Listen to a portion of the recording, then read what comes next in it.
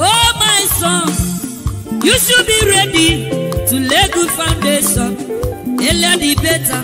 In the nearest future, you could be one of the leaders. So we pray. Amen.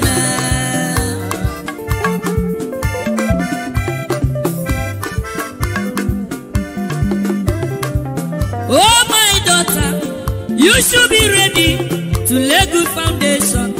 Earlier the better.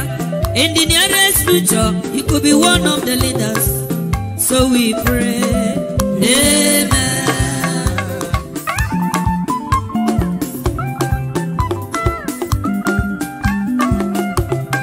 To become a leader is not very easy. To become a man is not a day job. Everybody's ambition is to become a leader and to become a rich man. That is the struggle. So my son, you should be ready to lay good foundation. Earlier the better. In the nearest future, you could be one of the leaders. So we pray. Amen. Thank you, my brother. God bless you. So my daughter, you should be ready to lay good foundation. Earlier the better. In the nearest future, you could be one of the leaders. So we pray. Amen.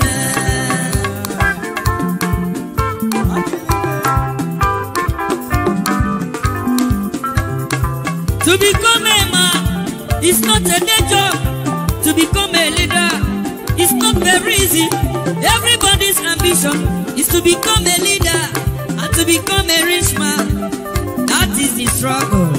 So my son, you should be ready to lay good foundation. Earlier the better. In the nearest future, you could be one of the leaders. So we pray. Amen. You are the pillar that holds my life. You are the pillar that holds my life. Master Jesus, you are the pillar that holds my life. Lily of the valley, you are the pillar that holds my life. You are the pillar that holds my life. You are the pillar that holds my life. Lion of the night, you are the pillar. Chicanica, you are the pillar. Daddy, you are the pillar that holds my life. Lion of Judea, you are the pillar that holds my life. You are the pillar that holds my life. Hey, yeah. Master Jesus, you are the pillar that holds You my are, life. you are the Master pillar. Jesus, you are the pillar that holds my life. I said, Jesus, unibu kalabati sinduwe. Nibu kalabati sinduwe. Ojo biebe, nibu kalabao. Nibu kwa kalabano. Nibu kwa kalabati sinduwe. Ojo biobi. I'll tell you I'm happy. If I'm sad, I'll tell you I'm sad. You cannot be feeding me with a bitter medicine and expect me to smile. That's not going to happen. I've learned a lot of lessons from the inauguration of the Tinubu administration.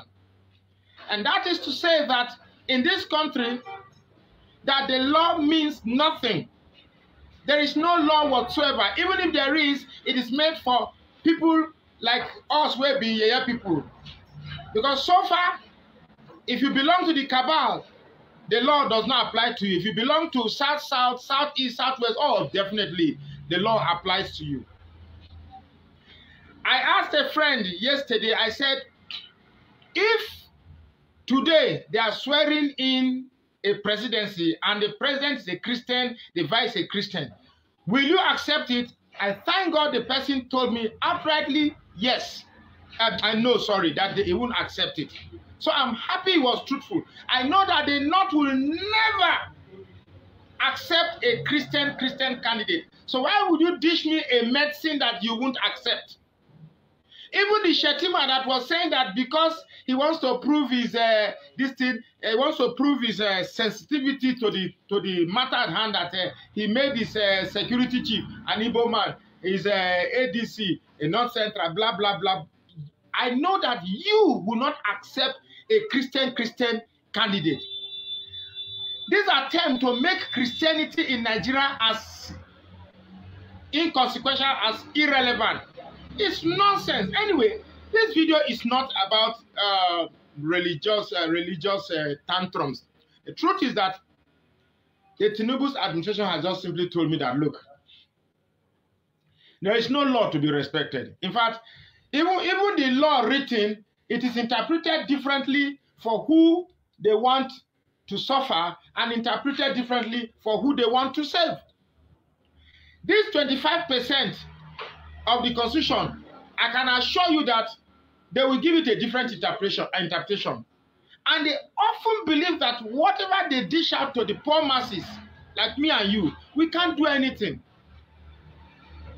What really angered me, after all the fact that you cheated us, you misled us, you deceived us, and you robbed us, was the fact that somebody who is being sworn in or inaugurated as your commander-in-chief, right there at the inauguration center, he is being administered medication, perhaps adrenaline, I don't know, but it's there on video. The wife or whoever even wears surgical gloves to pump some things, maybe to, oh no. If you are not ashamed to be a Nigerian, then you are not fit to be a human being. This is pure rubbish. This is absolute rubbish. After this video now, some people come to my page, start threatening me. They will arrest you. They will lock you. Is that what the Tinubu administration is meant for, to arrest dissenting voices? I was growing up. I thought Nigerians have grown beyond countries like Zimbabwe, all those small countries where they have tribal tribes, religious tribes. I thought we are bigger than that, but clearly we are far from it. We are just even worse than these countries that I thought we are bigger than. It's a shame to be called a Nigerian. I cannot accept what I didn't vote for as my president. This is not fair. And Tinubu has also proven to me the depth that some Yorubas, please, some Yorubas, particularly the bandwagon that is supporting Tinubu, have the depth of hatred they have for Igbos. I never knew this hatred was this deep until this election. Can you imagine the president of the Federal Republic of Nigeria, a day before inauguration? I understand that Babalawos and witches and wizards, because the pastor said that they don't want to see witches in Abuja, they dared the command and they showed themselves in white garments, in this, and they identified themselves as spiritualists going around Abuja. So what it means is that we have inaugurated spiritual powers in this place, whether it is negative or positive, I don't know, but definitely there's a coven that has been implanted in this country right now. It's just so unfortunate that the sensibilities of Nigerians, if that man was an Igbo man and they were injecting him drugs on the inauguration day, I'm sure are you really telling that our tribal biases and our religious bias has gone to the point that anything that is not Igbo, so long as he is from a certain tribe and certain religion, is better to rule this country, irrespective of the condition we find that thing. That is the message you are sending to me. And that's one of the lessons I've learned. To tell you that I have faith in the judiciary, I must commend Peter Obi for him to be still having faith in the judiciary. Because this Tinubu I know, the Tinubu that you couldn't remove before inauguration, now that he has power, except one judge has taken tramadol, and he has decided that whatever happened, let it be. But with the way these judges are, they clearly have decided not to say the truth. But who am I? I'm just a scared, perhaps I'm just a scared dog. I just believe in miracles. So whatever is going to happen, if you take one very, very courageous judge, very, very, very courageous judge to rule what we already know. But as it is right now, it's very bad. Honestly, if you are a Nigerian and you are proud to be a Nigerian, something is definitely wrong with you. This is the only admission that has told me that some people are used to poverty and they don't mind the poverty continues Only if an Igbo man does not become president. That's okay. Let the suffering continue. They remove subsidy. You think that's just the beginning. And let me tell you, no matter how this country suffer, we that love the betterment of Nigeria, we that have the fear of God, we that know what is good, we that support good, we will never suffer. If fuel be 1,000 per liter, we go see they drink our beer, complete dose. We go see they chop our fish pepper soup, point and kill that big one. We go see they point and they kill and they chop. You understand me? And the good with money they dance, go see we will never suffer. Now you where they support bad thing, now you go see run, come meet us, they beg us for school fees. Now your children go see carry plates, go they beg for road. I tell you that we not going to ever suffer. Me, Robo, we not going to ever suffer. You look me from today now. Tita went to I go always they come and they look fresh. You go there. I say we talk at that time. I go one guy the sport boy that time now. 3 years ago, I go meet and go, he don't sell in car. We go just they improve. Inside this Tinubu government, as soon as they suffer, I go buy my Jeep, I go build my house, I go live better than all of you. I read this case. You are the pillar that holds my life. You are the pillar that holds my life. Master Jesus, you are the pillar that holds my life. Lily of the body, you are the pillar that holds my life. You are the pillar that holds my life. You are the pillar that holds my life. Lion of the night, you are the pillar. Chickadee, you are the pillar. Daddy, you are the pillar that holds my life. Lion of Judea. You are the pillar that holds my life. You are the pillar that holds my life. Hey, yeah. Master Jesus, you are the pillar that holds You my are, life. you are the Master pillar. Jesus, you are the pillar that holds my life. I said, Jesus, unibu kalabati sinduwe. Nibu kalabati sinduwe. Ojo biembe, nibu kalabao. Nibu kwa kalabano. Nibu kwa kalabati sinduwe. Ojo biobi ko nibu kwa kalaba. Chikadije nibu kwa kalabao. Nibu kwa kalabati sinduwe.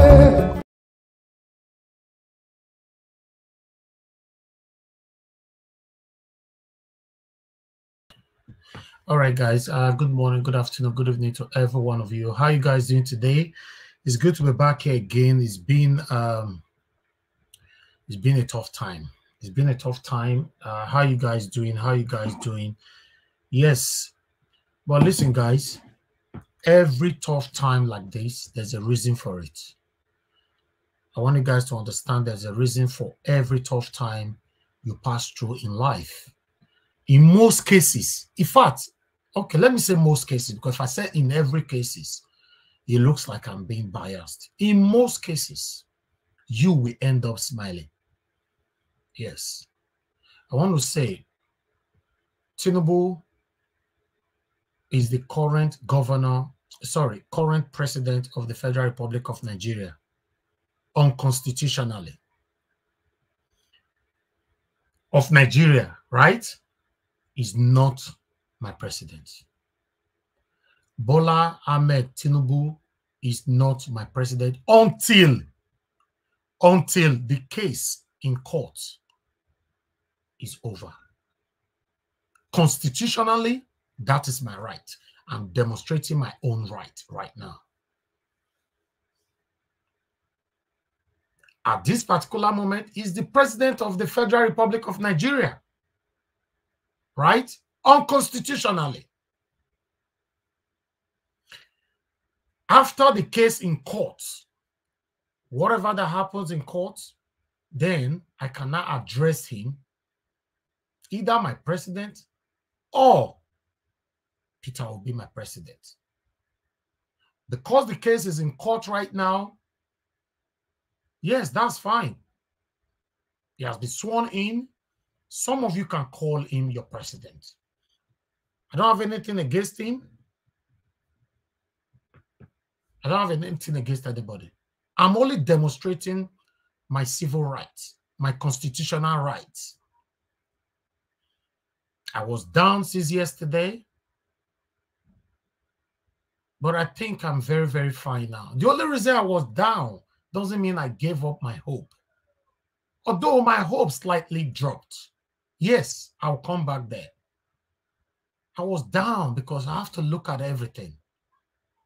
And I have to look deeply over the country where you and I came from.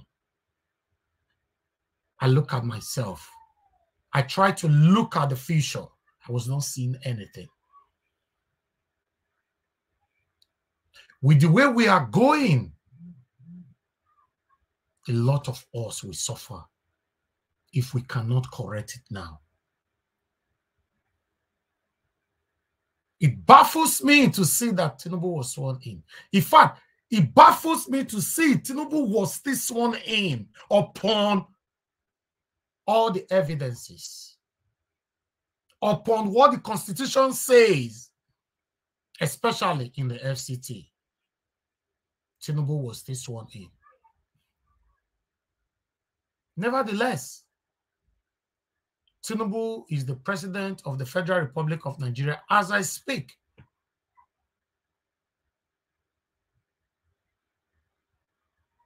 But he is not my president. He is never my president. He can never be my president.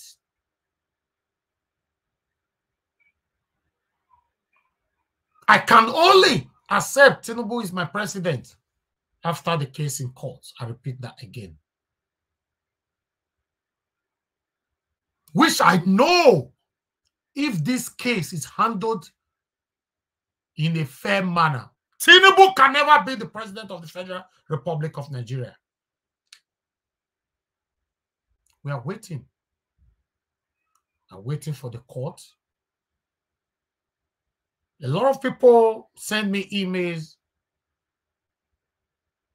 stating that they've lost hope completely. I want to let you guys know that, yes, my hope dropped. Yes, it did. You know why? Simple.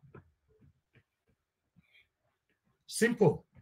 The reason why my hope dropped is because of the kind of manner these people have continuously demonstrated. Can the judiciary be trusted? It's just like Magnus Oraka.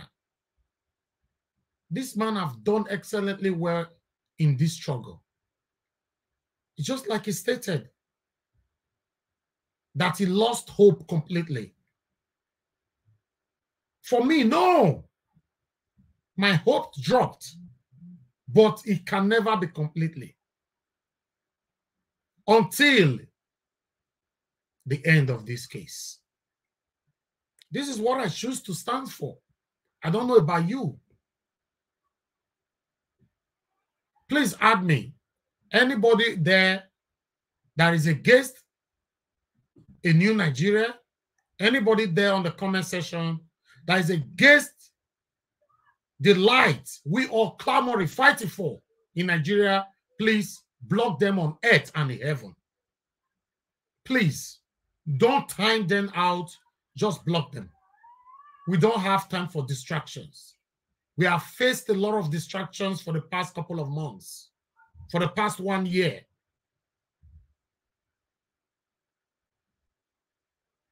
I want to let you guys know that my hope dropped, but the hope will rise again by God's grace within the next 72 hours.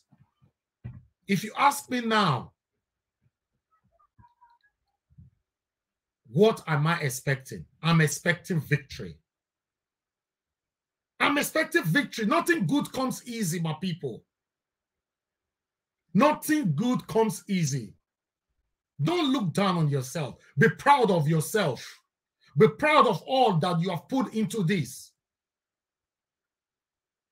Be proud of your devotion, your time, your money, everything that you've put into this to have a new Nigeria. Other countries, they are all citizens putting in to have a better country. In fact, in most countries that you and I live in today, they sacrifice so many things to have a good country. That's why you and I are living there. Tinubu is not my president. Tinubu can never be my president. I don't care about any threats that you guys are passing. I won't discuss that on air. To hell with you, any of you passing threats. To hell with every one of you. Because we are fighting for, constitutionally, for a better Nigeria. I'm not fighting any individualism. Constitutionally, it's my right to choose what is right for my country. And that is what I'm doing. Tinubu can never be my president. Tinubu is not my president. He will never be my president. I will let you know how I will address my president after the court case. At this moment, never. Never. And never. Thank you very much, my people. I appreciate every one of you. It's good to be back here again. I want to let you guys know that this is episode 3. Some of you might not understand when I say episode 3. The episode 1 was when we all were marching, campaigning. Peter Obi for president. Peter Obi for president. The episode 1 ended on the 25th of February, 2023. We entered the episode 2. Hoping that Tinubu will not be sworn in. Maybe the inauguration will be postponed. But they refused. The same way INEC chairman Mahmoud Yakub refused to listen to the people and issued out certificate for Bola Ahmed Tinubu. They also refused to listen to us this time. On the 29th of May 2023, the episode 2 ended. Episode 3 started today. We are not going to give up. We are not going to give up. We'll continue to speak the truth. If Tinubu won fairly, I will not be here talking. You that is supporting APC, you know the election was rigged. No, you obviously you don't like me now, but ask yourself in your heart, you know. So why are you accepting it? Because Tinubu is from your village? He's from same tribe with you? That is what we are facing today. 4 in numbers. 1, the biggest problem that is facing, that is affecting you and I. Religionism. Traditionalism. Tribalism. And nepotism. Nepotism spirit practiced by satanic Buhari, he handed over to Tinubu. He did not one day address our plight as the citizens. Religionism. We saw a lot of our religious leaders. Many of them were silent. They didn't say nothing. Some of them stated by supporting Tinubu, while some of them came on air and lied and lied and lied to the citizens. Traditionalism. Many of them, they practiced their, or rather, they demonstrated their satanism by supporting what is wrong. Tribalism. It was obvious. You saw what happened during the time of the election. Our brother, Mr. Adewale, the APC member joined them in practicing the satanism. But God touched his heart. He came on air. He confessed and he begged for forgiveness. Same way you that is listening to me today, within your heart, you are not happy. Just imagine.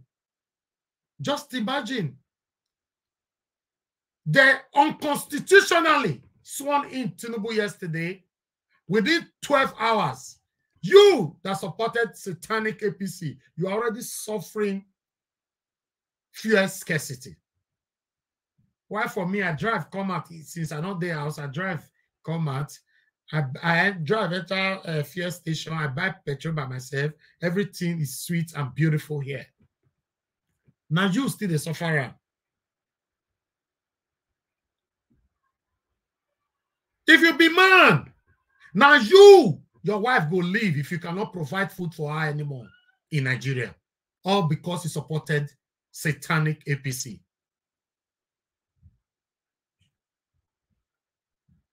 If you be woman,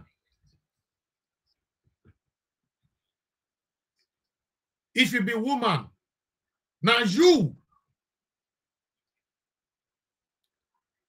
your husband, go abandon for house, go marry another wife. This situation where all of us put ourselves, so it go affect all of us. Including even us where they live for abroad, it go affect all of us. Nobody go escape them. Nobody. Nobody. You were there abroad, they support satanic APC.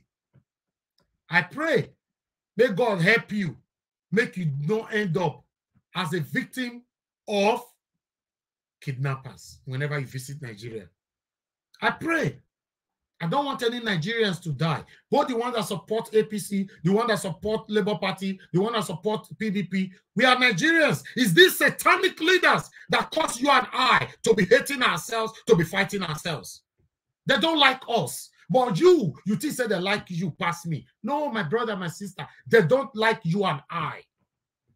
They are for themselves. It will affect every one of us. My people, I want you guys to know it's between light and darkness. Please don't give up. I'm not going to give up. I'm so blessed, privileged to have a platform to demonstrate this my patriotism. Just imagine I don't have a platform. The way they talk, so they don't kick me out since now. I say, oh, guys, I think you're going to come up for here. What are you saying? Tinubu don't win, come to talk for you. I bet next person. That is it.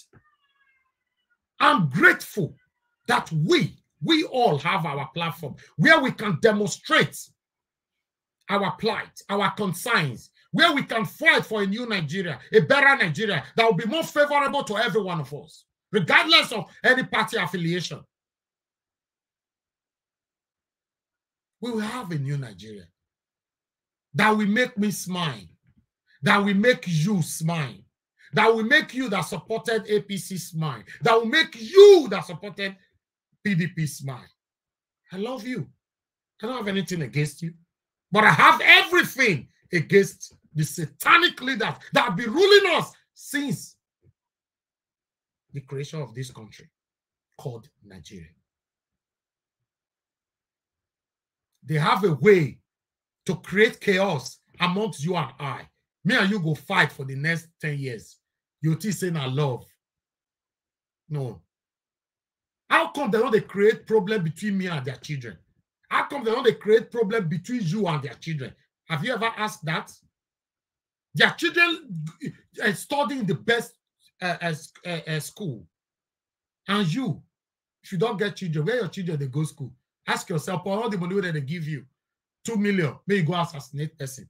3 million, 5 million, 10 million, 50, because they are giving the rate of their money is start from 5,000 naira all the way to $1 billion.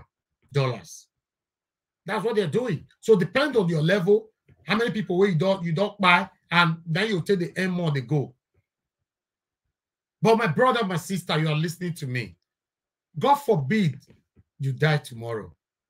What have you left behind? You know something is wrong. You choose to support it because of money. It's just like me now. I have my platform. I'm supporting what is right. Any money super chatted for me here is my money. I'm proud of it. Somebody else super chatted me earlier around $1. I am so proud of it because the money is clean and legitimate. You when they give 50 million yesterday, say if anybody enter Abuja, they could not break their leg, they could not do this one. Oh God, today say air conditioner, they wash me. Check your heart. What you're doing, is it right? Do you know that the decision that you stood with, a lot of people go lose their lives through that decision? It is well. I want to let you guys know I will not give up on this journey. Unfortunately, many platforms, they don't give up. But I believe by God's grace, many of them go wake up again. Me, I'm not going to give up. I'm a human being. That's why you see sometimes my reactions is frustrating. Yes. Because that's why I'm a human being. But I'll never give up. Give up for what then? No, give up for what? Please tell me the second option, if I have any. Because when you are giving up on something, that means you already just like looking for a job. You've got a better job, you give up this, right? So if we give up on Nigeria right now the way it is, then we should move to Ghana.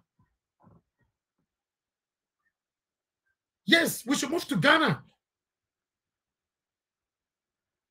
It is now or never. I'm not supporting violence, but I'll continue to speak the truth with my mouth and through my platforms. Thank you very much. May God bless you all. I appreciate every one of you that is still standing with Mr. Peter Obi. Mr. Peter Obi have not paid anybody. And he cannot pay everybody.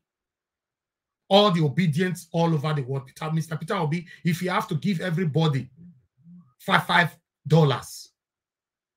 Mr. Peter Obi will become the poorest man on earth. Not only in Nigeria. He cannot pay everybody. The love is organic. When I started this movement, Mr. Peter, I already started the movement before the word obedient came on air. Yes. I already started it before the word obedience started. So I'm not doing this for anybody to come pay me.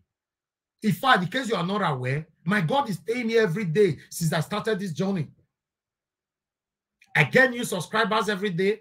I know new people every day. I receive new prayers every day on the comment section. What are you talking about?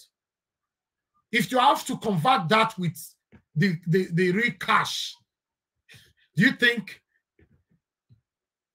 you will be happy with that?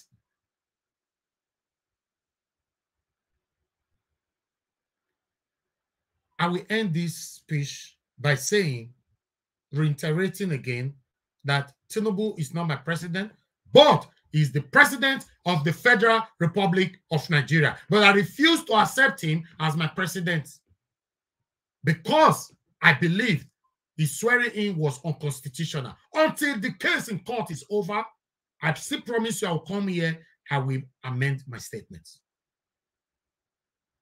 As far as case day court, no, you can't cajole me to sing with you.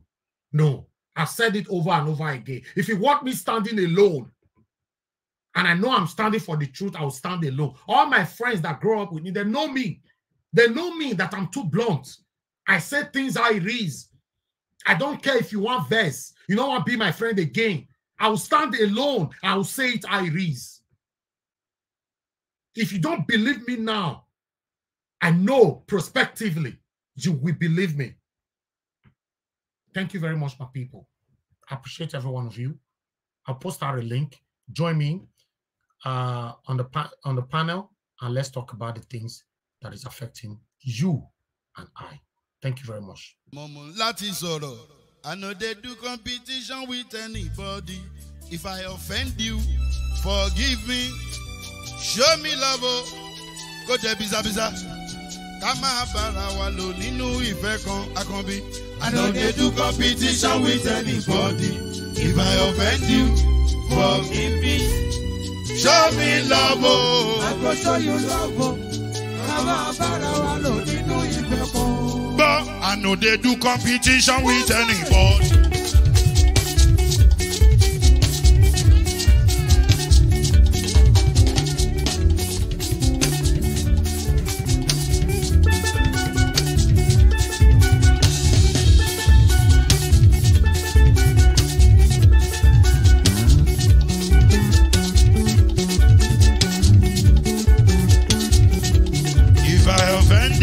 Forgive me, show me love, oh, I go show you love, ká má bára wa lò nínú ìfẹ́ kan. I don't dey do competition with anybody. If I offend you, forgive me. Show me love, oh, I go show you love, oh, ká má bára wa lò nínú ìfẹ́ kan.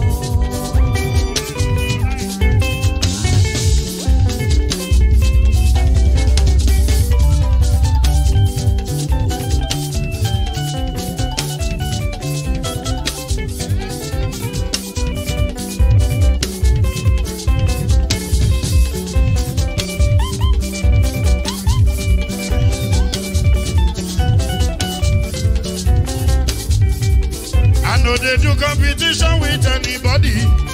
If I offend you, forgive me. Tó bá ti sanwó fún Ṣẹ́gun nàbí o, ẹ fẹ́ jókù.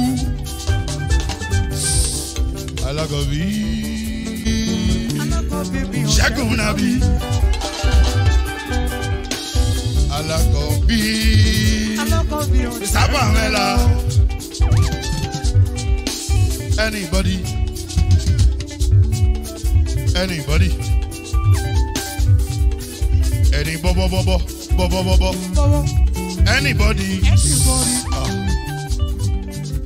Mo ló ń folú, ó gbà mí bó ṣe rí mi láti kíníṣí.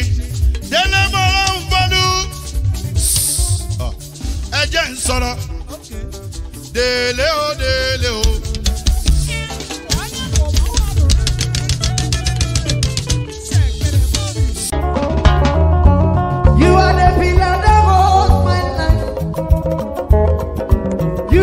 Pillar that holds my life, Master Jesus, you are the pillar that holds my life. Lily of the valley, you are the pillar that holds my life. You are the pillar that holds my life, dear. You are the pillar that holds my life. Lion of the night, you are the pillar. Chicken, you are the pillar. Daddy, you are the pillar that holds my life. Lion of Judea.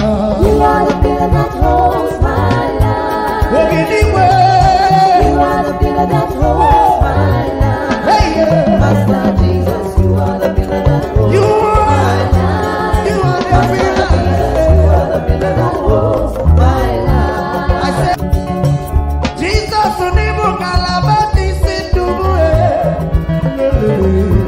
Nibu kalabati sinduwe. Ojo biete, nibu kalabao. Nibu kwa kalabano. Nibu kwa kalabati sinduwe. Ojo biobi ko nibu kwa kalaba. Chika nibe nibu kwa kalabao. Nibu kwa kalaba. Jesus. The court today, what happened today in court is, for me, I'm very, very happy what happened today in court. Yes, I'm happy. It means that we are progressing, you know, we are progressing. Everything is looking good. 1 minute, guys. Let me put this, you know, 1 minute.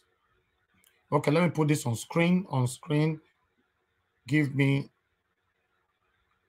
2 seconds. Then I'll start reading. Okay, here you go. Here you go. Yes, let me take it from here. The beautiful thing about it, it looks like the case have really started. To be honest, my people, I understand that a lot of us dropped hopes, you know, yes, but with the body language we are seeing from the judges, you know, especially today. I don't want to be carried away, but especially today, I'm happy. Yes, I'll leave it like that. I'm very, very happy. You know, Presidential Election Courts admits document alleging Tinubu's indictment for illicit drugs offenses. Yes, court take that one quickly as Exhibit 1. Normally, a lot of people have previously stated that that case will be dismissed. That case will be dismissed. Court not going to listen to them. Another that one I caught for your pick is our #1 exhibit. Thank you very much, the judges. As for now, if you not do good, we will appreciate you now. If you not still do, we will talk. But today, I say thank you for that, for taking that, for accepting that. Yes, I'll take that one again, so I continue. Presidential Election Court admits document alleging Tinubu's indictment for illicit drugs offenses. The Presidential Election Petition Court in Abuja on Tuesday admitted document in evidence accusing President Bola Tinubu of drug offenses in the United States.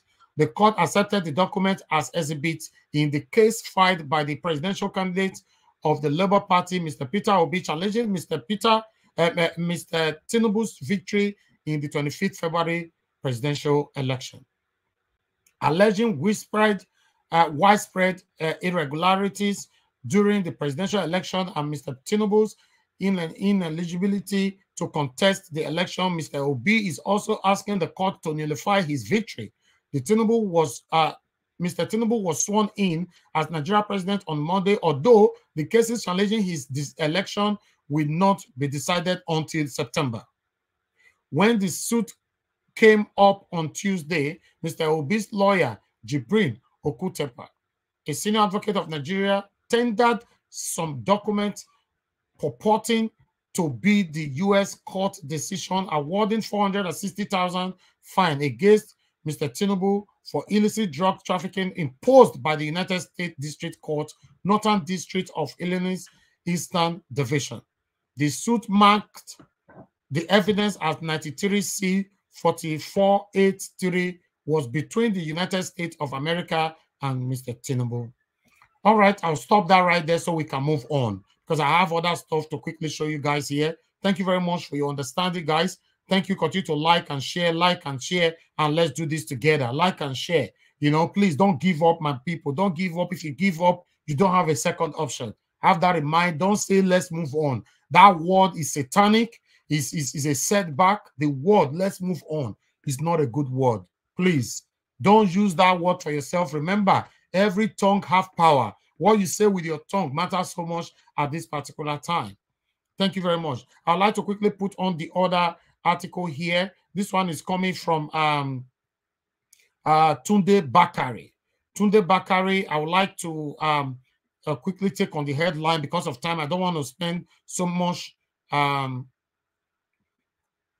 Bakari is a pastor, right? So I will never call Tinubu my president. All right? So let me take it from here. I will never call Tinubu my president. So the serving overseer of the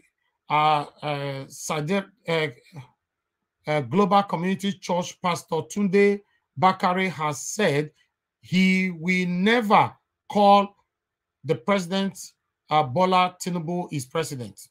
The cleric and politician during a webinar on Saturday alleged a series of malpracticing during the 23 presidential election, saying the Independent National Electoral Commission made a mess of electionary process. I'll just stop it right there. I'll stop it right there so that we can move on quickly. You know, so I think in terms of the articles, that is all we have for you. Then let's go to what Rufai have to say here. You know, it's currently trending on Twitter and Instagram. They are already castigating Rufai for not calling Tinubu a president, calling him again today as president-elect. Although he corrected that, but a lot of people are saying that it was deliberate for him to call a president-elect. Although he corrected that within few seconds. So I don't know what these guys are talking about. Constitutionally, everybody have right to express what they think about this 25th February satanic a presidential election.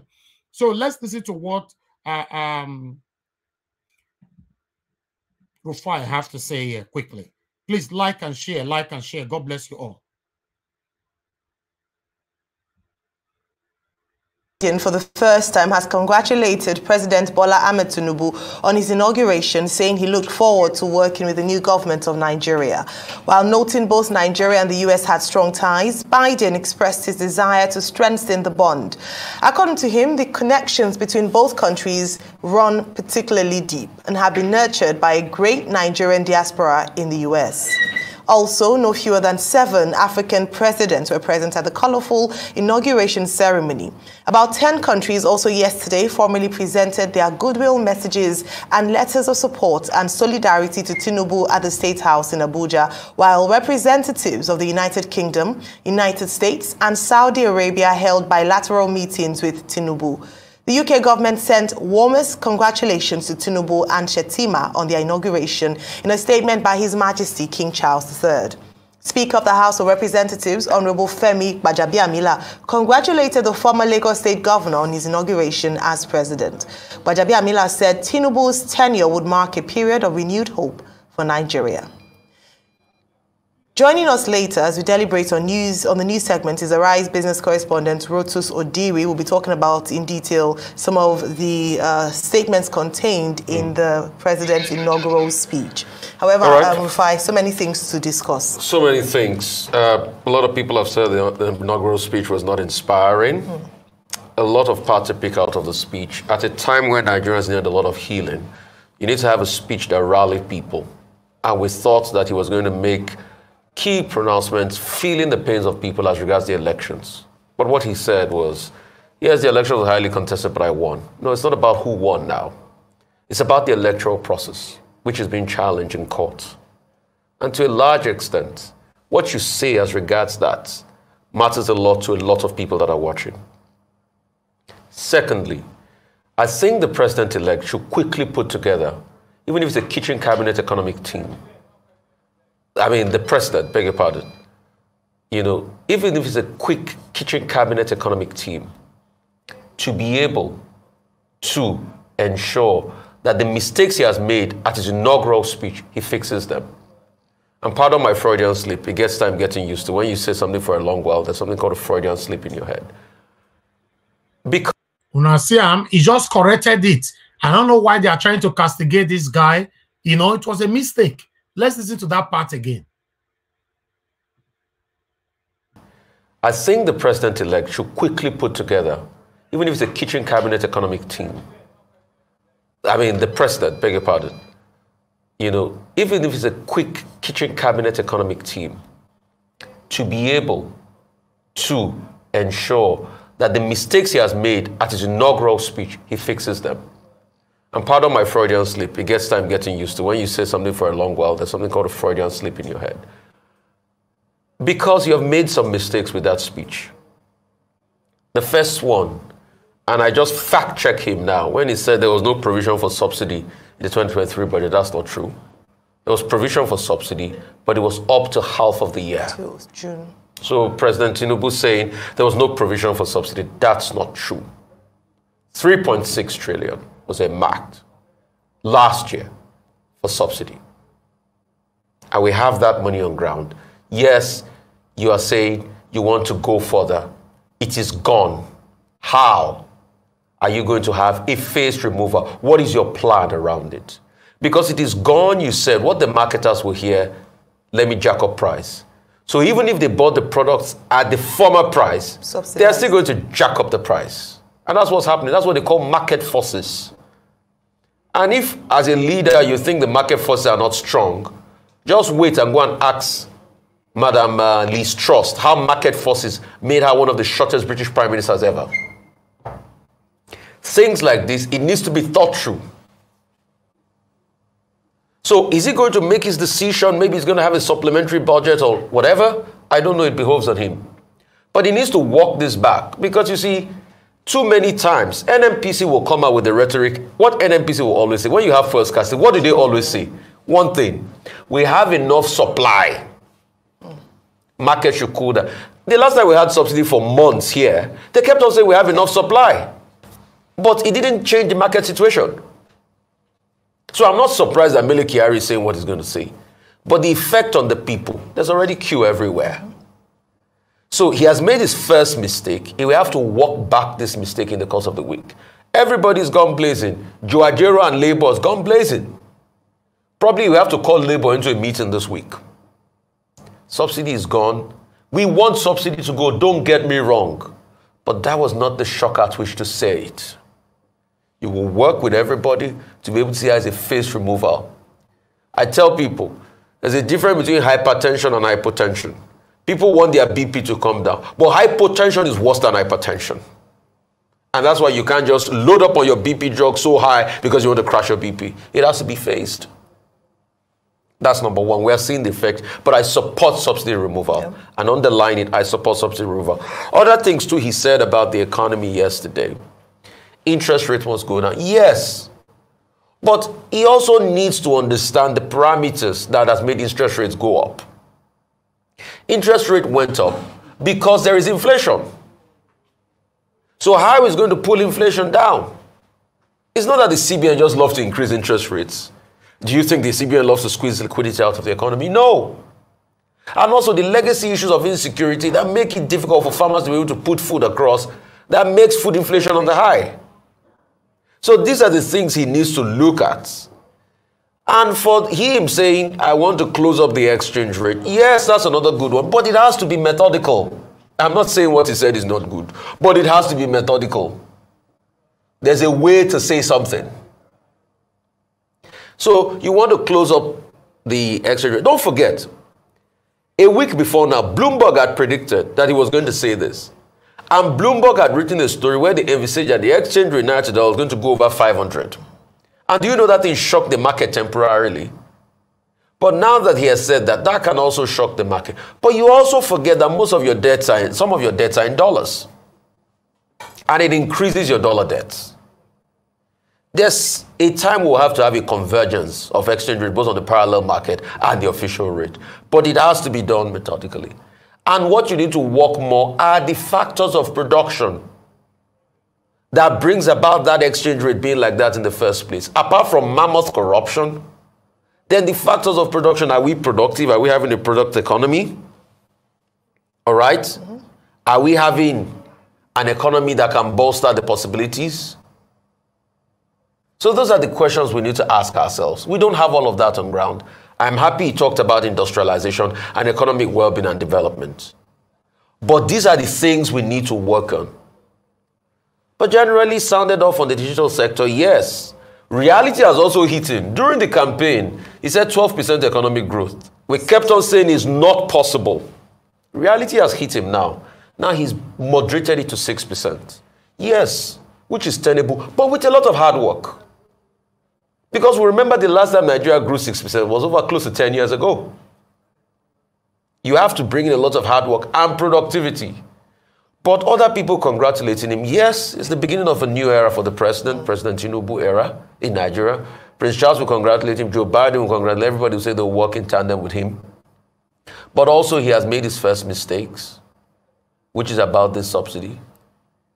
And like he said, yeah, there's no budget provision. Yes, because it ends in June, because it's half year, but there was initial budget provision. But what will he do? Will he take it on? Will he say he will not make any budget provision? Will he want to have his own supplementary budget? Will he keep this budget? And that's just about it. So I wish him the very best. Yeah. And like we say, we are constantly here to say kudos to him when he's done well and to say you need to do a lot better. So I think his first thing is he needs to go and fix this problem on ground now because the queues have to leave. Yes. Wow. That one, Arufai there, oh, hey, Jesus. This guy has something else. I love him so much. I love him. I don't know why many of you are against him. You know, he's saying it how it is. Yes, he's saying it how it is.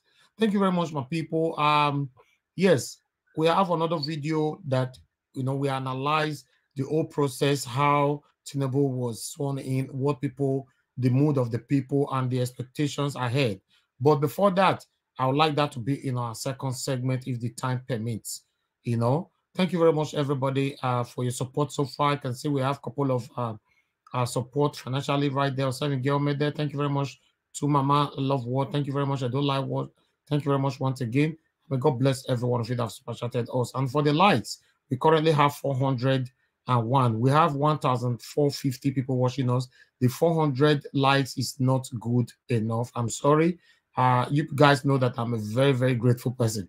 But when it comes to like, please hit on the like button. Let's take that to 800. Continue to press on the like button. If you're watching me right now, depending on where you're watching us from, press on the like button. Let's take that one far. I really do appreciate that. May God bless every one of you that is already doing that for us. From the share, we already have 132 shares. May God bless every one of you. It looks like the share won't even catch the likes up. Continue to press on the like button, my people. I appreciate every one of you. I would like to start hearing from our panelists. They are here with us already. Thank you very much, my wonderful panelists. I would like to start with Mr. John. Mr. John, you're the first on the panel today. Please talk to us. What is your take so far with what I've presented and the atmosphere of what happened yesterday? Well, once again, thank you for having me today.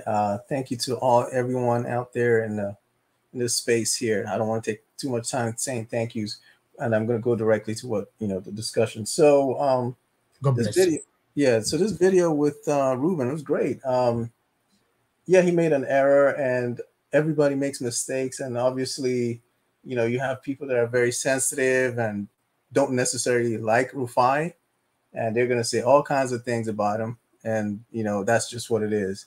Rufai, from what I've seen, is, he sometimes has a combative personality, but for the most part, he can take criticism. So I think he'll be fine. He'll be fine. He'll be completely fine regarding the situation. Yeah. In terms of the inauguration yesterday, I mean, I don't know if you saw what happened when the hecklers showed up on the podium. The heckler that was pushed off the podium. I don't know if you watched the inauguration at all. And I didn't see that. Okay, so right after Tinubu finished his speech, some random guy with I think like a yellow hat or something, ran up and got on the podium and was within maybe 5 feet of Tinubu. Oh, yes, he was holding a tripod, right? I don't know what it was, but he was within 5 feet of Tinubu, and one of the security personnel pushed him off that podium. I saw that. Yeah, they pushed him off. But what really, what a lot of people are not really saying is the fact is right after that happened, I don't know if you noticed, Tinubu looked completely disoriented, absolutely disoriented, to the point where they had like the military person behind him had to turn him, like forcibly turn him around and make him face the the podium again. And so when they after turning him around, he tried to get on the podium, but he was shaking. Yeah, as a matter of fact, he stumbled when he finally got. It was going a different direction. Initially, yes, and then they turned him around, and then he finally, kind of stumbled and finally got to the podium. That's what some people want as a president. I think some people should just, be really concerned that, there might be something going on there, health-wise. And, is that the type of person you want leading your nation that potentially, I'm not saying he doesn't, his health is not good, but potentially has very significant health issues, potentially, and then in terms of, obviously, the document that was admitted today, the drug-related asset forfeiture or seizure. So I don't know if you know much about what that really entails, or if but essentially, in the legal system, you have the criminal law and you have the civil law.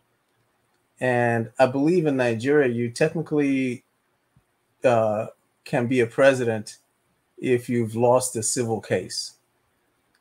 That case is technically a civil case. It's not a criminal case. He was not charged with a crime. Those proceeds were associated with a crime. However, those proceeds were, he was charged civilly in order to take the money from him. So when, that's a financial asset forfeiture. That's what that is. So he didn't have to admit to being involved in the crime. As a matter of fact, if you go through the entire docket, I think I have, I can send you a link, a website link with the entire docket of that case, and then you can download the different documents. If you actually go through the documents filed in that case, you'll see that all it was is primarily they were just trying to get that money from him, that $460,000 or something like that back in 1993. That's all it is. So what typically happens in the U.S., this thing called asset forfeiture, like if you're suspected of a crime, if you are arrested or detained or charged with a crime and they happen to see money around you, like if they happen to see money or kind of anything they feel financially related that could have been the proceeds of a crime, the police can immediately seize everything in your possession. And then once they seize it, they have to keep it in storage. They have to store it for you until the case is over. If sometimes even, sometimes they give you back the money, especially if they find that you are innocent, they give you back the money. However, if they find that you're guilty, then they take the money. However, but the situation here is, if you read through the case, what the case tells you that his cousin, I can't remember Tinubu's cousin's name. It was his cousin who was officially the drug baron. And the case further tells you that his cousin was passing the money, or quote unquote, allegedly passing the money to Tinubu. Because when they looked at his records, his employment records, they could not associate that high level of money within his earnings. I think he was earning about $25,000 a year at that time. So he couldn't justify how he got all that money. Well, they put 2 and 2 together. They found out that either, he was somehow associated with a specific address in Chicago, and his cousin and his cousin's wife was associated with that same address. So they put 2 and 2 together and say, you know what, this has to be the money coming from your cousin. And once his cousin was found guilty, I believe his cousin was found guilty, then they went after the money and said, hey, by the way, we froze this bank account or these bank accounts already because we felt that they were associated with this, your cousin. So now that your cousin is guilty, we want all that money. And so he, in order not to get too involved in the situation, just say, hey, you can take the money. I'm not fighting this case. And he essentially just gave it up.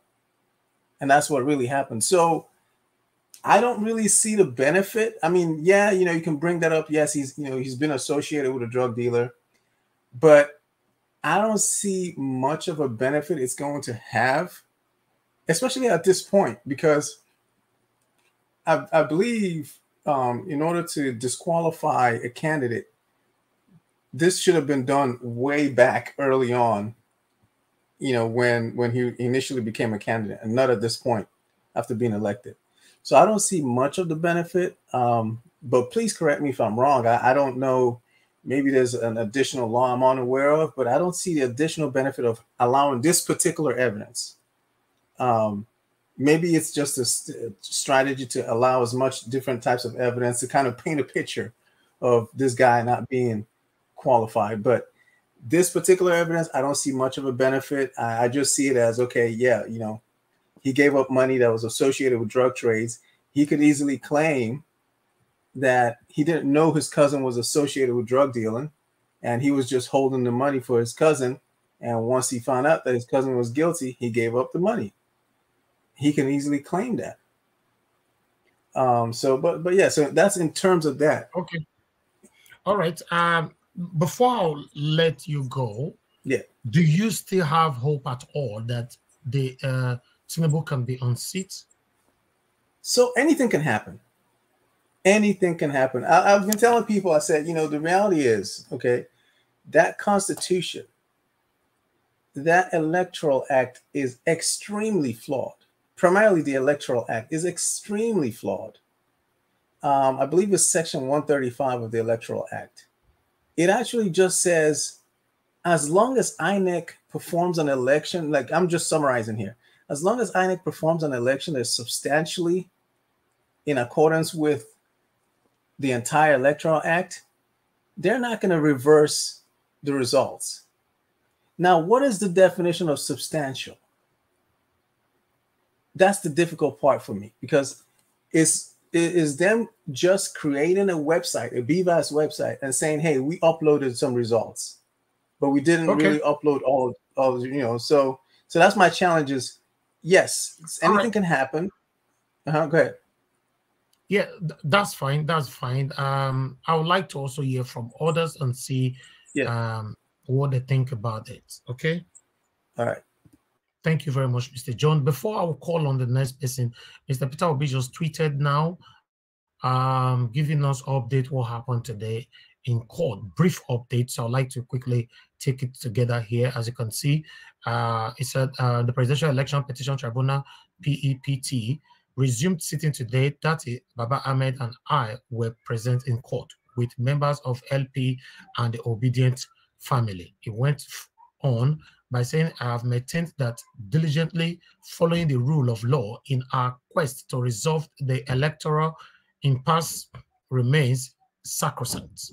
The judiciary is part of our democratic process and a critical governance tool with which must be held in high esteem. Then he continued by saying, as we journey through the judicial process, I urge all Nigerians to remain committed to the vision of a new Nigeria. Nigeria remains our common patrimony, and in unity, we must sacrifice to make it better. Paul. That's him. So remember, there's something right there. I urge all Nigerians to remain committed to the vision of a new Nigeria. So Mr. Peter will be confident, to be honest, I don't know where they get them, they come from. His confidence is so high. So I'm gradually building my own back again. Make I near him. Yes, again. Because this man, remember, guys, nothing lasts forever. I understand why there's skepticism from so many people. Many of you are doubtful and all that, because this have never happened before in Nigeria. But remember, something that have never ever happened before it starts in one day. Nothing lasts forever. I'm beginning to build my confidence back again now. Please continue to press on the like button and help us to share. Madam Rita can see you right there on the comment section. Good evening to you. Thank you very much for joining us, and many other people right there. Chris, thanks for joining us. God bless you all. Victory all the way. I can see you as well. One Truth Emperor, thank you. Thank you. Tony Manduke, God bless every one of you. Let's move on and call on the next person to see what they have to say here. But meanwhile, I'm totally disappointed for US and UK. The only thing I go tell you now, Nigerians who based in US and Nigerians who based in UK, obviously, don't be surprised when I say Nigerians, because we already know that both home and away, the Nigerians that voted for, that wanted Paul, Mr. Peter Obi as president in abroad, in diaspora, is 95%. My own statistic, and I believe that is the accurate general statistic, 95%. While Nigerians back home is 75 to 80% that want Paul. So what are you talking about? So Nigerians in US and Nigerians in the UK. I'll start from US. When you reach the time where this bidding or bidding, or how would I call them, where you want to contest again. Now that time you go know whether our vote they count for there or whether now they count. Now there I go live and put the same thing in the UK. Thank you. Let me call on the next person, which is Madam Patricia. Madam Patricia, thanks for your patience. Please, I'd like you to talk to us before we move on to Dr. Ken. Thank you, Madam. Good evening again. Yes, I am. Good evening again. Good evening, Madam. Thank you. And good evening to all our panelists. Thank you. Okay, Madam Patricia, I'm sorry. I have to stop you. I'm so sorry for this. Let me pick 3 calls because Madam Deborah, you are calling back again. Good evening to you. Please. Good evening, sir. I said make I pick your call, make I forget rest of mind. Talk to us now. Thank you. Thank you, sir. Appreciate. I just wanted to good evening to all the panelists and everyone watching. And I want to appreciate you, Mr. Nigeria Watch, for keeping the fire going. The truth is on our side, and we have to stay put with the truth, it will always prevail. I just wanted to support what you said initially about the role America and Britain played. I'm not surprised, to be frank with you, because I followed their politics closely since I came to Europe, and I can tell you they are not. They do their own in a very how will I put it now, tactical way. I saw what they did the last election in America, and I want to support what Mrs. Busy Brain said yesterday. I think she understands what really happened. Anybody who followed the last election in America will understand what they did. So it's not about what the people want, but it's about their own interest. Exactly. And I saw how they push out Trump. Initially, the media, if you look at before Donald Trump became president, the media were his friends. They all loved him. They all celebrated him. I did my own research, and as soon as he became president, they turned 160 degrees and started propaganda because he wasn't doing what they want him to do. And that was how they actually rigged that election and against him because he wasn't playing by the rules. So that is what happened. Even during the Brexit time, when the people voted for that, they didn't want it because that's not what they wanted. But it's up to Nigerians to stand up and fight for the country. America or Britain is not going to fight for us. They will support anybody who is going to protect their interest. Okay. No matter, even if the person is the worst criminal, if he's going to protect their interest, that's what matters to them. It's all about their own interest. So they are not going to support anybody that they know is not going to support their interest. And which I know Peter Obi would have put Nigeria first, the way Trump wanted to put America first, but they didn't want. So anybody who is going to put the people first, don't expect this America or to support that person. But the Nigerian people have to say, yes, this is who we want. So are you telling me, Madam Deborah, are you telling me if it was Trump that is still there, he would have supported Peter Obi? Or the people? Yes, he will. Okay. 100% because he's for the people. He is for the people. He wants what is best for the country, for what the people wanted, not what the government wants. And that was his offense. Even during that time that Buhari was silent about what was going on, he openly came out. He wasn't politically correct about it. He came out openly and condemned what Buhari was doing. But you can see that everything that has been going on, Biden has not come out to say anything. If it is Trump that is there, he's going to go by what the people want. Obviously, he's going to support what the citizens wanted. And that was his offense that he committed by wanting to put America first. Trump would have gone by what the people want, but obviously the Democrats will not do that. So I'm not surprised because I followed American politics closely, and I'm not surprised at their action. They only go by the person that will serve their interest. And obviously, Tinubu is going to serve their interest. He's going to be at their beck and call. So that's what they are after. It's about their own interest. But we, the Nigerian people, have to stand up to them to say, no, this is what we want. Just like the British people stood up to say, yes, we wanted this, and they got it. So we too, as a country, it's high time we stand up to say, yes, this is the person we want. Just like the Russians too were able to stand up to say, this is who they want. But I believe that every country has the right to choose their leader, to choose who they want. So we should all stay focused. Thank you so much for what you're doing.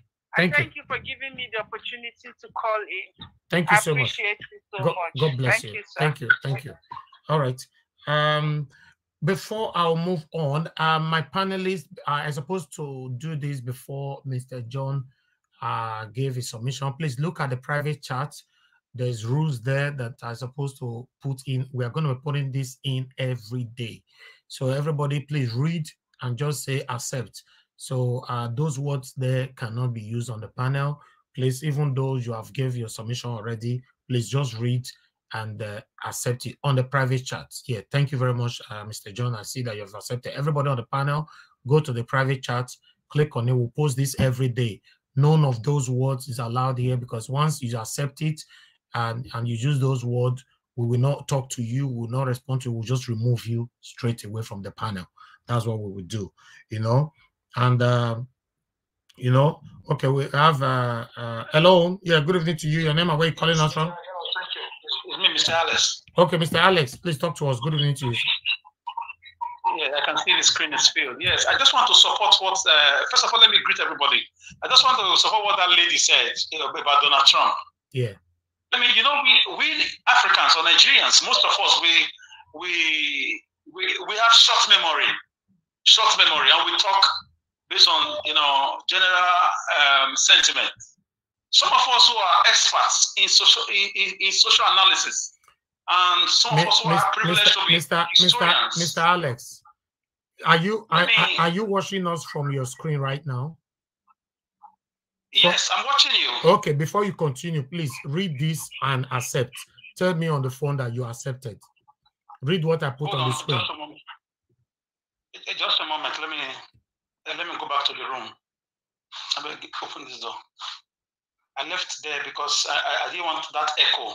Okay, that's fine. That's fine. Just read it. Okay, I'm almost there now. Open this door for me.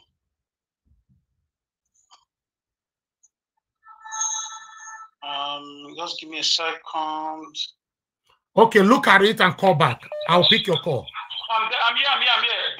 Blood bath. No. Don't read it, please. Don't read it. Okay. Just read it in your head. Okay. Tell me I accept. You will not go against it. I don't get it. Go through it, call back, sir. Go through it. All those words are forbidden. Once you said accept, it means that you can never use it on this platform. Okay, I accept. But you sure say you read everything there?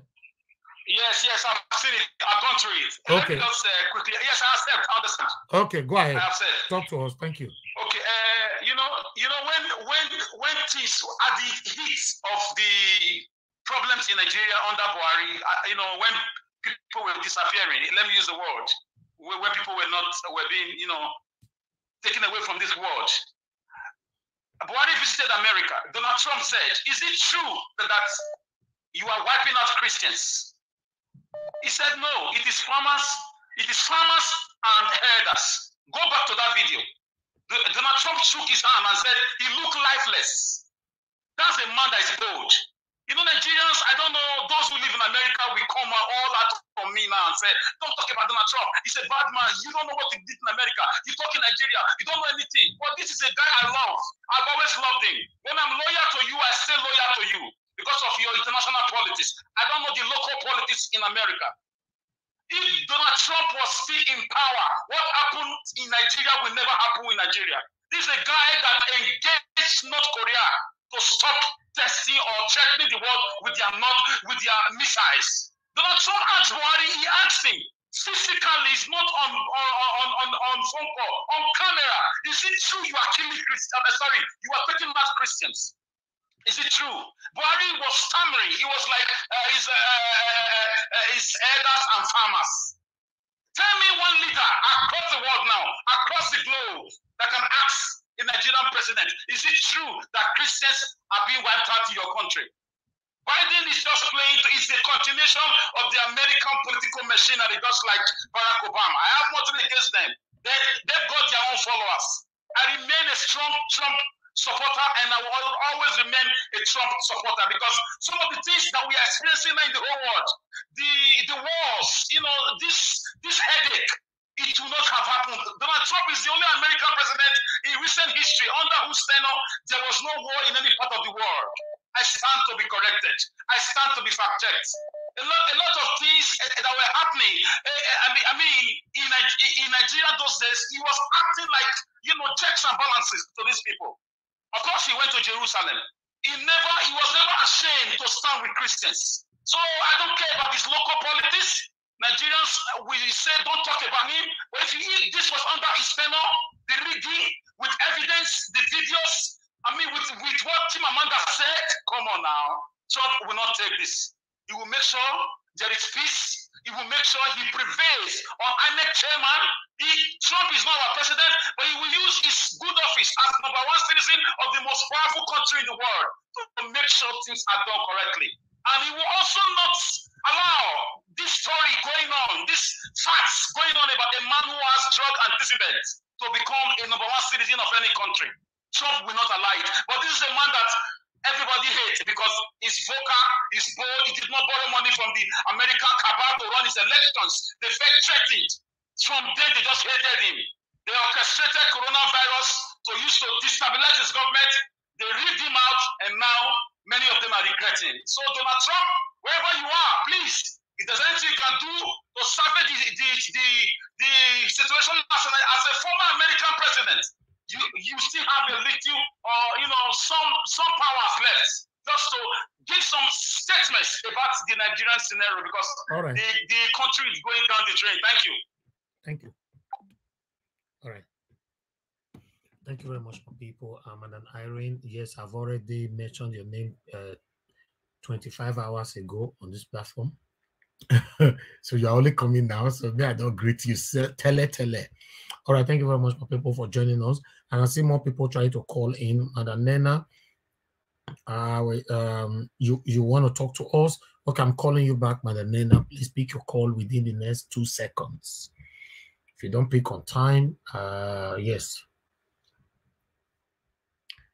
All right, Madam Nena, you know the pico. Hello, Madam Nena. No, it's noisy. It's noisy there. Call later. Yeah, thank you. Yeah. Okay. Thank you very much. Let me return one more call. I guess someone else was calling in earlier on. In fact, a lot of people called in. Okay, let me return. Please, guys, on the panel, bear with me. Let me call Madam Maomi in London. She was calling in. Yes, good evening to you, madam. Hello? Thank you very much. You called, right? Yes, I've been calling. I've been trying to come in. Oh, sorry, madam. Talk to us. Good evening to you. Yeah. Good evening, Mr. Niger and all the panelists. I greet everyone, and I thank you for this platform. I thank you for the job well done. Thank you. You are doing a great job for giving us the opportunity to call in and talk and put our mind into what we are doing. Thank you so much. Thank you. And I thank the panelists as well. 3 things I want to bring out, please, from the swearing in. One, you have discussed about the guy who wanted to, maybe harm the president-elect. I don't know. Secondly, I want to draw your attention to when he was going to read his speech and Tinubu was going the other way until the guard behind him now directed him, and he almost fell down there. He was so weak, he was shaking. Then thirdly, the time he was going to sign the document, the wife, Remy, was giving him pen. He was lost that time. I don't think he knew where he was then. I think he was affected with this dementia at that time, and he couldn't even hold that pen. She was giving him the pen in front of the entire world. I was so much ashamed of Nigeria that such a thing could happen. Tinubu could not hold a pen to sign the document. That was about the... Now, there was a lady who called in maybe 2-3 days ago that said, we can't sit down like this. It is true. I've thought and thought and thought over what we can do. I don't think it is time again for us to, to go into the streets and, shout and do this and do that.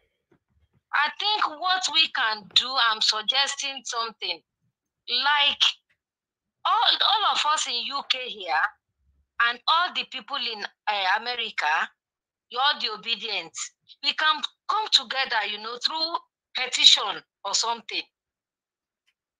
and see, ask our lawyers, the people who are legal practitioners among us, if we can take a step.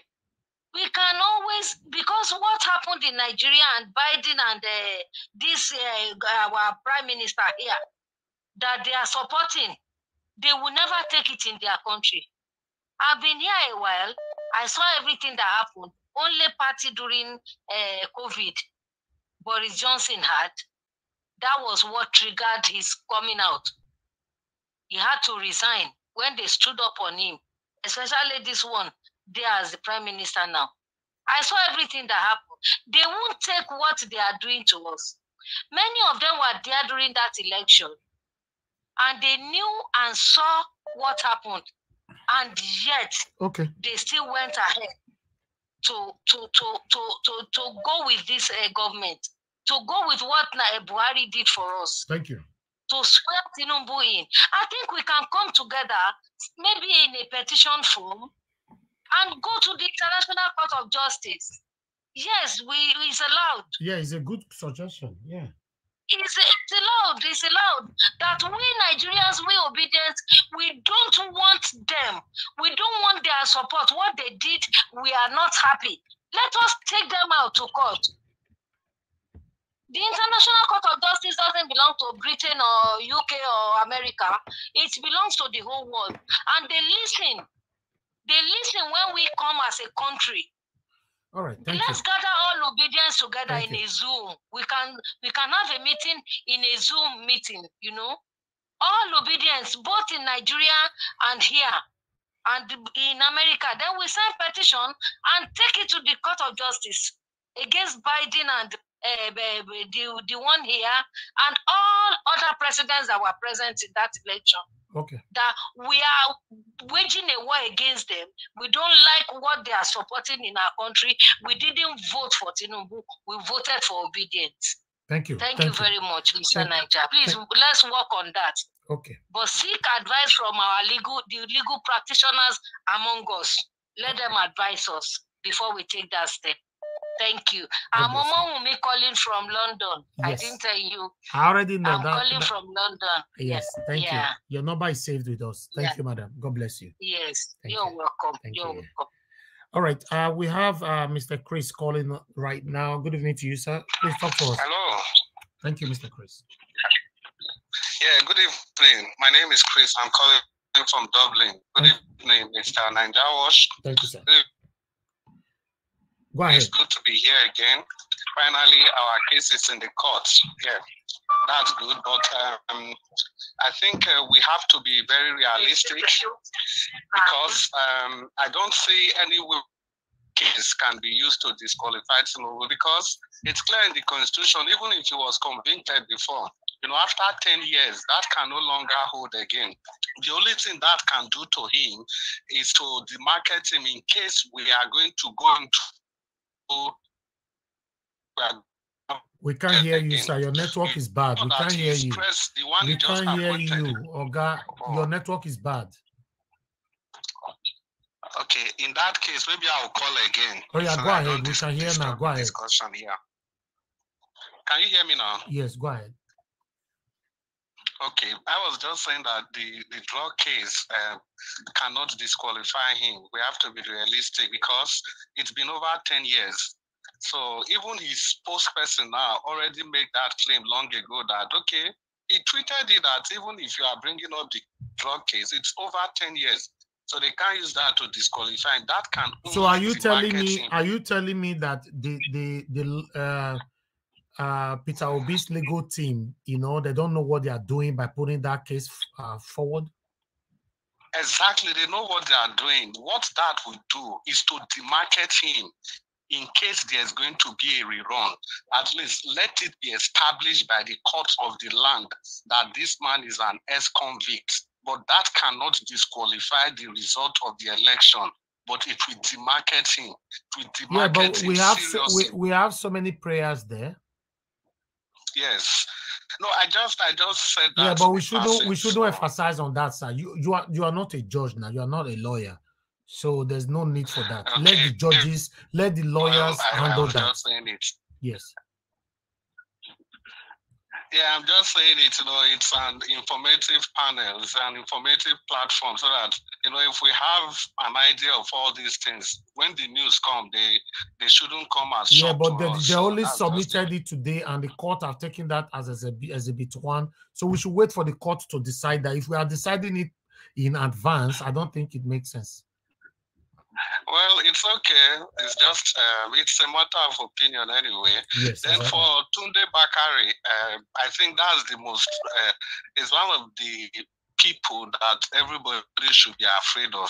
Because you can see Tunde Bakari, somebody that has not seen anything wrong with Buhari. In one way, he's praising Buhari for the election that he conducted. And in another way, he's saying that Tinubu is not his president. Does that make sense at all? It doesn't make any sense. He's confused. Tunde Bakari is a deceiver. That's just who he is. Is he not the one that said God told him he was going to be the 16th president of the country? He said God showed him in a vision. And how can you be the friend of the devil and the friend of God at the same time? He kept praising Buhari, he kept praising him every time. Even after this election, he said he went to see Buhari. And he told Buhari that he would never accept Tinubu as his president, whereas Buhari was the same person that conducted the election. It doesn't add up. It doesn't simply add up. Then for Donald Trump, I'm very happy that we are all beginning to see who Donald Trump actually is. Because it's clear that it was the media that painted him very, very bad. Because Donald Trump was the only president that actually interfered when the atrocities that were going on in the country, just like Alex said. He asked our president directly, is it true that these kind of things are happening in your country? And the president denied. He denied clearly that they are not correct, that those stories were not correct, when actually we all know that they were correct. So for the fact that he was able to ask him, that's the kind of leader that the leadership that we are expecting from the US and the UK that they are not giving. So I just want to say again that Donald Trump is not as bad as the press painted him. And I will specifically round up by saying this to Alex. Mr. Alex, I'm very happy because I read that like 3 or 4 weeks ago when you wrote, and you even said that you didn't know that Trump, people made you you changed your mind about Trump. But I'm happy that you have come back to what you used to say about Trump, that he was actually a good leader. I was kind of worried when you were saying some time ago that, you cannot see him in a different light. No, Trump is just who he is. He's real. He doesn't play political correctness. So that's why the world leaders, that's why they didn't like him. That's why the press went against him. Okay. What has Trump done that other leaders are not doing? So I would just like to round up by saying thank you, Mr. Nanjawa, for the opportunity. God bless you, very sir. much. Thank you. Thank you, Mr. Chris. Bye. All right. Hello. Yeah, good evening to you. Your name and where you calling us from? Hello. Hello. Yeah, good morning, good afternoon, good evening, Niger Watch. Thank you, sir. Good evening to you. Talk to us. Okay, Niger Watch, please. I just want to comment. My name is Bath. I'm calling from Australia. Okay. Talk to us. Yeah, I just want to disagree with the first speaker and some callers who has been a judge on the platform. I don't know how somebody can convince me that character is not part of a quality or characteristics of electing a president. Somebody was defending on the panel saying that it's Tinubu's account, that the account was not leaked. Do you know what is what they call Western law? That said that if there is any criminal offense committed, if there is a way you are linked with a criminal offense by anybody, even if it's your clothes that is part of that criminal offense, you were linked with that, and somebody is trying to justify. I don't know why people are trying to be judges now, and you are trying to tell us that you cannot disqualify a president. You can only do that in Nigeria. So I disagree with people that are saying that. Thank you very much. Thank you, sir. Thank you. Hello. Good evening to you. Your name and where you calling us from? Okay, Mr. Johnson. Thank you, sir. Go ahead. Talk to us. Yeah. Thanks very much. Thanks for taking my call. Yeah, I just want to make the first comment, with respect to the last caller. It's talking about the drug case. Yeah. That it will not hold water. That's not correct. What the Tinubu team they are referring to is Section 137 of the Constitution. They are referring to Section A. You have to look at Section 137, subsection D. That is what the Obi team is relying on. So it is not about 10 years. The 10 years is Section A. Section E of 137. That is what they will use to pin him down on that drug matter. So it has got nothing to do whether it is 10 years or 20 years. No, that's not the issue. The Constitution is still they can still hold him on that. So no, what are you saying? You said Section 137 what? Section 137D. Section 137 of the Constitution, subsection D. That is where he will be. He has question to answer on that. You know. So, and then the other lady that called before the last caller, talking about what needs to be done. It is important, not for us. I know a lot of people sometimes will come and say, enough of talking. What can we, you have to also talk about what can be done. I think one of those things that can be done, especially with Nigerians in diaspora, is to pull themselves together, especially Nigerians in the UK and in the US, and come against the government politically. The only language they understand is political language. When election, let them know that we will put ourselves together, and when election comes, they will pay the price. So people have to put themselves together and send that message loud and clear. So that I think is what we can do. Okay, sir. Really according to the Section 137D, is it not D you said? Yeah, D. Okay, yeah. It is under sentence of death imposed by any competent court of law or tribunal in Nigeria, or sentence of imprisonment or fine for any offense involving dishonesty or fraud by whatever name called, or for any other offense imposed on him by any court or tribunal, or substituted by competent authority for any other sentences imposed on him by such a court or tribunal. You are right. God bless you, sir. That section is it. Don't look at Section 137A. Section 137A is the one that is talking about the issue of time. You know, it's Section 137D. That is why the case becomes. That's what I'm saying. That's what I'm trying to tell these people, not to come here and become a judge automatically. We submitted something today. You people are already telling us what the result will be. I don't understand. They will have to. They will. If you look at Section 137 in its entirety, for Section 137, all of them, you only need to be found guilty in one of them. It is subsection A or B or C or D or. It is what you need to be found guilty in one of them, not all of them. One of them, and the one they are holding on to is Section D of 137. So that's my comment. The comment I want to make. Thanks very much. I really appreciate this caller. Thank you. You know, please, guys, please, if you are obedient, don't run more than your shadow. Yes, we know, say you know book, you know better than some of us here. Yes, but don't run more than your shadow. You submitted something today we don't already pass judgment for social media. You don't understand. That's why I was asking, is the legal team, they don't know what they are doing anymore? Does it mean that all the senior advocates that will be hired, lots of them, more than 30 of them, none of them get sense? They don't get sense. I don't understand. Hello, good evening to you. Your name and where you calling us from?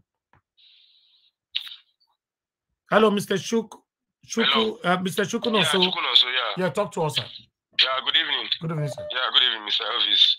I greet everyone on the panel. And I even wanted to make a correction to the former. Thank God that this man just called to actually straighten the facts. So he's looking at subsection A and of 137. So what Labour Party is holding on is that subsection D. So, but thank God the last. So I just want to actually ask. I don't know. Have you do you have any video of what happened today? Any video of today's hearing? No. No, they were Okay. extremely strict. I was even surprised. The strictness today was extreme. Yeah, it was extreme. So maybe when I drop the call, I will send you one video. I will try to send you one video on your WhatsApp. So my contribution is actually, I know since on Saturday I've been following you. I know you've actually been sad, especially the swearing in yesterday and all that. Yes, my brother, really, I was. We in Nigeria, we are really sad. Everybody is sad. Yesterday was a sober reflection.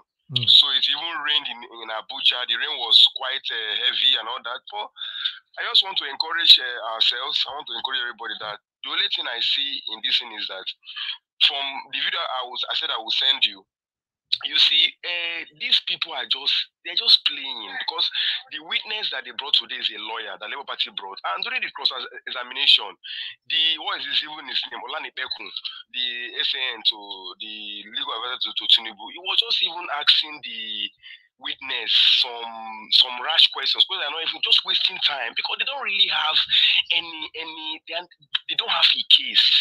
So for me, this election was really badly rigged by INEC. Even let aside the technology, if it was like 2019, it was still badly rigged. Now, even with this technology, so I don't know, but I think it will take a total, I don't know, out of this world for we not to get our mandate back, because the judges, even if they want to even bribe them, even if they want to compromise, it will be so difficult for them, because the evidence are just too much. Or even as I'm talking to you now, even in court today, INEC is yet to even obey court order that was issued against them since the 3rd of March. They've not released the PU result, about 70% of the PU result. They've not released it. They've not allowed Labour Party to inspect the beavers, even the back-end server. They've not up till now. So I don't know, but to me, I know that it is just an easy case for me. So except out of this what happens, which I don't really believe it. My brother, the only thing that will happen here, let me tell you, the only thing that will happen here is Tinubu, because he's already sworn in, then now intimidate all the judges by changing them or turning everything around. Then if it becomes obvious, you said what? But even if he does that, even if he changes the judges, what about the overwhelming evidences? According to what Aisha Buhari said on Saturday, it was the people were asking, say people should stop asking people to be, what about the judges and all that? Is it, or does he still trust the judges or the legal system? Aisha Buhari made one point. He said we should not even be asking PO about do you still trust the judges? Aisha Buhari and Aisha Yusuf. No, sorry, Aisha Yusuf, sorry. It's a slip of tongue. He said what should be concerned, what we should be concerned about is on how to overwhelm the judiciary with overwhelming evidences, and also how the Labour Party legal counsel team will structure their case, because the legal team is actually a legal ambush. So even the double nomination that people are saying is now waste of time. Labour Party, they don't know what is coming. So really, is an airtight case. So for me, the only thing I just pray for now is for the judiciary to raise their hammer on INEC. So we are now in the hearing, and Labour Party will close our case in 3 weeks, in 4 weeks' time. So INEC is still wasting too much time. So don't worry, all is a process and a direction to success. That's it. So really, I just want us to be encouraged. The case is really airtight, and for me, I believe that the Supreme Court cannot go against the case. The Court of Appeal, they can't go against it, because Supreme Court don't begin a case from beginning. What they look at, they look at the judgment, at the evidences. So whether to uphold or to upturn. So thank you, Mr. Shukuno. So God bless you. Okay, please send it. Yes, thank you. Yeah. Okay, callers, please allow me to go back to the panel. Okay, good evening to you. Your name and where you're calling us from? Hello, Elvis. It's Dozie from London. Okay, Mr. Dozie, thanks for calling in. Talk to us. 2 minutes. Yes. Elvis, first of all, I have to thank you. You are a fantastic, like I normally say, you are a fantastic young man. I admire you. Way older. I can even be your daddy. Your voice. I'm way older than you. And I have a political fundamental. My background is political education.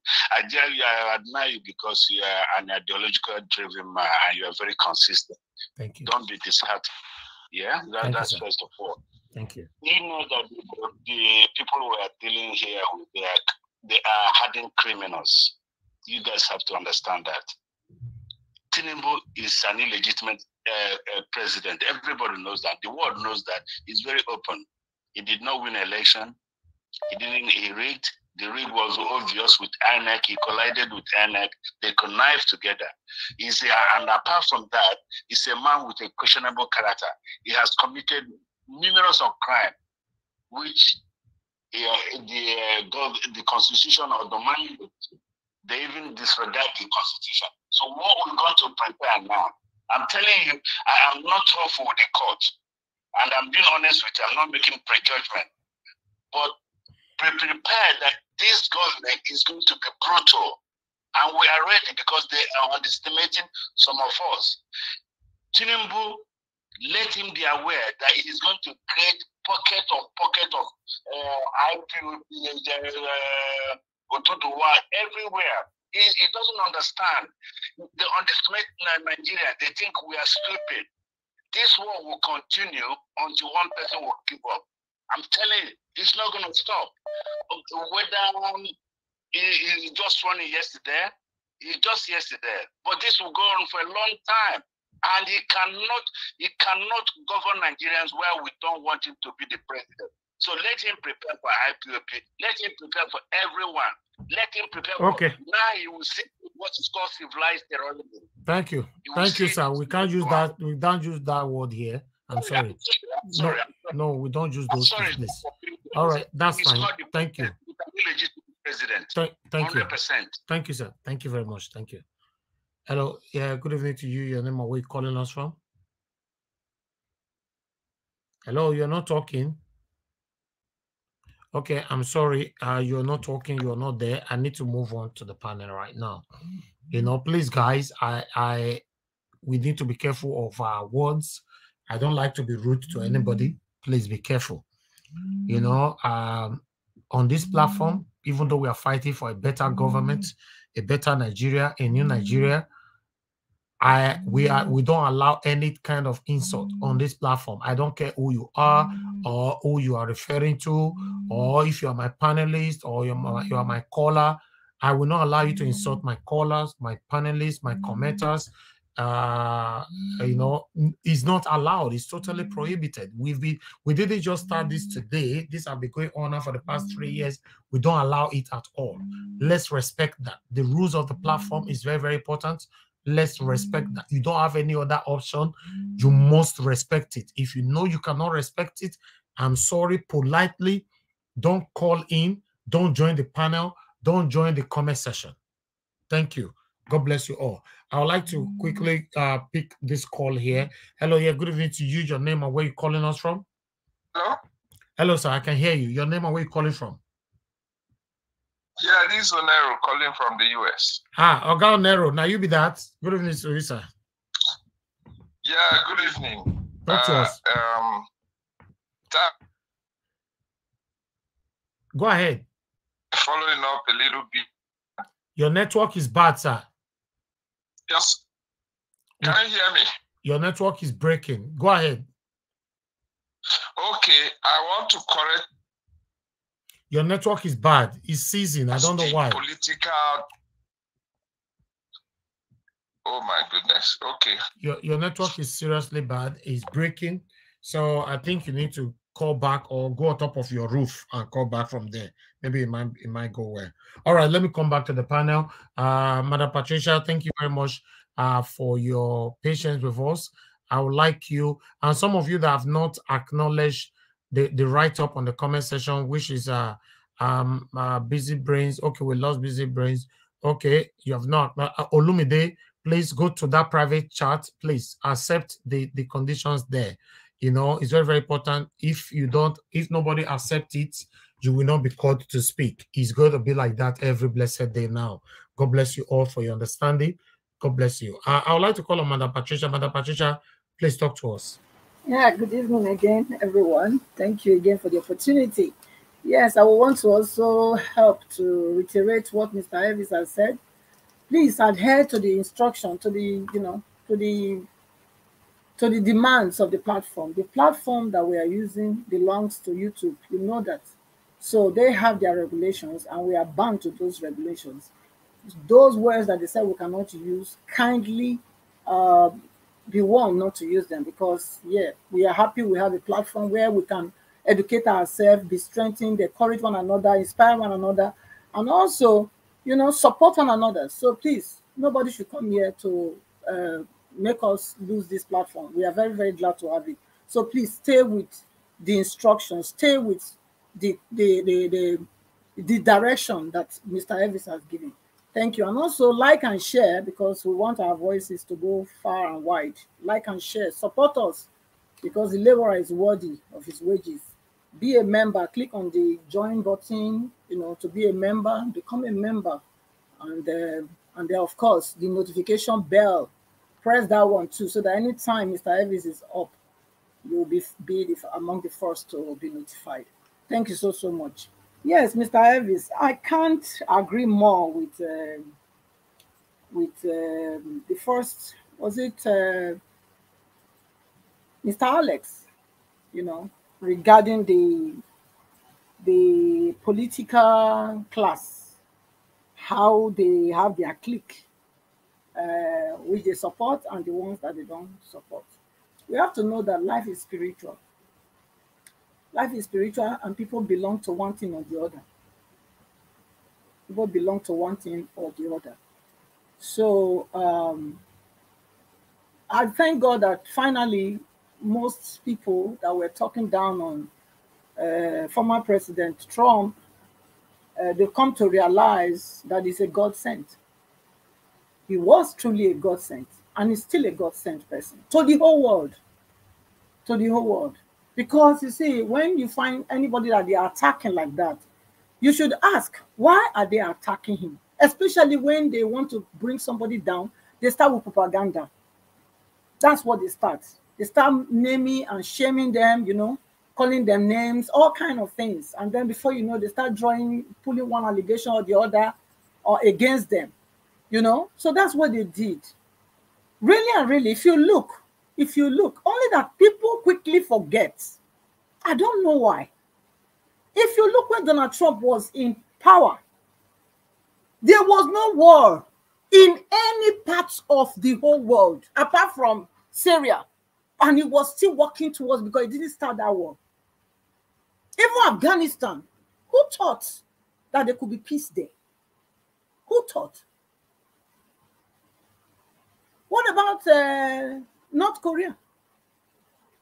The man they were calling Rocket Man. It was always when I think the other president before him was there. It was always war, always threat. America versus North Korea. But when he came, even Obama told him. Obama tried to advise Donald Trump that he shouldn't take it easy with him. That he should just go and should stage a war. Donald Trump said no, that's not his approach. He will go, and he went. He went to him. He did. Look, the man, Donald Trump is a God-sent person. He's a man of peace. When you are a man of peace, there is grace. There's a kind of grace that goes with you. He went many times. He went to see Rocket Man. This has never happened before. All the other American presidents that has been prior to him, there were always these threats of they launching or not launching missiles, whatever, But Donald Trump came, he calmed down the whole world. There was peace everywhere. And countries were thriving. Nigeria was doing well during Donald Trump. We shouldn't talk much about Donald Trump or America, please. Yes, Let's a little reference there and let's focus on our journey. Yes, I know, but we have to look at what is going on. You know, we have to see because of the conniver that they've connived to join this regime of Tinubu to oppress us after we have chosen. We went to vote. We went to vote for who we wanted to lead us. It's our choice. Mr. Obi is our choice. We voted. And these are the people that say they practice democracy. And yet, they are trampling down on our democracy by endorsing an unconstitutional president to rule us, to rule Nigeria. So, I can move on from there. So, but yeah, it's important we know that Donald Trump was a great guy for especially, I would say, Christians. Yes, it's not against Muslims either. It's all for humanity. Oraka is always as passionate as he is, and I love the fact that he addressed again people that voted because of their religion and tribalism, and like you also said, nepotism, religionism, traditionalism, and tribalism. People like that, and he let them know that as long as he's standing for truth, as long as we stand for truth, we will outlive whatever evil that this regime is going to met on Nigeria as a country. He said it. He said he will still eat. He will still be able to drink his beer. He will still be able to do everything he used to do and even more. It's only those people that went with this 4 negative aspects to vote for Tinubu or supporting him that will feel the pinch of whatever this regime is going to pour out on them. And it's already started with the subsidy thing, Okay, then the court's decision to admit the accusation of the drug thing. It's a good one. I also wanted to mention that when I come on board, that what those two people first, their submission was incorrect. And please, we should do our own work first, before we come here, because we are here to educate people. We don't want people running away with the wrong information. So please get your submission or your facts. Get it right before you come to educate us, because it's very, very important. Because everybody, we are not in the same level. You see that. So please, I will encourage everybody to get your information right before you come and pass it, because it's important. The sons, they know what they are doing. Yes, 137 verse D, subsection D, talks about it. It talks about in anywhere. It doesn't need to be in Nigeria only. In anywhere, in any recognized court, as long as that thing happened, it's a criminal offense, and that is enough to disqualify that candidate or president. Yes. Rufai, I think Rufai didn't do anything bad. I think it's because they always have him in their mind, because it's type of journalism, it's not just swallowed journalism, it's investigative journalism, and it's bringing out the facts on ground, and he also profess solution. So I don't see why they should be against him. He points where the problem is, and he also points to the direction that you are supposed to address. So I think if you have this kind of brain, you should be celebrating him. You should be celebrating him if you are a well-meaning person, because he also gave them the solution. And especially they were like, if they were angry because he said elect. Of course, that's what he has been for this how many months. It's very, very easy for anybody to still call him president-elect. It's very easy, because it's just yesterday that he became president, the president of Nigeria. So that is what he has been used to. It's a slip of tongue. And he corrected himself straight away. You know, he did. But that was not okay for them, because also he also pointed out that what the president, the first speech of the president was not correct. I think that's their grievance, you know, because they are used to deceiving people. But Rufai will not let them deceive anybody. So he came out and said that when they said there was no subsidy plan, you know, he brought that fact out that there is a plan for it, and that is 3.6 million. You know, maybe they've already decided that that money they were just going to, you know, cover it and use it for themselves. Now he has revealed that, of course, they will not be happy. And he also pointed out that during his campaign, he was talking about 12% economic growth. Now he has changed it to from 6, you know, from 6. But during campaign, he used 12. So it's like the reality has dawned on him and he has reduced it. But that's why we say, that's why we always say that when you want to vote for people, you know, vote for people that can show you how they are going to do what they said they're going to do. Because these things, they were only word of mouth, okay? Just like he read this, whatever his speech that he read yesterday, he didn't tell any Nigerian, he didn't go further to explain how he was going to do what he said he was going to do. So that's not good enough. You know, if you say you are going to reduce economy, you are going to make economic growth, how? He's talking about 1 million jobs. He's going to give 1 million jobs. We have how many millions of unemployed youth do we have in Nigeria? Over 60-something million. And you are coming up to say you want to give 1 million. If we said we are 63 million unemployed youth, how many, you're giving 1 million jobs. So what about this other 62 million young Nigerians? So how does that match up? And you're talking about digital economy. You're not talking about production. Come on. It's, anyway, let's wait and see. It's not my president anyway. It's Nigeria's president. Let me just also clarify that. Yes. Going forward, I believe that the suggestion that other people have also made here is something that we must take up. There's a lady that called yesterday and she told us, she also suggested, I think it's Madam, what's her name again? Anyway, if I say it, maybe you remember. She suggested that we should come collectively to our constituents, you know, go to our constituents, write to them, and let them know that we are unsatisfied, we are displeased with what has happened in our country. Wherever we are, you know, go to your constituency and, you know, come together, you know, Nigerians in your area, gather them together. Then you people do a letter and let's give it to them so that they will take it up in their parliament, you know, to express our displeasure that we voted, we ordered Obi, and they gave us Bala Blue.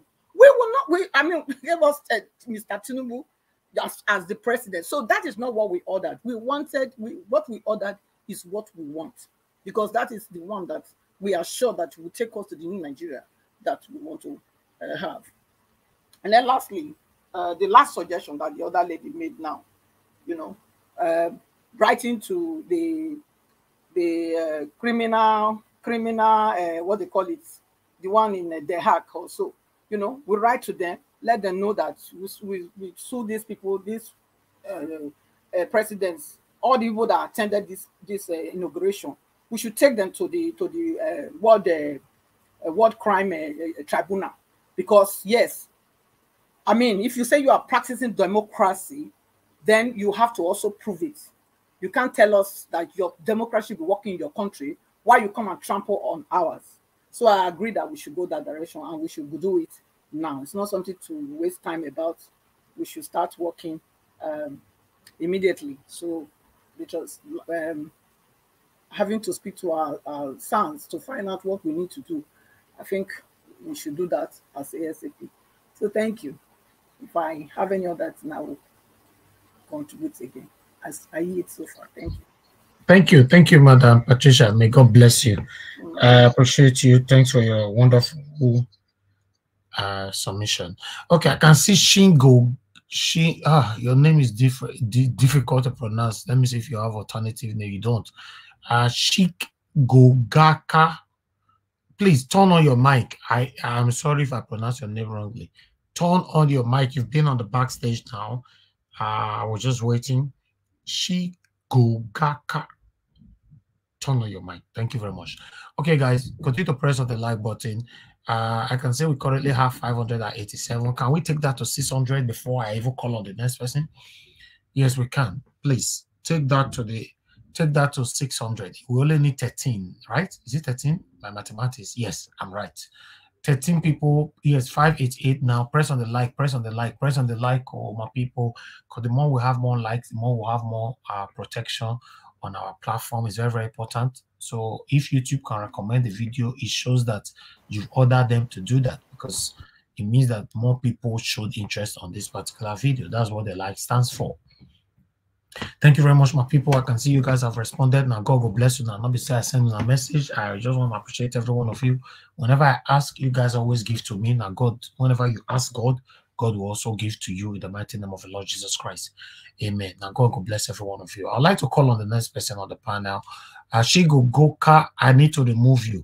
Shik Gogaka, I'm sorry. I need to remove you so that somebody else can call me. You don't turn on your mic. All right. Okay, I'll call on the next person, which is Dr. Ken. Dr. Ken, thank you very much for your patience. I'd like you to talk to us, sir. 8 minutes. Okay. Thank you very much. Thank you. Good evening. Like yesterday, we be say, I think that yesterday, yesterday, they do some deliberation. You know, I think you were not on, maybe you were off to rest your mind.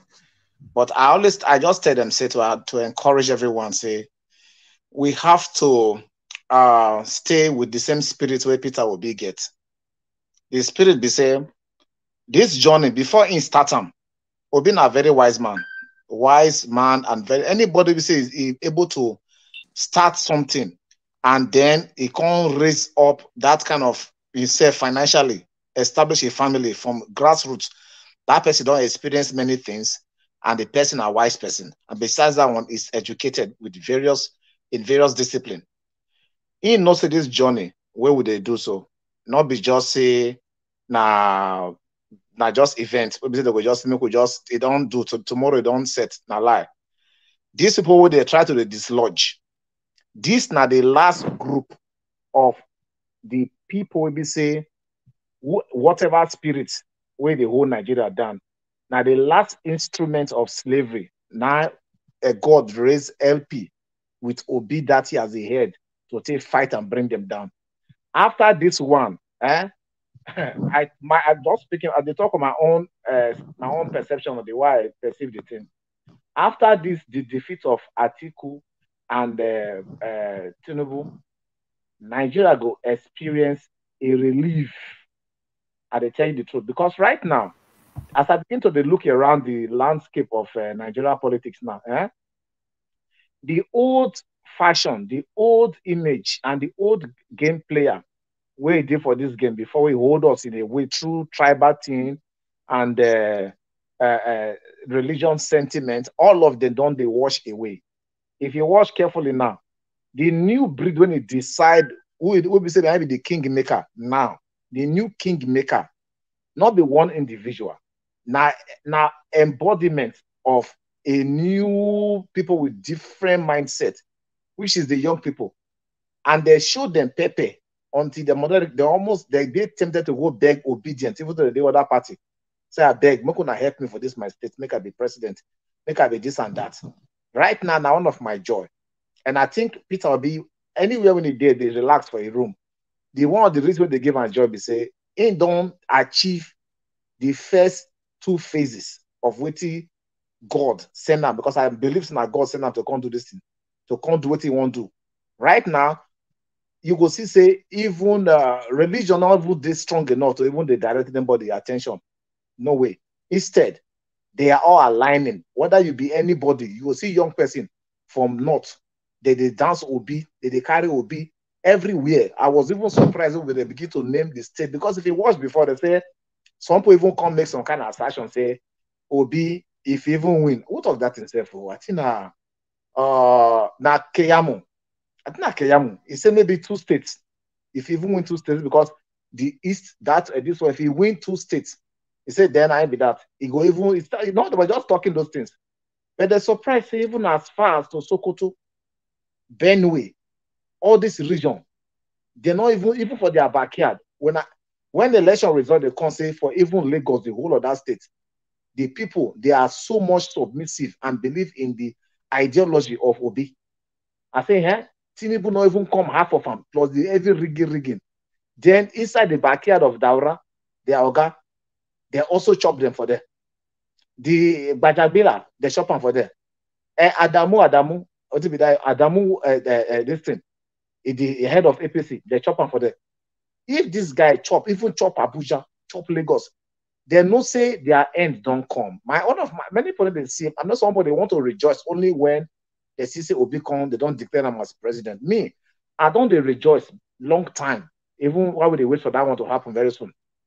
Because the real fabric, the real foundation, where we say they make Nigeria they suffer, it don't damage. It don't damage. Tinubu, only God know what they make and they turn around for that place. Because sometimes once your mind they think of where they pursue you, and you don't know where you did, you can lose balance where you did. So I just want to encourage everyone, say this battle, we are winning it. It's still on, but we are winning. We are winning. If election, if they want a whole election, the next day they want a whole election next. Trust me, you go see what they call people say they go join other, they go leave their party and decamp to Labour Party. Because they don't right now, all the politicians say they return, and the one will not return. They don't get different mindset. They have been affected. They have been affected. They don't know say want to be say if you're not aligned with obedience, they are with the way they see things. You know they go, not just spend your money waste time because you know go. They don't know that one already. So definitely, as they did there, they think of the next thing how they go do to align up with our mind. I'm so happy about the whole thing. And for this drug case and all this, the case we did for court. My brother, my sister, look, if person won't help you, do wayo. There is a way you go bring the thing, the kind wayo is the person do for you. The person will tell you, say, I'm not sure say I go feel really do the things when they ask. So too, I don't know where I go. I don't hide, but the other things still buckle for ground. Evidence too many. Whatever I do, it is clearly associated, say, I mean, it is connected Tinubu and drugs. The case is very, very open there. The main one, they say, the 25%, people with it for Nigeria, they go school. We get many professors, not only the judge and I go school. Previous cases too, it don't align with it, say 25% is a must. Kadira, where they speak for APC most time, which also, she's also intellectual about that aspect when it comes to educate people on TV.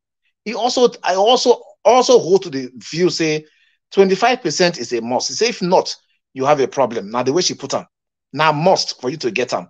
So I don't know how the judge want to pervert this thing. I want to twist this thing. Say it not mean, or it means something.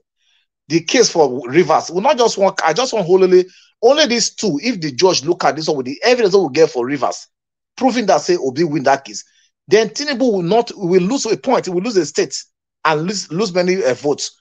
That shows that we are. Look, I want us to draw our solace. I want us to draw our comfort from the way Obi they behave. When you look Obi, just look at it, only a message from his appearance. You know, his physics. He could just tell you another message. Say this guy know more than one thing.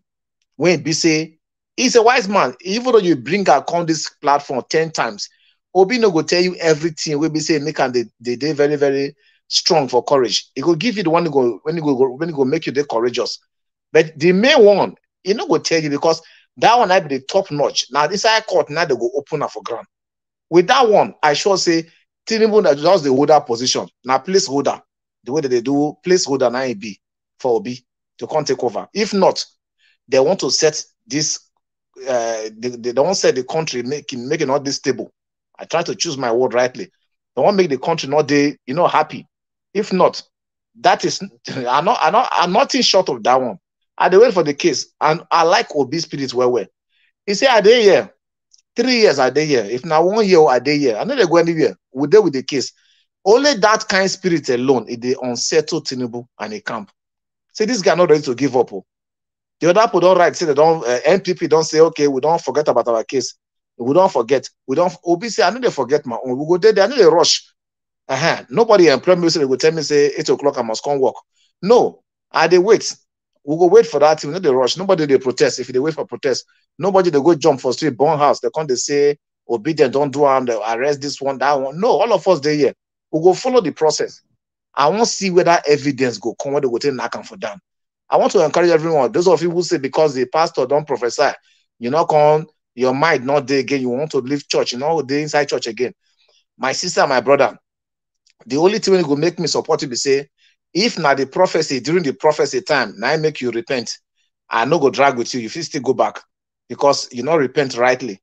The right way for you to repent now to know about saying that heaven you they go, and then your sin is forgiven, and you know see somebody now your Lord when they die for you. Now be the basic of our faith. If your faith now say they prophesy, you know, now who prophesy that God let they prophesy. Now man, now they get inspiration through they get inspiration, tap into the mind of God and bring them down. And let me tell you one thing too. Prophecy be like water, will be say they rush from water board.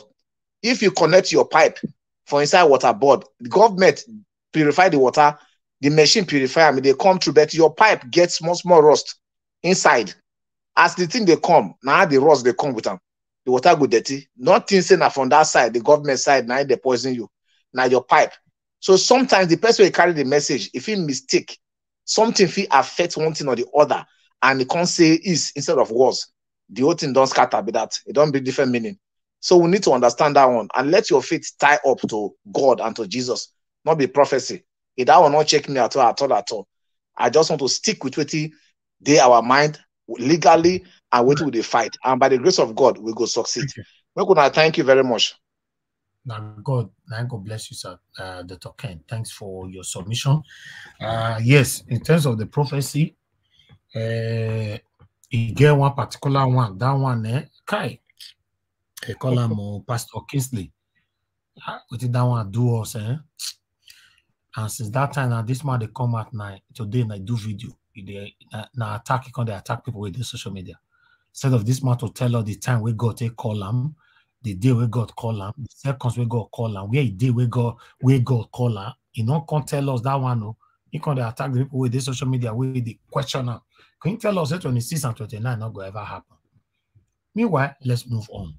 I would like to quickly add this because of the subsidy yesterday that Tinubu talked about.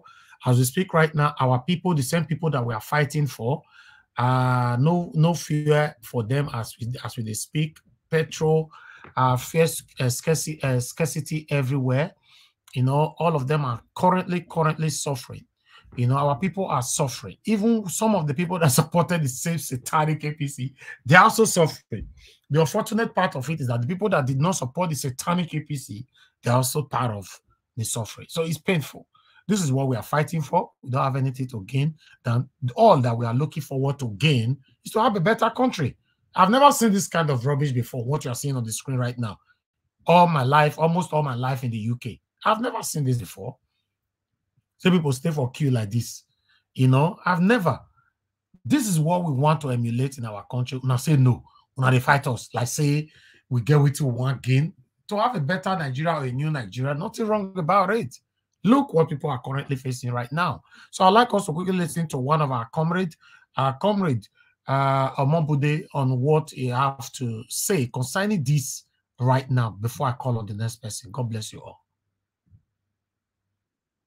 People, today is Tuesday, the 30th day of May 2023. Yesterday, I talked about Bola Ahmed Tinubu statement on the withdrawal of fuel subsidy.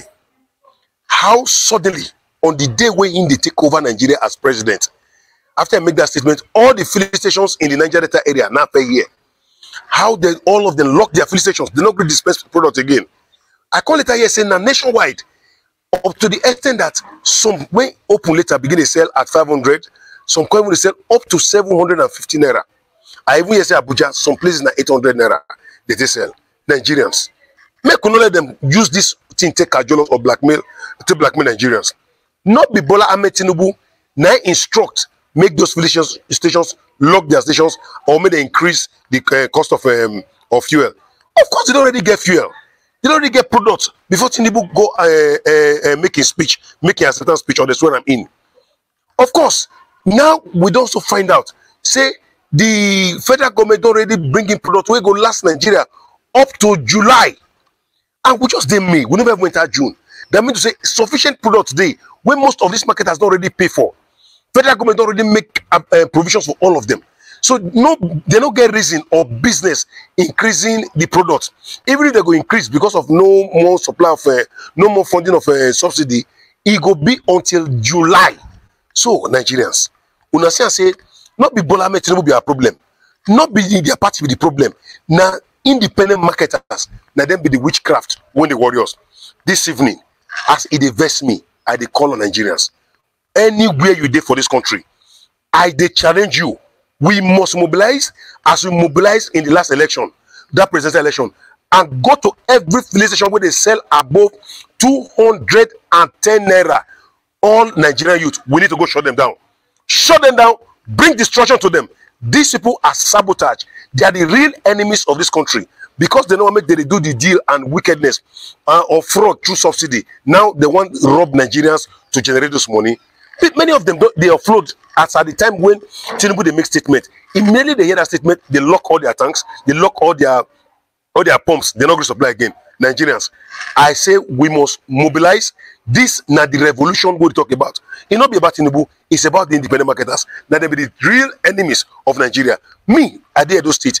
I go lead Edo State. As from on Thursday, if the independent marketers, if they see this video, I'm going to share this clip very wide and make it go everywhere. If by Thursday morning or by Wednesday evening, whenever you say they don't revert today, if the independent marketers, if they see this video, I'm going to share this clip very wide and make it go everywhere. If by Thursday morning or by Wednesday evening, whenever you say they don't revert to 210 naira by Thursday morning, we are going to start shutting down all the filling stations. We'll give order. Now, the real revolution, where they define, they go see them. Now me, leftist Omobudiago, now me give this charge. We must come out and take our destiny in our hand. That's why I talk and reach. Nobody for this country will hold us on stage. Independent marketers will not say they don't do business. Make them lock their filling stations. Make they go keep their key for house until things don't normalize. We go know that time say subsidy don't really fully remove them. Not just mere statement.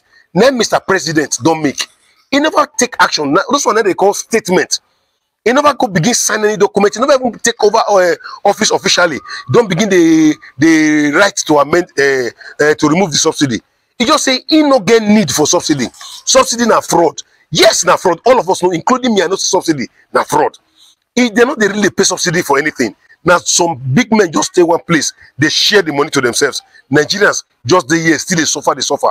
I tell you, fellow Nigerians, Nigerian youth particularly, I am calling our youth from the north, the south, the east, and the west.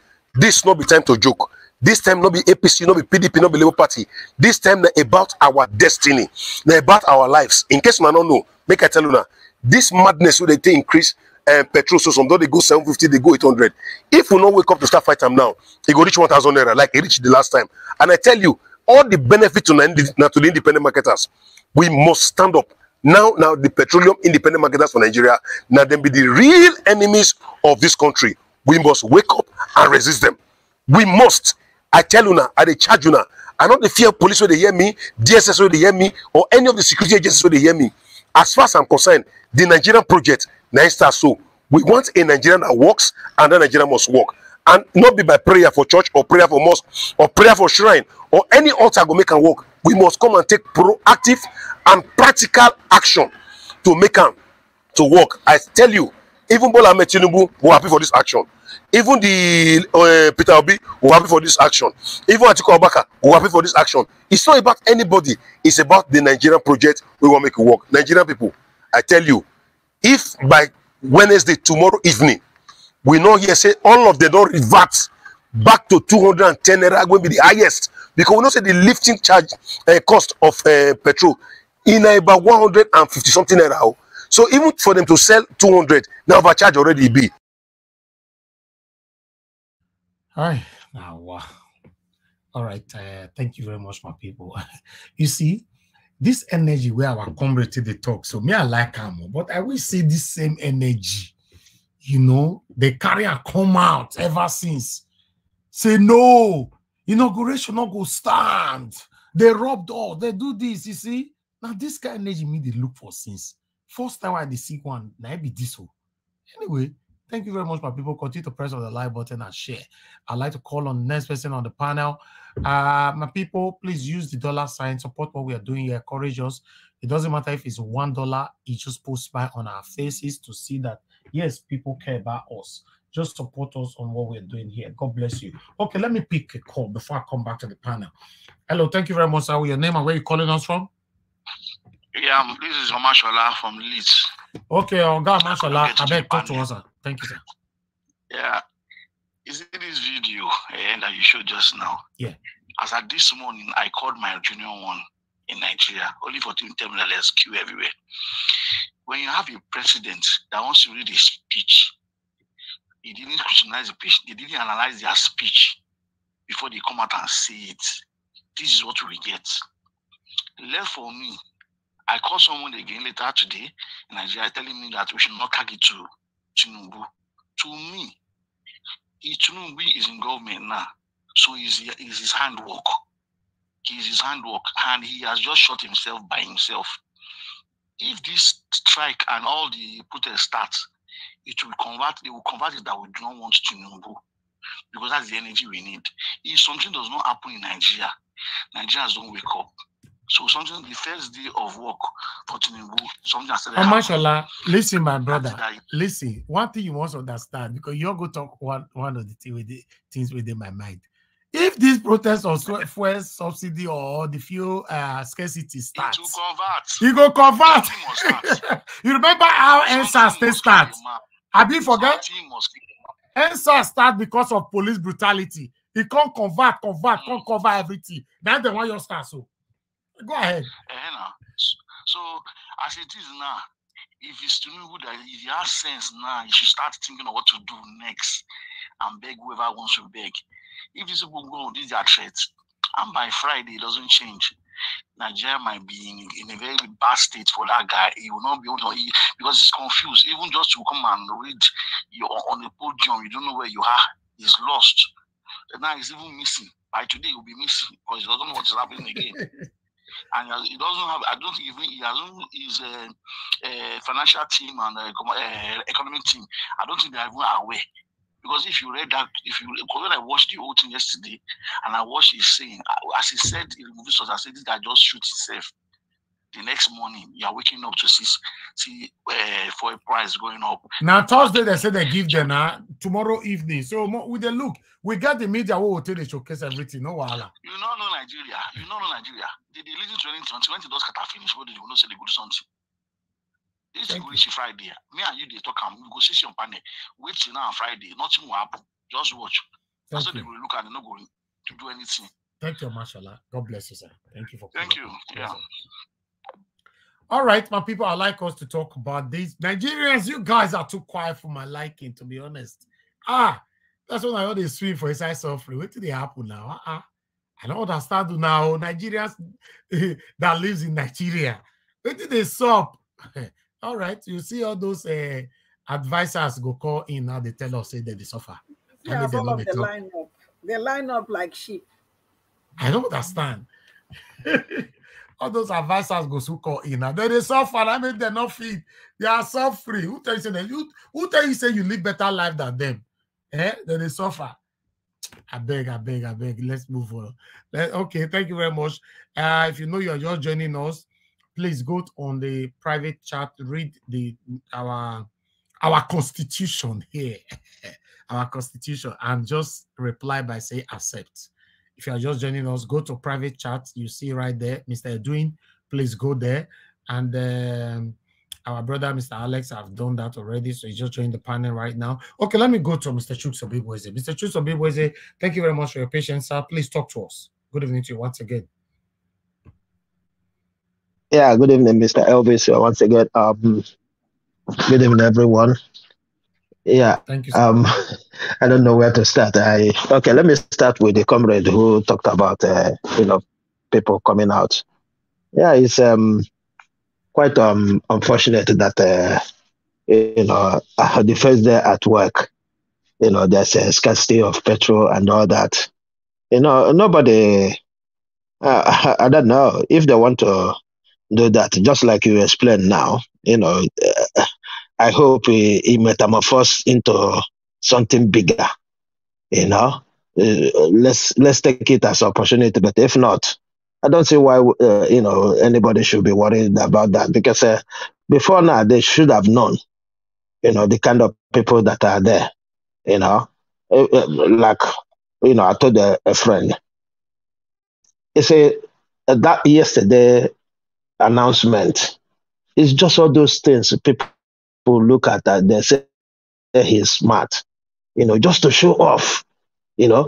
Just for us to start discussing, he take the bull by the horn, he has the political way to do this, to do that. That is exactly APC plan, just to hype them. You understand what I'm trying to say? This is the problem. For me, let them do nothing. It's up to them. You and I, in as much as we want the country to be good, you and I are not going to suffer that petroleum scarcity. Exactly. You Yes. and I are not going to suffer that petroleum hike. So if they like, let them sleep. This one, me and you not go fight for them at all. Mr. Elvis, make me and you come out our hand completely. For that one, it's up to them. Because, look, this scarcity doesn't know who voted Labour. This scarcity doesn't know who voted APC. This scarcity doesn't know who is fighting for APC or who is fighting for Labour or who is fighting for PDP. So that one, they need to sort it out themselves. That's all I have to say about that. Yeah, Mr. Elvis, please, if we can stop talking about other countries coming to our aid, because it ain't going to happen. Exactly. It's not going to happen. Any minute we give to this here is a waste, including the Mr. Trump everybody is shouting upon. Mr. Trump is not going to do jack if he's on post. Was he not there 4 years? What did he do? He did nothing. Completely nothing. He was there for 4 complete years. Mr. Trump is for America and the Americans alone. Let anybody not come to tell us that he would have done this or that. No. All they want is what will benefit their country. And that is what we Nigerians are trying to do right now. And that is what we should concentrate upon. Bringing coming to blame them or singing their praises or whatever is not going to help you or I, or even those who are living in Nigeria. That is how I see it, and that is my own, suggestion on that. Because I don't see how, okay, in one way they said, "Oh, we're banning people from coming to their country because they colluded in the rigging election or whatever." In the next minute, congrats. Come on, if we are businessmen and we look into this with a business sense, it's all business they're doing.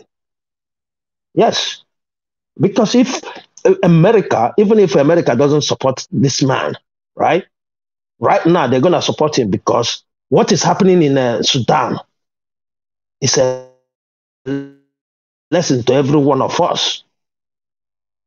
If they don't come, they know China is there, they know Russia is there, so they are trying to use our country to play their game. In the past they have Cold War. That is what they're planning to use our country for.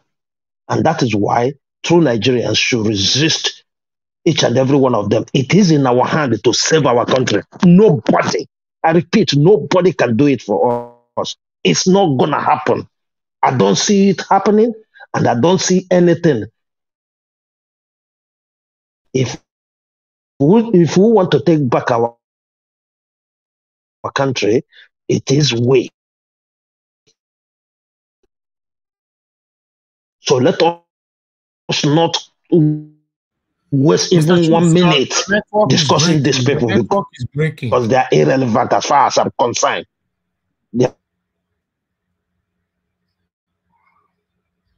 There's nothing Mr. they're gonna Chus, do to us. Mr. Chus, your network. Can you hear me now? Your network is terrible, sir.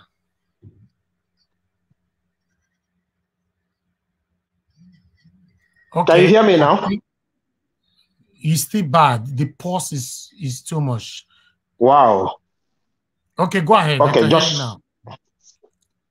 okay. So, you know why I'm saying that nothing is gonna, nobody is gonna help anybody. These people, they need our money, they need our business, and again, if we look into it, if they come to talk about us, the rest of the world, or even we Nigerians, we see it as interfering with our electoral processes. So let us forget these people and do what we need to do to get our justice back. Yeah, I'll quickly go on the court today. Yeah, if you know that man, you called his name that presented the drug issue, the Mr. Okutepa. Just one day he talked on TV and we were analyzing here, and some people don't know that he was in that team. I knew that he was in that team, and he is a very, very good son. I know what he can do. I've been following him for a while, even before the court. Those who watch one of these human rights program in Nigeria, we know him. He's one of the lawyers that they use in getting people justice. So he's a very, very good lawyer, and I think this kind of place is his area of specialization, and that's why he picked it on. And let us not make no mistake. It is because it's Nigeria. And I think the last this thing you read on our law, one of the person who called, directed you to read there, he said this: if any court of competent jurisdiction finds you guilty, then except I don't know, this one they always say after 10 years it doesn't matter again, and the first speaker said, Tinubu did not commit crime. If you associate with people who commit crime, or you hold proceed from crime, knowingly or unknowingly, you are into it. As simple as that. The only place I know that I have a problem is, if they use the word status bar. It's after 10 years, so there's nothing anybody can do. And I said this: if Tinubu were to be in America when that happened, there's nothing that will make them not put him in jail until the case ends, whether he will be free or not. We all live in a developed world. We know how it goes. If you're outside running away from them, instead of them to leave you and they return the money, they will find a way to make a plea again. And I think that is what happened with Tinubu, because you cannot tell me you are earning around 25,000 a year and over 1 million is in your account. That is crime. For Christ's sake, there's no way. You can only forfeit it. And once you forfeit something, it means you accepted. You are guilty. You accepted that you are guilty. That they can take this. Come on, what is it called? Driving speed in this country. You don't go to court. But that is a crime. It's a crime. Because there are some certain things you want to do in this country, you need to declare it. If you don't declare it, they found out, you can't. You're not going to be able to proceed with that thing, because they will tell you that you committed this crime. And that's why when they are giving you the form, when you fill in the form, they give you an example of what they are talking about, in case if you have committed a speed offense or motor offense or this or that.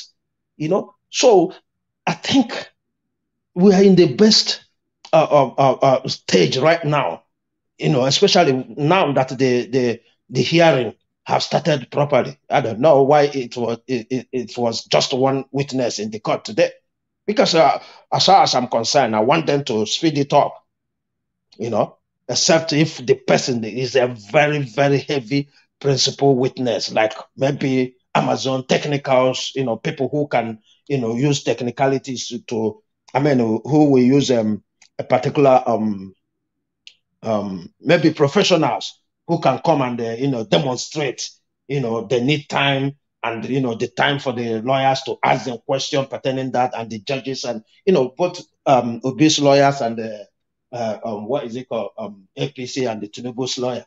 So they will have time to do that. I don't know if that is the problem, but they need to speed this up because Nigerians are restless. We need to, be aware what is going on. And, again, I like the way Mr. Peter did his thing today by, informing us, telling us what is going on. This is what the obedience have been asking for. And I think that will grow more confidence on the people who are following, who are listening, who are eager to know what is going on. Because, to be frank, Mr. Elvis, I don't believe that we are this calm till this time, And, I use this opportunity to thank Mr. Obi, for calming Nigerians, even with what happened yesterday. We see, all the dramas, somebody who had to go and, speak, and he's walking away from that incident, staggering and all that, So it is yesterday was a bad day, but today it's a great day for we obedience. I yield here. Thank you. Thank you very much, Oga Chuks Obibweze. God bless you, sir. Thank you for your wonderful submission. Yes, in terms of the fierce scarcity that is currently going on, they eat their bread, they put better butter, bro.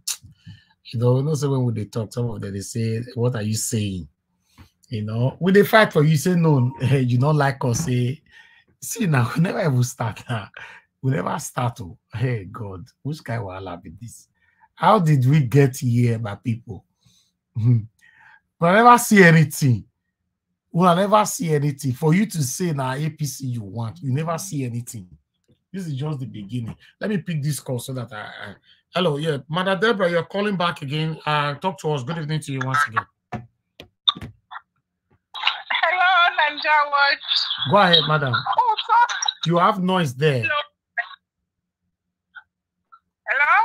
Yeah, go ahead, madam. We can hear you now. Yeah, thank you for picking my call. Good evening to all the panelists. I just wanted to make another brief contribution. What I wanted to say is that this is a problem of lack of leadership with the fuel. How can you just come and make a speech about removing subsidy when you haven't made any plan, when you have not made a plan? Is it not supposed to be a gradual process? Now, just coming to say it, look at the chaos that has caused. And that's just a sign that of lack of leadership, and Nigeria should be prepared to be seeing more of this kind of chaos. We just hope that sooner or later they will realize that this is not going to be. I'm just laughing. I don't know why. I'm laughing at everybody. At Nigeria. Go ahead. Round up.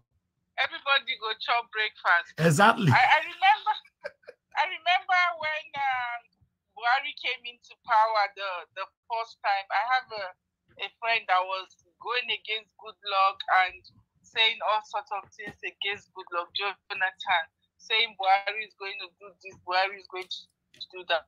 I remember I told that person, I said, for me, Buhari, the way he behaved when he lost election, that time that Goodluck came to power, I said his reaction did not show him as a good leader. And I remember that person defending, please round up, defending Buhari and all of that. And a few years later, when things started happening, I asked him, I said, I remember you were defending this man. So how is the situation of things? And he couldn't say anything. So hopefully, I know one thing for sure is that those people who are supporting this government, within a short time, their eyes will be open. But we just pray that the table will turn around, because Nigerians have suffered a lot, and we don't want this bad government to last long. Okay, thank you. Things will Thank you. turn around. Thank you, madam. Thank you. Thank you for calling in so again. much. God bless you. Bye. Thank you. Yeah. All right, my people, make we take break for this with this video for you. Blessing for which I hear now, for don't scarce. Blessing for which I hear, for don't scarce. But there's good news for APC and people that voted APC and people that insult people on social media on behalf of APC. There's good news for you guys. Are they envy on at this point? The good news we say, if you not go filling station, now get fuel for free. Only Obedience and PDP and AAC and the rest party members go they pay. So what you go do once you reach filling station, just talk say I voted for APC, they'll give you free fuel. Like say from which I hear now, fuel don't scarce. Like say from which I hear, fuel don't scarce. But there's good news for APC and people that voted APC and people that insult people on social media on behalf of APC. There's good news for you guys. Are they envy on at this point? The good news we say, if you not go filling station, now get fuel for free. Only Obedience and PDP and AAC and the rest party members go they pay. So what you go do once you reach filling station, just talk say I voted for APC, they'll give you free fuel.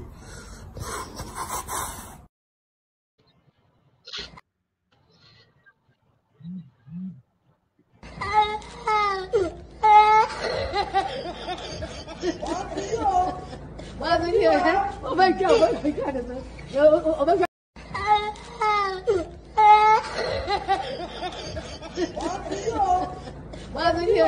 Oh my God, oh my God, oh my God.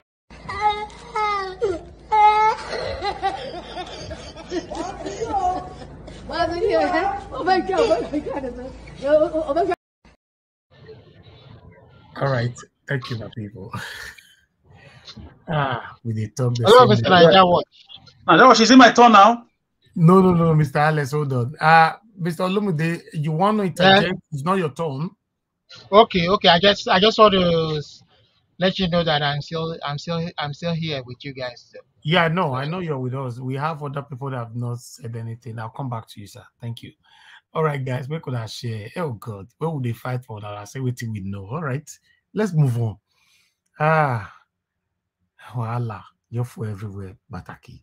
Okay, I'd like to hear from give us a mandate. Give us a mandate. No. It's Mr. Lewis. Sorry. Mr. Lewis, are you there, sir? Yeah, I'm there. Okay, thank you, sir. Good evening to you. I'm there. Okay, talk to us, sir. 8 minutes. Well, I've been listening to what everybody is saying. Sometimes we'll try to analyze what the court is doing, but we can't. The important thing is that the court has already accepted the testimony of the first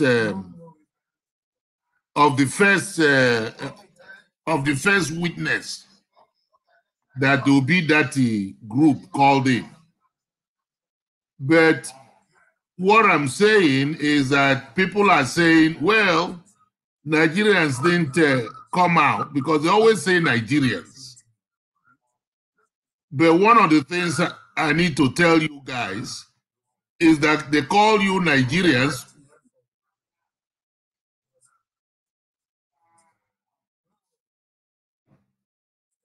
Yeah, I'm here.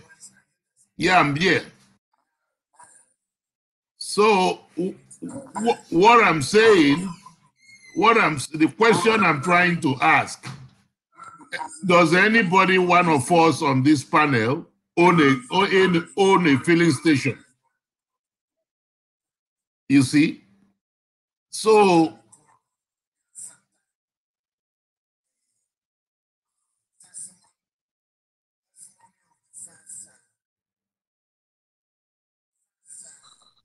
sir, what's your point? With due respect, sir, what's your point? If we own a filling station or not, I don't get that.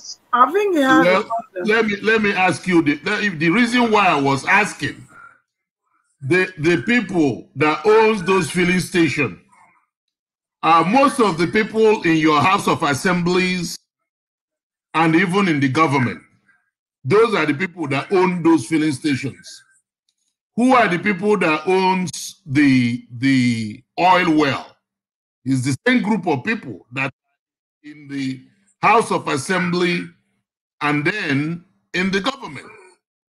So, because when we say Nigerians, people think it's an average Nigerian that owns those gas stations. The answer is no. So, the point I'm making is that sometimes they want us to go and fight their war when the rest of them are in there. How many of our House of Assemblies members have their children in school in Nigeria? How many of the people in government? My point.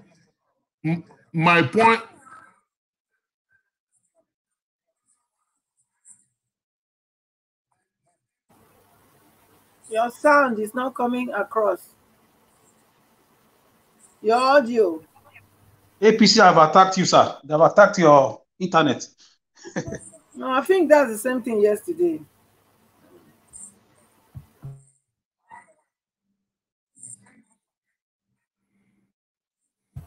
Mr. Lewis.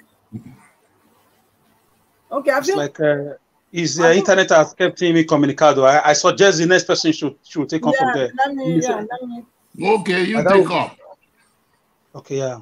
Who is the next person, please? Mr. Najawash, are you there? Yeah, don't let me. I'm here, so let me coordinate it. Okay, check. Just check who's the next person. I think it's give us a mandate or me. One of no, two sorry, guys. Sorry. I for my absence is give us a mandate. Thank you very much, Mr. Alex and Madam Patricia. Give us a mandate. They talk to us in 8 minutes. Good evening to you once again. Thank you, sir. Good evening.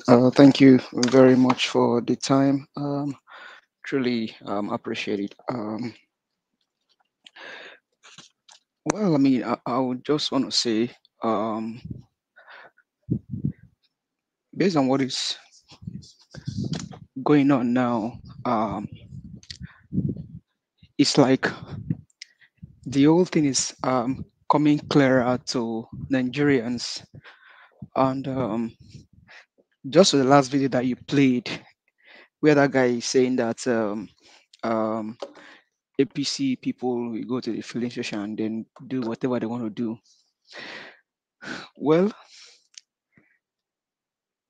one thing is, when this whole thing started, people did not understand what's going on.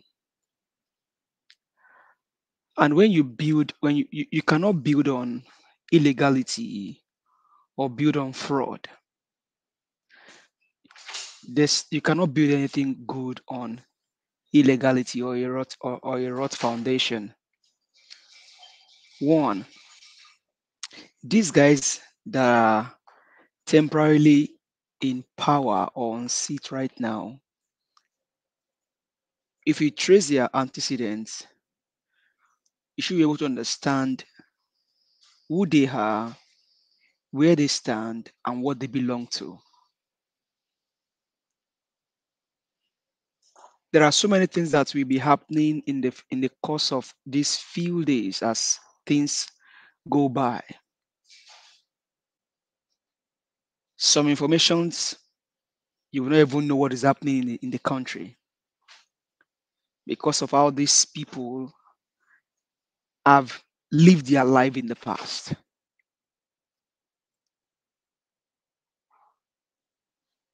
And I mean, I personally don't want to say if I care or I don't care about whether you remove subsidy or not. But what is happening today just shows you that if you truly have a good agenda or manifesto that you run with and that you intend to actually implement for the Nigerian people, this that is happening now should not happen on your first day in office.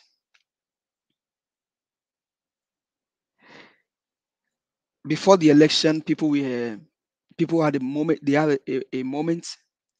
During the election, there was a moment. After the election, there's a moment. Now, there's a moment also. Everything has been built on a moment, constant moment for Nigeria. Constant way of life for Nigeria. And that is lack of transparency, lack of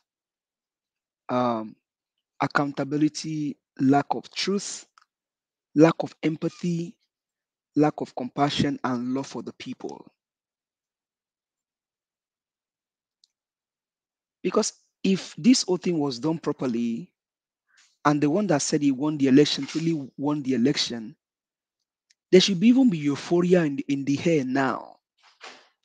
But rather, people are still going through pain.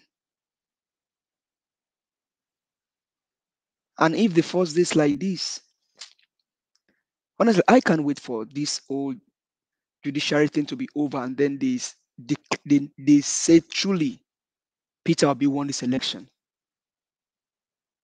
Because obviously Peter Obi did won the election, which everybody, even the person that is sitting in that place now, selected by INEC, knows who won the election.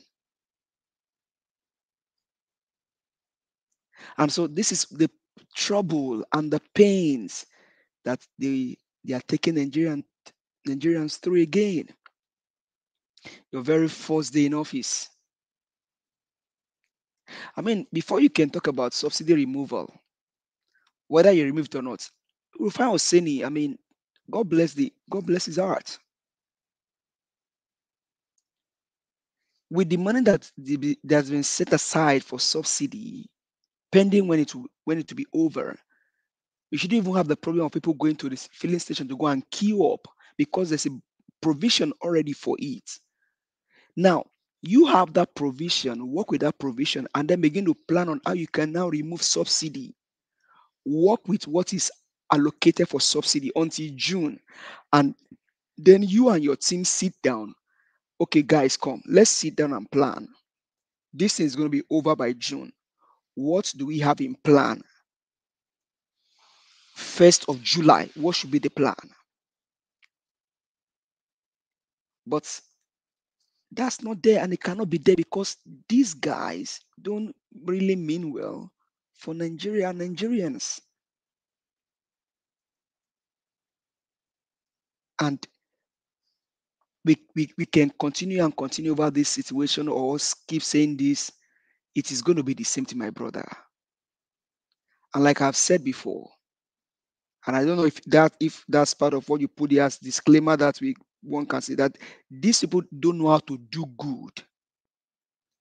And so don't expect them to do good because they don't know how to do good. They don't know how to do good. So do not expect any good from them. Don't expect it from them. Because this is going to be like another moment in Nigeria. Everywhere now, fuel scarcity. People are suffering.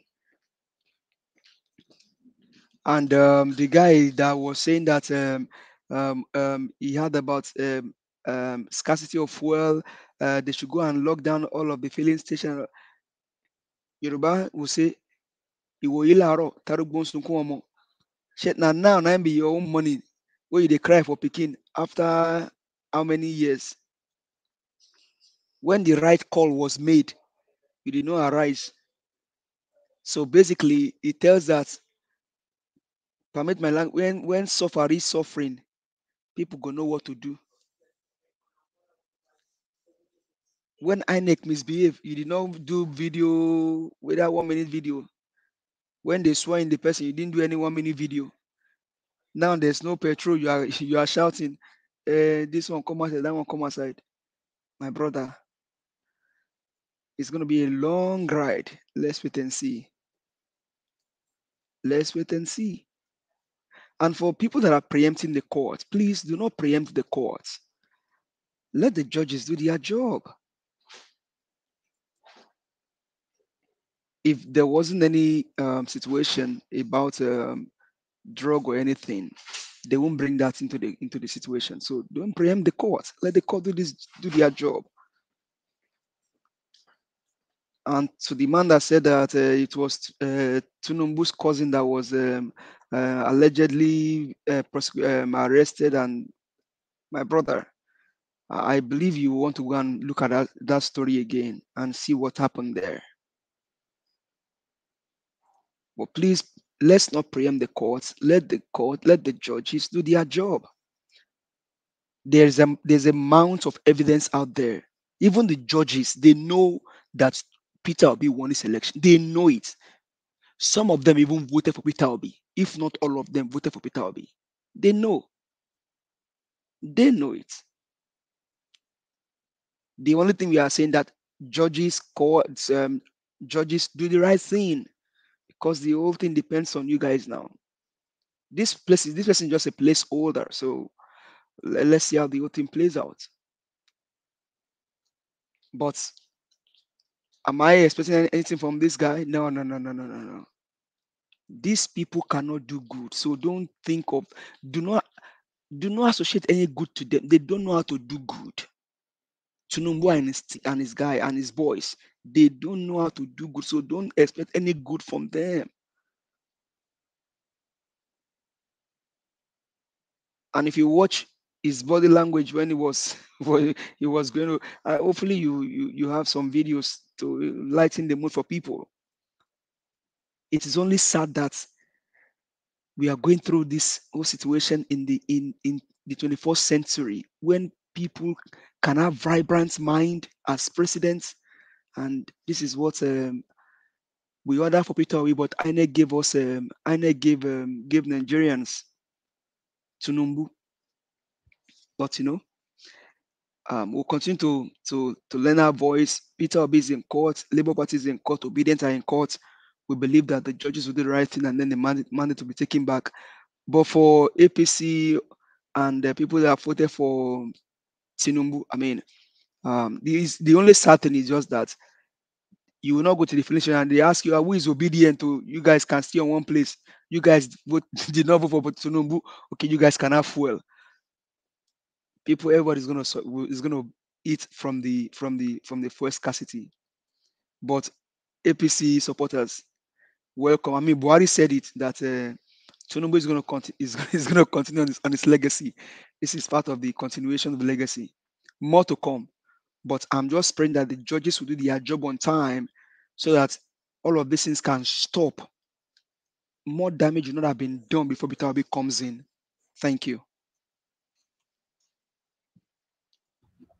All right. Thank you.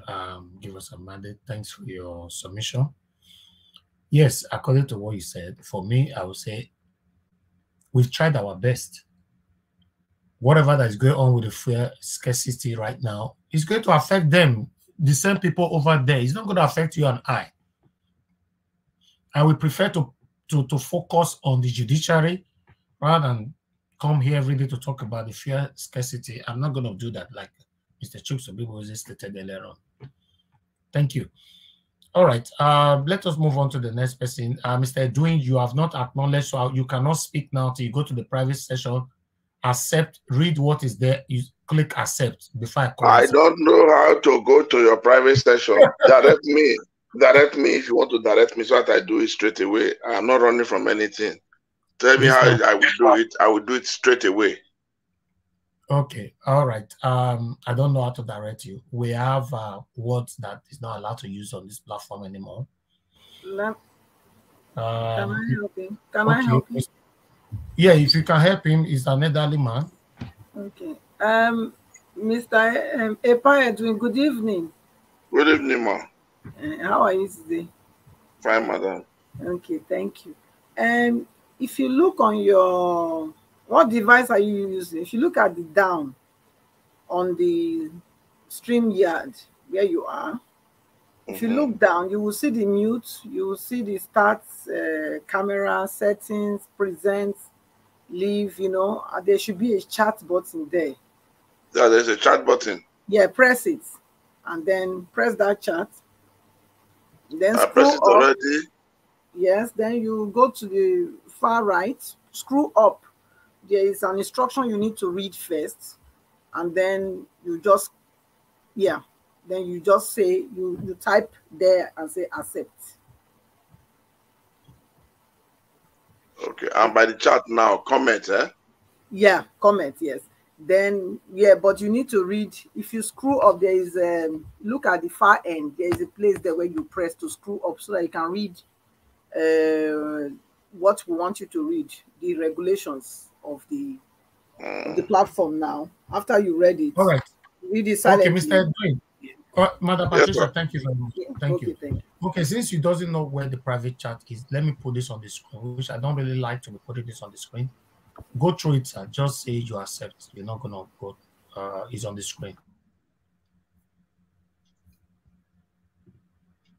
Okay, I accept that. Yes, then type accept on the comment section. Type it. Just type it on the comment section. Let the word say that you accept. Because anybody that mentioned this word, there's nothing like sorry. I'll just remove you from the screen. You know, I cannot continue to take sorry from Nigerians who will be repeatedly making mistake and say sorry. So I noticed that within us as Nigerians, instruction is the biggest problem that, you know, we can take. You know, just a small group that we're managing. People don't post link. People still post link every day. If you remove them, they'll be go and complain you to someone else. Oh, now only once I your post to your remove me. And we'll be talking about don't post link for the past 375 years. All right. Mr. Edu, talk to us, sir. God bless you. Thank you very much, sir. Yes, I have been listening since. Let me start with the man who said he was trying to defend Tinubu like an APC agent. Maybe he was not aware. We had most of that court details we had for quite a long time. Those who were interested went to go and get it and they read through it. So what he was saying was completely different from what most of us read. Maybe there are some other different versions that we've not been able to read. It's possible. But that is what I can say. And I want to quickly come in again what my great sister was saying, Madam Patricia, over Tinubu. Madam, Tinubu is an evil. You don't know him. But the best you know him, you can describe him. You did nothing wrong. But that man is an evil. If I have opportunity to tell you and prove to you, you will not even mention his name. The person, a man who the mother said, I pray you don't have access to power. Then you will be an evil that will fall upon this nation. That's the comment of the mother before he even went into politics. So that is fine, by the way. This drug submission, it has been there, and then let us not visit it again because we are not the one that is going to give APC clue or argument points that they will not use to go and start arguing tomorrow. What that guy was saying was more or less a defending lawyer.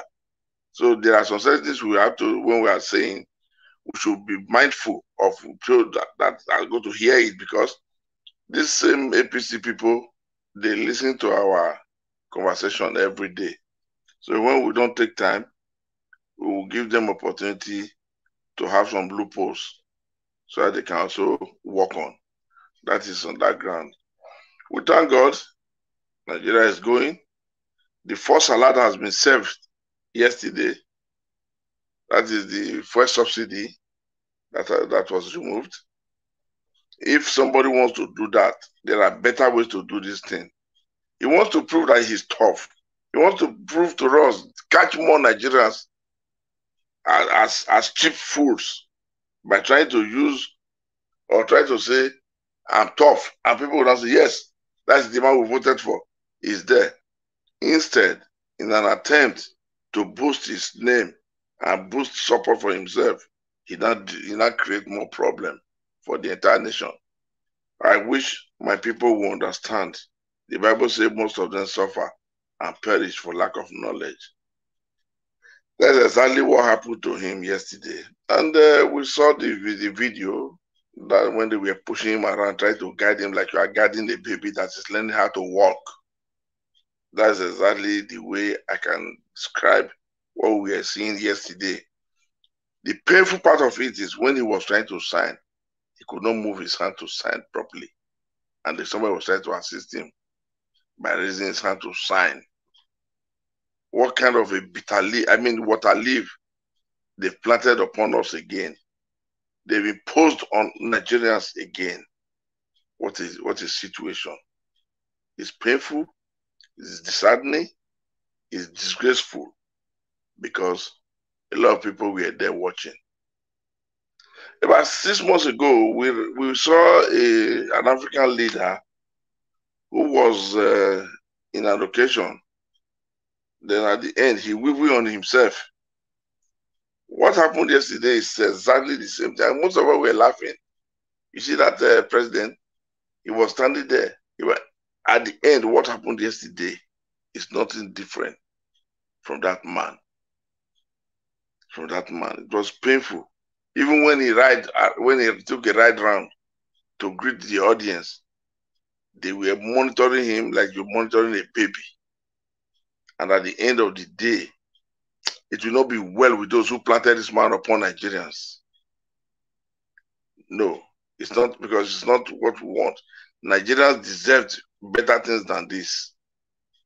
Those who has liaised and planted this man upon Nigerians to not be well with that person.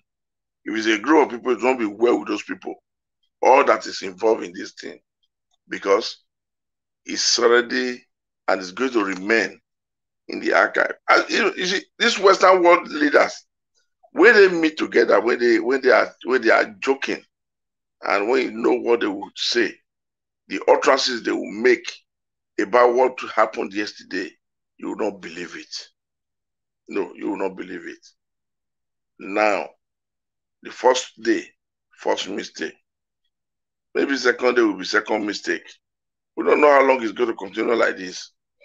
The other good thing is, today the court proceedings have started, and the good lawyers whom our principal has chosen, they were working diligently and trying to do the needful for us to get our smile and our mandate back again.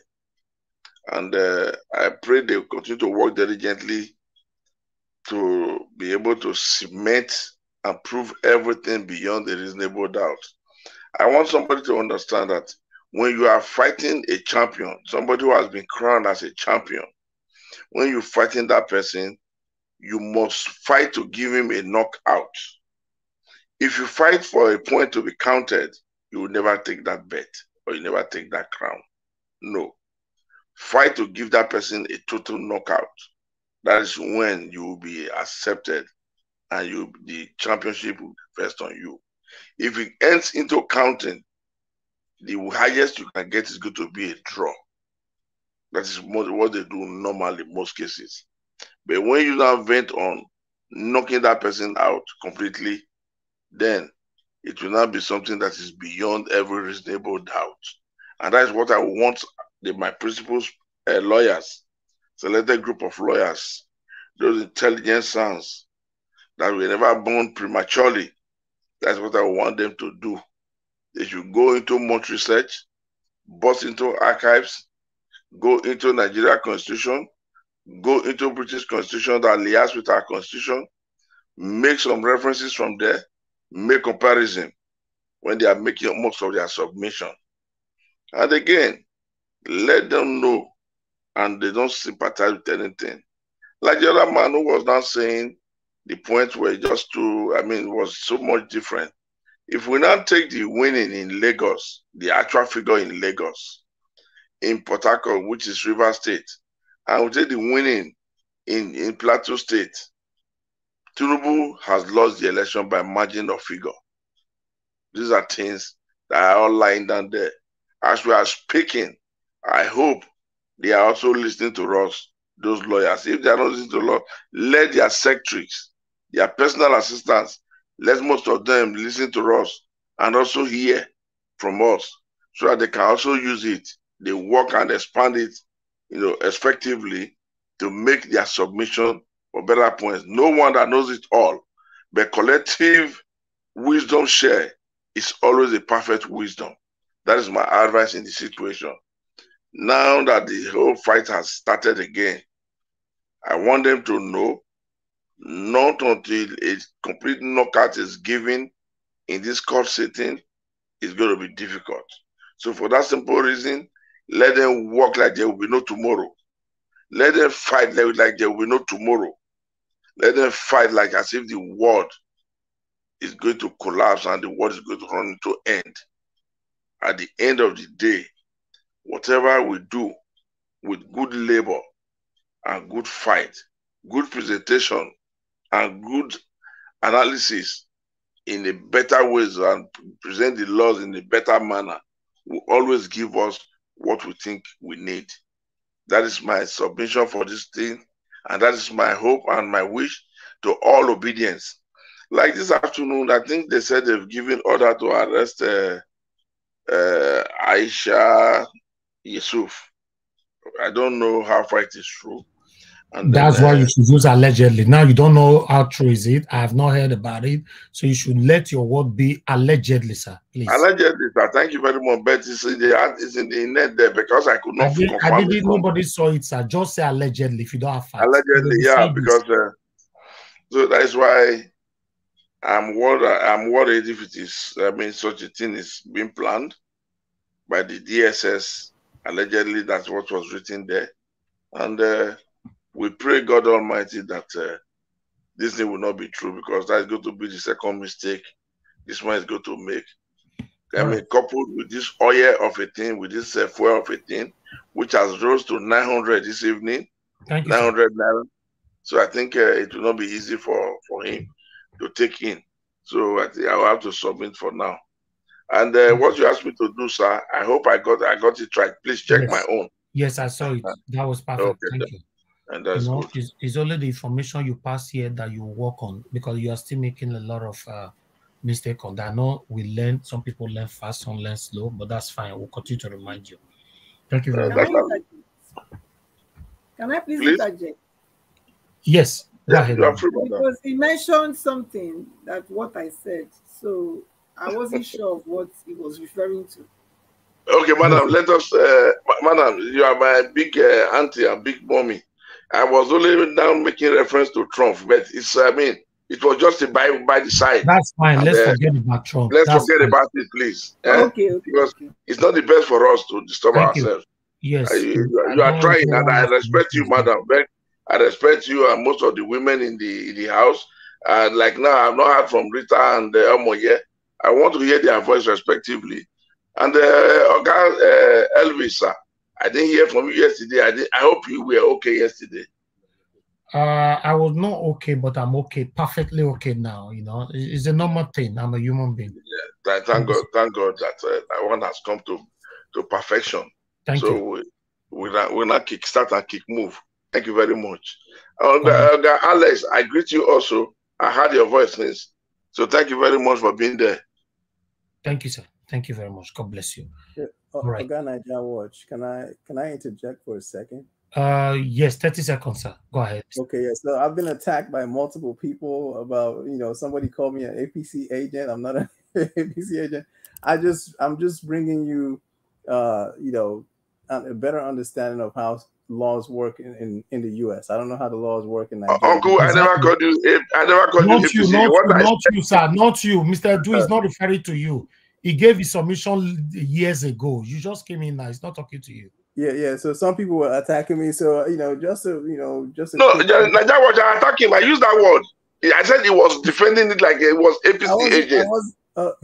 Sir, I was. I used that word. So I didn't say you are APC agent. I said as if you are. Okay. All right. Okay. Can we move on? Everybody entitled to their opinion. Absolutely. Mr. John, I want you to understand that everybody entitled to their opinion, and everybody also have the right to reject, interject, and refuse your opinion. So that's fine. It doesn't mean that they have to force you to say something else. Just speak. That's fine. The good thing about Nigeria Watch platform is that we have the people here who will counter you even before you land. People already counter you either on the panel, on the comment section, or through calling into the show. I want everybody to understand that for long now we'll be talking about what we present here.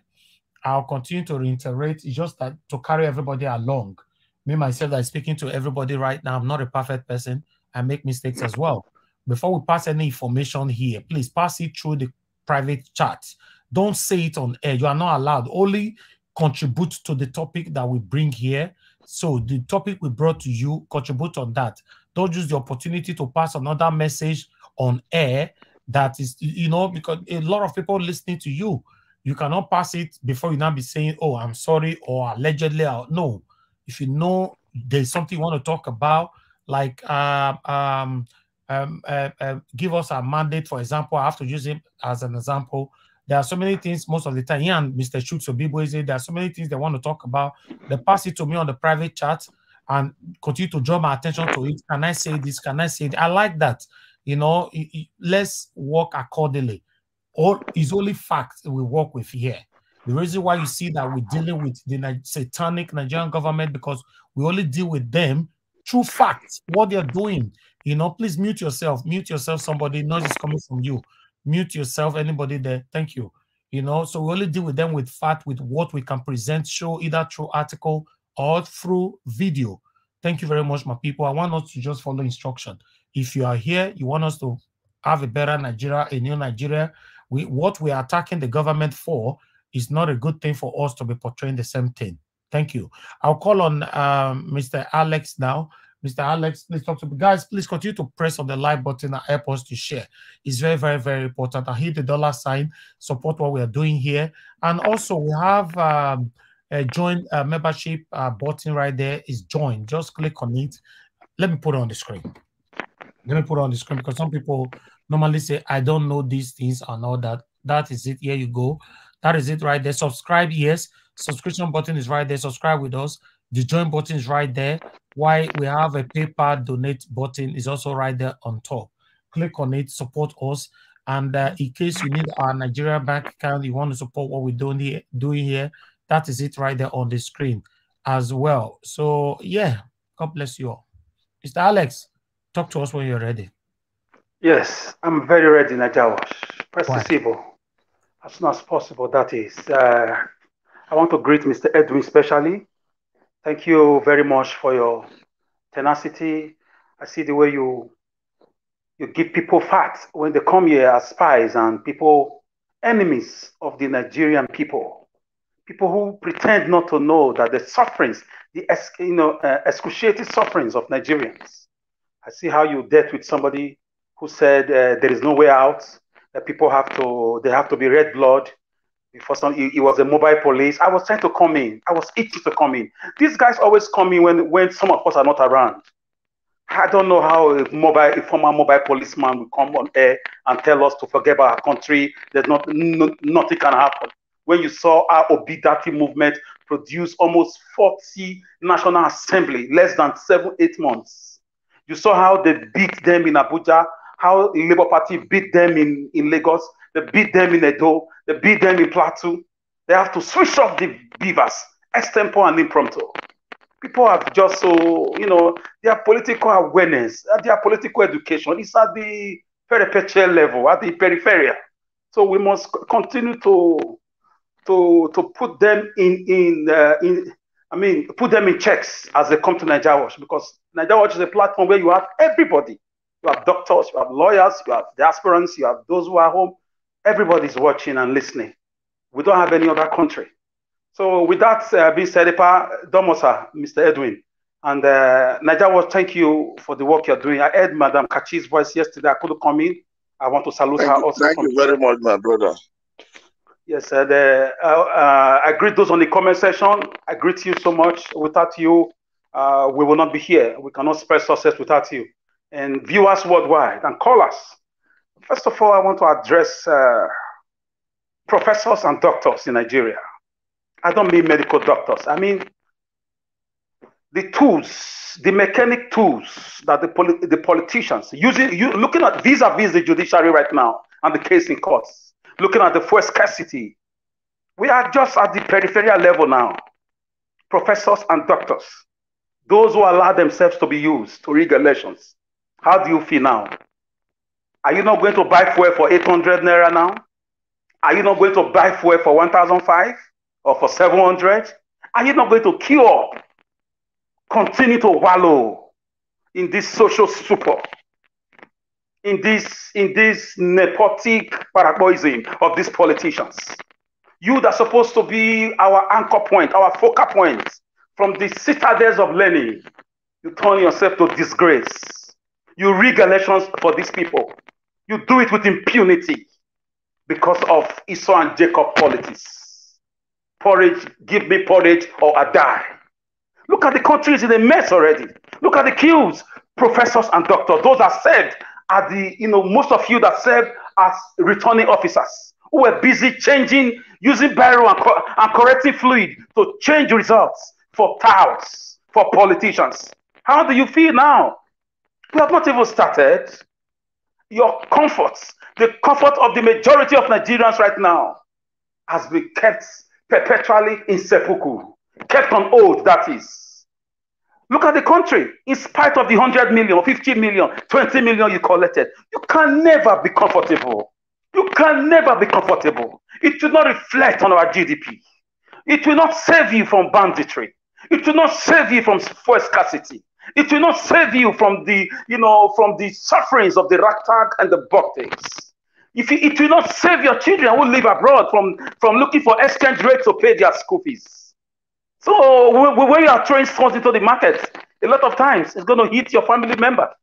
So I'm sure your brothers and sisters, professors and doctors who said as election riggers, as returning officers who are announcing fraudulent figures for these men and women. One of them stood out. Some of them stood out, especially the one who is so, so obvious to us in Abia State. God bless that woman. In spite of the pressure, in spite of the malversation, in spite of the character assassination, she stood her ground. That brought me to a state of nostalgia, remembering what Madame Rita always says: it will take a woman to clean up the mess in Nigerian politics. I dare to believe her. I dare to believe her. So professors and doctors, looking at how the case is coming up, looking at the great-grandfather, looking at the Perepeche swearing-in ceremony organized, the kangaroo swearing-in ceremony. You saw the dance macabre of your INEC select president, of the new president of Nigeria, who cannot even stand. With respect to those who are old and sick, I will never use his old age or his sickness against him. Capital detrimental. But Nigerian, highest position is not for those who are, it's not for the feeble, it's not for the faint-hearted, it's not for the aged. Don't give me that boogaboo of Joe Biden's presidency in America. America has 24 hours electricity. America has security. America has a stable system. America is number one, the most powerful country on the planet. Before they could allow a man who is as old as Donald Trump or Joe Biden to contest. Not a baby democracy like Nigeria, a country riddled with insecurity, a country with conspicuous, economic decadence, a country in a state of anomy, a country where the hoi polloi and the amino towers can't even boast of 2 square meals. Talk of 3 square meals. A country where the dollar and the naira, is at war. INEC returning officers, professors and doctors. I'm sure. How will you face your students to tell them, don't do malpractice? when you are the architect, the chief engineer, the chief initiator of malpractice, you do malpractice with people's destiny. You do this election malpractice with people's lives, people's hospitals, people's agriculture, people's security, people's future. You come to the classes, you come to the campuses, and the National Assembly make a fool of you with us to strike. No wonder they don't listen to you for 9 months. They know you. When they call you to come and rig the election, you jump up. You cannot form a clique to say, no, let us stand for what is right. Look at it now. The fuel scarcity is ubiquitous. It's everywhere, that is. It's conspicuously ubiquitous. Listen, I was trained to be pragmatic, not to be philosophical. This was a problem between Aristotle and Plato. Plato was a teacher of Aristotle. Plato was a philosopher, also with Aristotle. But Aristotle disconnected from him because Plato was always philosophizing, always hypothesizing, always postulating. But there was no action. Aristotle spoke about the pragmatism of philosophy, putting it to work. That was the discount. And Aristotle became much more famous and much more accepted by the worldwide academia. Professors, why have you not put to practice the morals you are teaching students? Look at what your election rigging, WrestleMania has brought us to. We have not even started. We are just at the first hour. The whole nation is on a standstill. A member of OPEC. Number one or number two oil producing country in the whole of Africa. After Angola. How are the mighty falling? Tell it not in Gath. Publish it not in the streets of Askelon. Lest the daughters of the Philistines rejoiced. And the uncircumcised triumph. Professors, those of you who rig elections, shame on you. You have made us lose respect for the professorial nomenclature. It's just an abracadabra. It's something which we don't pay respect to. We don't give you attention anymore. With respect to those good ones, we are so sorry that your garment has been soiled. The man that brought us to this state of anomy is a professor, Mahmoud, with his fellow professors, gang of thieves, gang of criminals. You are thieves. You stole our votes. You stole our mandate. You saw we were winning. You switched off the beavers. You manufactured figures. And you refuse to translate them because you know B was winning nationwide. I'm not an Igbo man. I'm proud to say I did my part. Obedient, be proud. Be proud. When you play against the referee and you are defeated, because you were robbed, be proud. It happens sometimes. Jose Mourinho once said, whenever I'm playing, sometimes I feel like I'm playing against FIFA and UEFA. They declared him enemy of football. But today is the greatest coach, arguably, on the planet. Sometimes FIFA want to sell markets. They make sure a team that has Ronaldo or Lionel Messi wins because people can buy their products. The same thing INEC is practicing. They forget the bigger picture. They forget the moral lessons. They forget the historical side of it. What the children are looking, the children are looking. Children should not see these things. The teenagers are looking. Our age parents who are on the departure launch, they are looking. I don't know if these guys just suddenly go into the state of oblivion when they do these things. Look at today, I was looking at things. My goodness. Naija Wash, let me quickly address that issue before I come back to the nitty-gritty of you telling people to be careful with their words. I want to salute you. The guy, one of the biggest YouTubers in Africa, Mr. Wademaya, is my very good friend. He told me it's very difficult. It's very difficult to build a YouTube platform. He told me, he said, if you have a platform, if you know somebody who has more than 20,000 subscribers, respect that person. It takes a lot. Hard work. Sometimes you feel like giving up. So please, let us try to, even if some of us can be so carried away, we don't intentionally mean to break the rules. Please, let us continue to encourage Naija Watch and by obeying simple rules, including me. Sometimes I break the rules, and I'm trying so hard so that we can keep this God-given platform for us. Because this platform has educated many people. This platform has saved many people. This platform has served as a therapy to many people. This platform has given back people's properties, landed properties during the heat of the land grabbing saga in Edo State. So Naija Watch, I will leave it there. Thank you so much. And let me speak about that guy, that video that said APC people should go to, to go and get fuel free of charge. So we are the first hour now, looking at the judiciary now. We will not have been on this judiciary matter if the right thing was done. If Beavers that was working for Senate and House of Rep elections was not switched off. Who switched it off? That's the treasonable felony. It's a breach of the Nigerian security conduct. It's a breach of the Nigerian constitution. A slap on 200 million Nigerians of 90 million Nigerians who came out to vote. How did they arrive at their APC, result announcements? How did they put it together? Why are they afraid to allow, independent bodies to really assess the Beavers and the materials used for the elections? Whether they like it or not, the whole world is aware. Talking about America, yes, you cannot rule away America from the world politics. Shame on them for even wishing or congratulating a drug baron who they also convicted in their country. And they pretend to be fighting against drugs and drug dealings. This is why Fidel Castro did not have respect for them, because he knows a lot about them and Che Guevara of Cuba. So for me, I know that we cannot come here to praise anybody, but Donald Trump, for me, he was a good man. He was able to create peace in his time. I mean, the whole world was at peace for that 4 years. People came at him because he supported Christians worldwide and he spoke up internationally. But his local politics, I may not be abreast with the full information or data on that. But with the little I saw about him, a man that sent a department of the military into my country to rescue one citizen. More than 100 people came into Nigeria overnight, picked up American citizen and brought him to Washington. That is leadership. That is leadership. Right. I love good things. So let me, yes, let me come back. You also told us Nigeria was to reference sometimes. That was a reference. Okay. So let me come back to the topic now. Judiciary have nowhere to hide.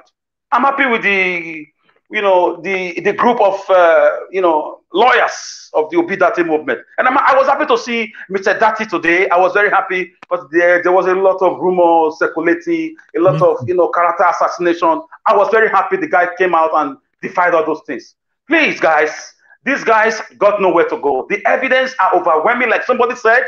We have no other country. We must keep speaking, and they got nothing else to do.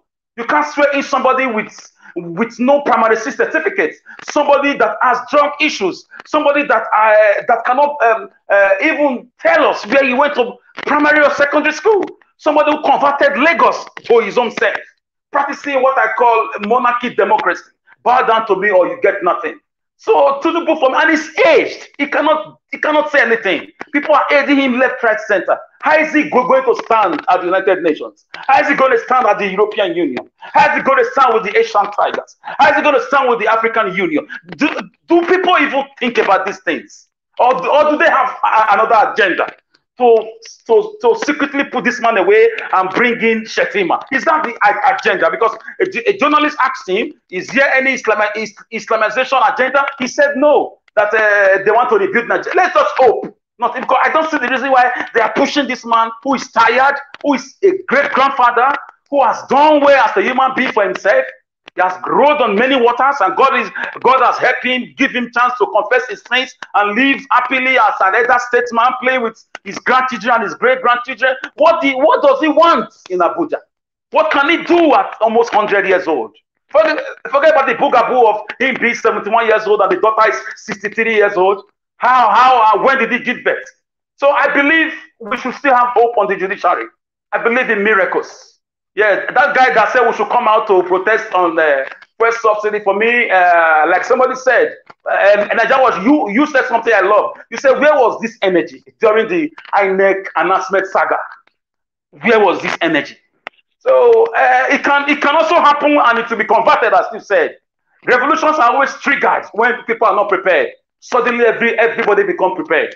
So it's now or never. We have no other country. Nobody wants to give them another 4 years to come and invade their farmlands. When they were busy invading farmlands, doing all those atrocities they were doing those days, they thought it's the end of the world without arresting anybody. But now everybody is aware of what they are coming to continue. So the whole country is tensed up. People are waiting for the next move.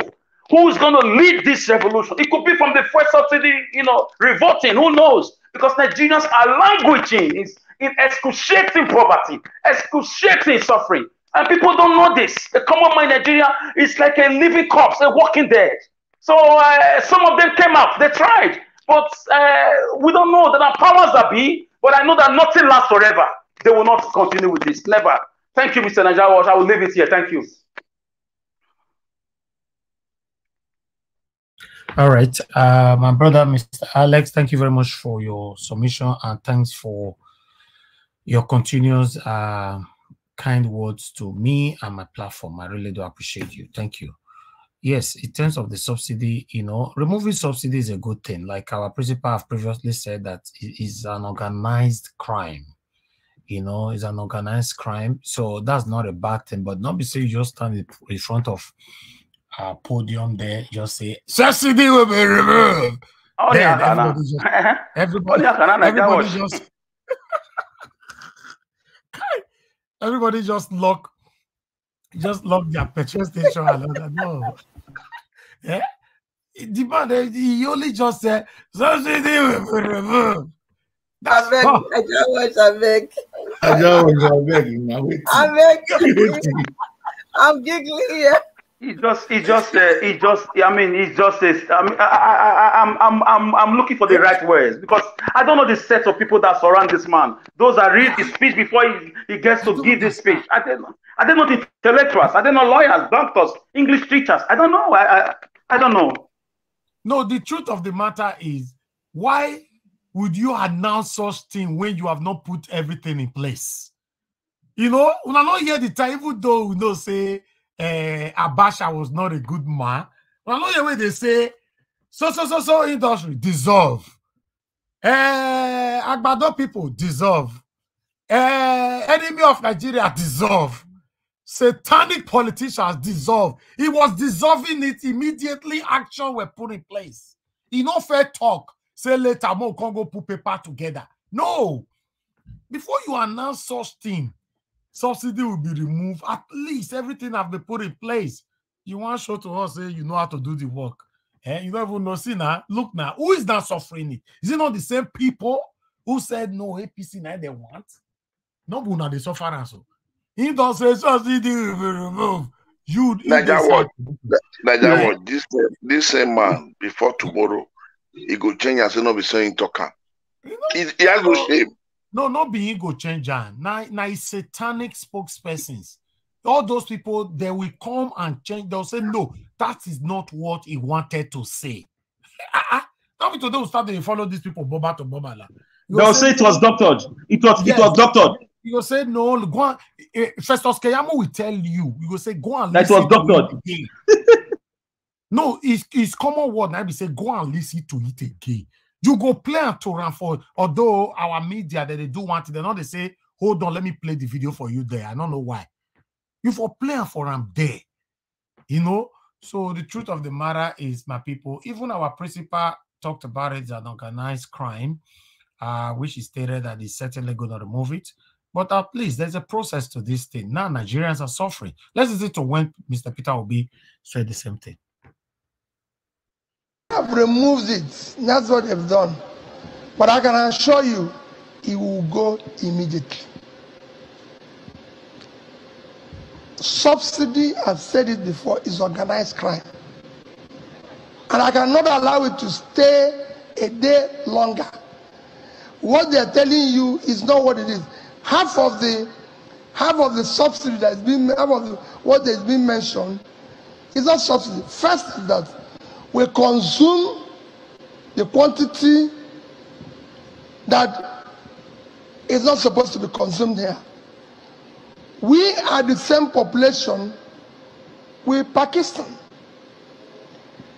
They consume below 50% of what we consume. So first, the first half, I will remove it and give those people who are drinking it water, because that's what they're supposed to drink, so we can save the money. Two, we will deal with the other remaining issue.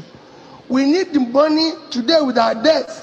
We need the money to be able to invest in a critical social development issues. Look at this year's budget.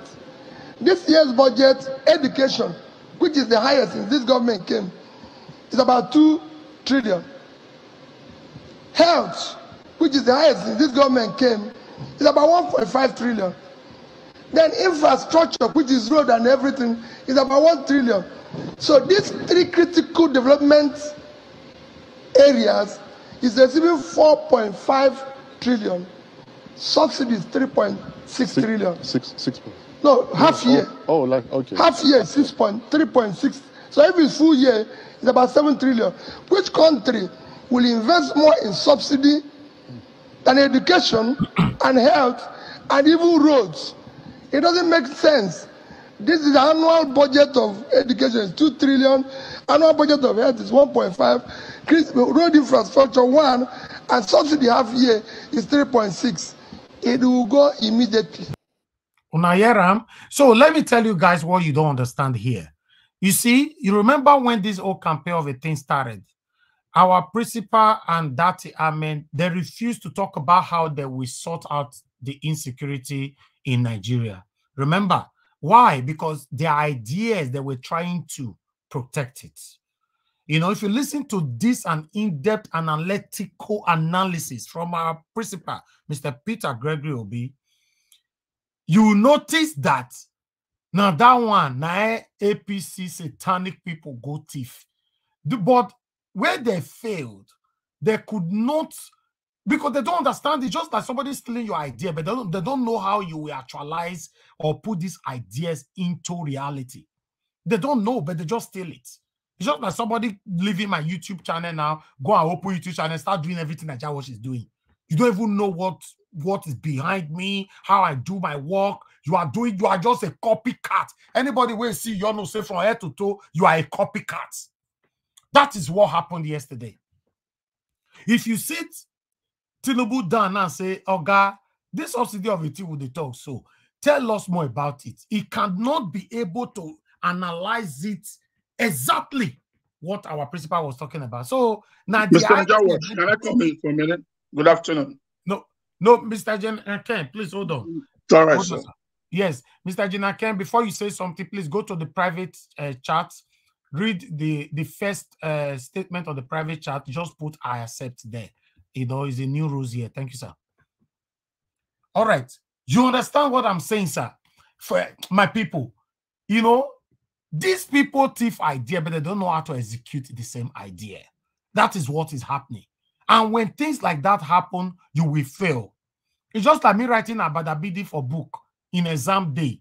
And you also copy the same Abadabidi for your own book. The time I take away you go submit them. You go fail. And maybe me get the original one I want to submit later. You see? So, my people, let's move on. Engineer Ken, you have not responded to that yet. I would have said you should go ahead with what you wanted to say. But once you've done that, I'll come back to you, sir. Maybe he doesn't know. Ask him if he knows how to do it. No, I just told him now. I just told him. Engineer Ken, did you get what I said? Yes, I did. I got it. So I'm trying to do it now. Exactly. But He's taking his time. Yeah, don't rush him. Yes. That's fine, sir. Yeah. That's fine. Take your time. All right. All right. Please let me pick a call from Edo Light. Edo Light, thank you very much, my brother, for calling in. Thanks for your continued support to this platform. Talk to us. My brother, you don't have to thank me because you are doing a lot. Anything I do for Nigeria Watch, I did for myself and my children. And that is what I will advise everybody to accommodate. And I see how you best yesterday. I have to say, this platform that will talk about technology and power of we design for us and we see what it happen. So make it not too bad. Stronger continue. And now the work. And what I want to talk, I listened to your last comment just now. May I ask you one thing? What if person don't get? You not give out. Now what you get, then you go give out. So all those one way to nobody talk, my counterfeit. So that just make I just thank you. Thank well you. done, my brother. Thank you. Thank you. Now copycat, not be only counterfeit. Now copycat. Thank you. They go here and make with the wash. Now technology is the power. I bet brothers and sisters. Now this one we they talking about that from 3 years ago when this platform come out well. So look at the look. Now technology now you see is overload. Thank you. God bless you, sir. Thank you. Thank you, bro. Yes, sir. Okay. All right. Let's move on to the next person for now. I can see more people you're trying to join us. We have a full screen for now. Okay, I'll call on Mashallah. After Mashallah will be Engineer Ken. So Engineer Ken, maybe by then you'll be ready. Mashallah, please talk to us in 8 minutes. Yeah. I greet the Nigeria Watch family. I say congratulations to us because based on the past few days I've been down, and suddenly after yesterday it was obvious that the ticket that Nigeria bought was a fake ticket. So we know that this ticket won't take us anywhere. The only thing I will say is I will also say thank you to Yakubu for making somebody's dream come true yesterday. He has made Tinubu's lifelong dream of being a president so that he will ride on a podium, have a parade, and raise his hand. That has been his dream. His dream has been done. He wants to put his name on record as one of Nigeria's first past president, which he has achieved. But a man that does not have character does not care how he gets it. Because if tomorrow, by the grace of God, after the judgment, his election will be nullified, he'll be out of seat. To him, he'll be justified, at least, I was once Nigerian president. But if history comes and his grandchildren say Tinubu, you are from Tinubu family, oh, that boy, your father has stole mandates. Because if a man does not have shame, this is how far he will be going. You start on the podium, you can't stand. You can't even move. Even looking at the video, Buhari was almost laughing. He was just comporting himself. He couldn't wait to just leave that podium. If you watch that video, he couldn't just wait to let me just leave this one that is here. Now, you say you want to be the president. The first thing to say is, I remove subsidy. He's saying he removes subsidy as if, yes, now I have authority, will not pay subsidy. He's happy, not knowing he has just shot himself. He removes subsidy. If people that are saying they want to remove subsidy, if Peter B says he removes subsidy, he knows what to do. He does not need to come and tell you everything. But you've seen somebody says, everybody saying, I will remove subsidy, I will remove subsidy. You follow them. If everybody is saying something bad, doesn't mean you must say the same thing. You have said you remove subsidy, you don't have any solution to it. You can't say this is what I want to do. There is no plan. And now everybody is on the queue for the same fuel that we produce in the country. This subsidy too, I cannot let me say allege. This part is my thinking, and I'll allege. Nigerian government have been waiting for Dangote refinery to start. Is it that Dangote wants to determine how much we'll buy the fuel? Because we don't know their game plan. This is how we'll be in our house. You just tell us something the next day. I won't be surprised that they are trying to determine price. That's why I said subsidy remove. Maybe we'll wait for the government to start. The other part is the man that came to say APC, you can buy fuel for free, and then the rest of us who can pay for our own fuel. The issue is this government is meant for content creators. That man has just taken advantage of it. Anybody that can have videos into the government house will have more content, because there will be more content in that house of rock every day. The one they will let us see than the one we cannot see. Then the judiciary, I think I saw some of the Facebook message of what the first person that they brought, the first what do you call them, witness brought today. Based on what I read, I saw the guy was able to defend himself. The PDP and APC and then they could not bamboozle the guy left and right. So I think we'll be having a great day, and I know by the grace of God, the judges will have to do the right thing, because we know we have we have evidence. But there's something, Mr. Elvis, there's something I want to find out, I want to know. You know, okay. They said they don't want them to have access to the beavers, but I heard that the Nigerian police have copies of these results of the elections. So I believe if they can get the beavers, if Obi can get that of the Nigerian police, all the originals, that should be enough evidence for the court to use. Then just to be honest, I believe the judge, the lawyers are doing the right thing. I cannot really give them advice. No, I'm not saying advice. I hope they have it. I was listening somewhere. I don't know where I got it. He said, yeah, I was listening somewhere. They can still use that as an evidence in case they don't have copies from the INEC. That the court will counsel accept that too. Then the international bodies were all calling to come and help us. When they have problem in their own country, they didn't call us. So I don't understand why Nigerians should be calling US, calling UK, come and help us. If I'm not benefiting from you, I won't want to solve a problem. Because they are benefiting from us. Now we get the raw materials they need. Nigeria is the whole world's oil well. The oil well everybody is drawing from is Nigeria. Raw material, human resources, it is from Nigeria.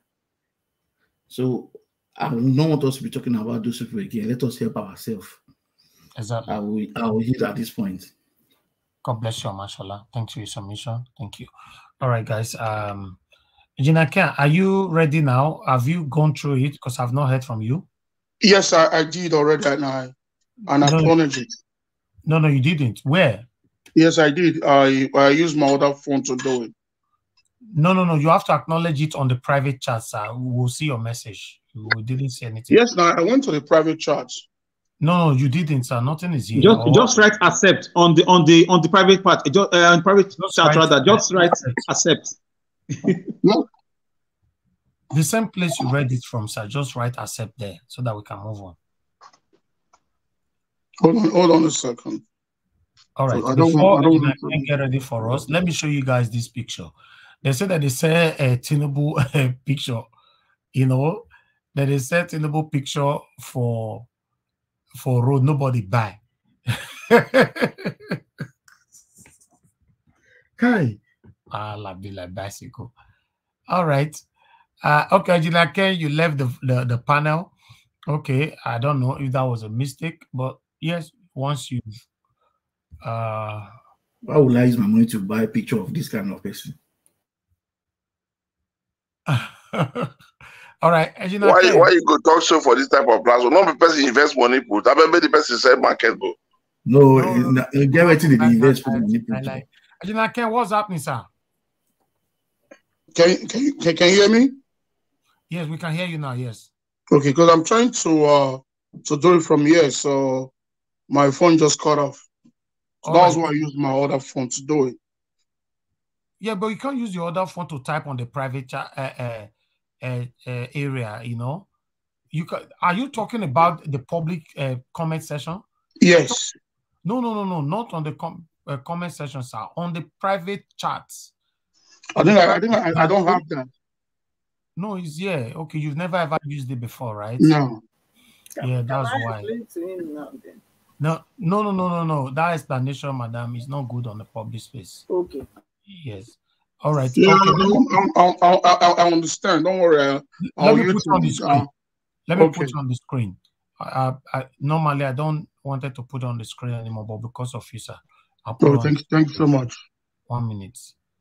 So just take 2 seconds to go through it and just say you accept. It's right on the screen. You can see that, right? Yes. Okay, go through it. Don't read it, sir. Don't read it. Don't read it. Okay. All right. My people, please, I beg, make una help us like and share. Like and share. Oh, we are still here. Press on the like button and help us to share, and let's do this together. And God bless you now. We currently have 702 likes. May God bless everybody that is inside that 702 likes. And those of you that would like are ahead. Thank you. Okay, Mr. Njawash, it's okay by me. Okay, thank you, sir. Yeah, thank Go you. ahead. Talk to us. Okay. Thank you very much for this great opportunity. Thank you, Nigerians. And thank you, my co-parents. Mr. Alice. Thank you very much. I saw you in Abuja holding Jagaban back, not to fall down from the stage. You did very well. My people, man. Jinake, that's not me. Capital rejectment on that. Don't bring that seppuku on me, please. How have you been, sir? Mr. Alice, I beg, if you get acid, go take bath, your body come out. This guy, the man that was engaging in the dance macabre. Thank you very much. You know, man. If I tell you guys, since on the 29th, since on Monday, I've just been so down. Even since last week, I know that this man, they're going to give him that ticket. They're going to give him that key to Aso Rock. There's no doubt about it, because everyone is bought. He has paid everybody, so they cannot do otherwise. They just have to let it be, and it's going to be a very big problem before we can get our mandate. For the next 4 years, it's going to be a battle, you know. So even with these subsidies that I know for sure it's going to happen. It will take us 4 years, please. It will take us 4 years. Return that word in the next 4 years. In the next 3 months, that is the truth. Get it back. That is the truth. See, let me tell you guys something. Engineer Ken, it may not be up to 4 years, Engineer Ken. You are not God to say that. Let's hope so. Let's hope no, so. It's not about the truth. You speak about today. You can't tell me 4 years. I will not agree that with that. No, we cannot accept that. Just say for now, sir. For now. Okay, for now. Thank you, sir. Thank you, sir. I was going to say that there's power in the tongue. For now, you know, for now, because our heart is bleeding. You know, our heart is bleeding. You know, it's very, very bleeding. And you see, to tell you how crooked these people is, you want to take subsidies away from the petroleum when you cannot refine your crude oil in your country. You know, so how are you going to do it? The reason why that subsidy is there is because that they're taking the crude oil to overseas to refine in the higher price. So bringing it back to the country, they have to subsidize it for the people. You know, so now when you take that subsidies out, you know, the pump price is going to go up to 800 naira per price. About 500 naira to 800 naira. That is why you see people that own gas station right now, all of them lock up their station. They have to start tensioning by 3 or 4 or 5. You know, so that is the thing. You know, so Nigeria is not refining any product at all. At all. So how you gonna do it? And if Dangote refinery start operating, maybe from next month, you know, Dangote will not subsidize for Nigeria. So Dangote is going to sell as a global price to Nigerians. You know, so this is the thing. You know, let's go back to our drawing board, our table. These guys are using us to play chess. You know, our crude oil is going to be given to Dangote, you know, in the world market price. Dangote is going to refine it, give it back to us, and sell our product back to us. So all these big politicians that are all involved, including the president of today, all of them has keys in Dangote refinery. So all of them is going to get paid without the subsidy. So then the common man in the street is going to be bleeding. Seriously. So this is the problem. And Nigeria refinery is dead. Very soon, before next year, this man will start selling it. He will sell them to the highest bidder, or maybe he himself can open up another company, sell it to that company, and rebuy it again from that company to his own, just like what he did to Lagos. You know, so this man is going to start building a toll gate in every state. Even from one community to another community, will be toll gates. For instance, Alex lives in Amagba. So if Alex is going from Amagba to Horomi, Alex will pay toll gates from Amagba and to Horomi. All will be going to Tinubu.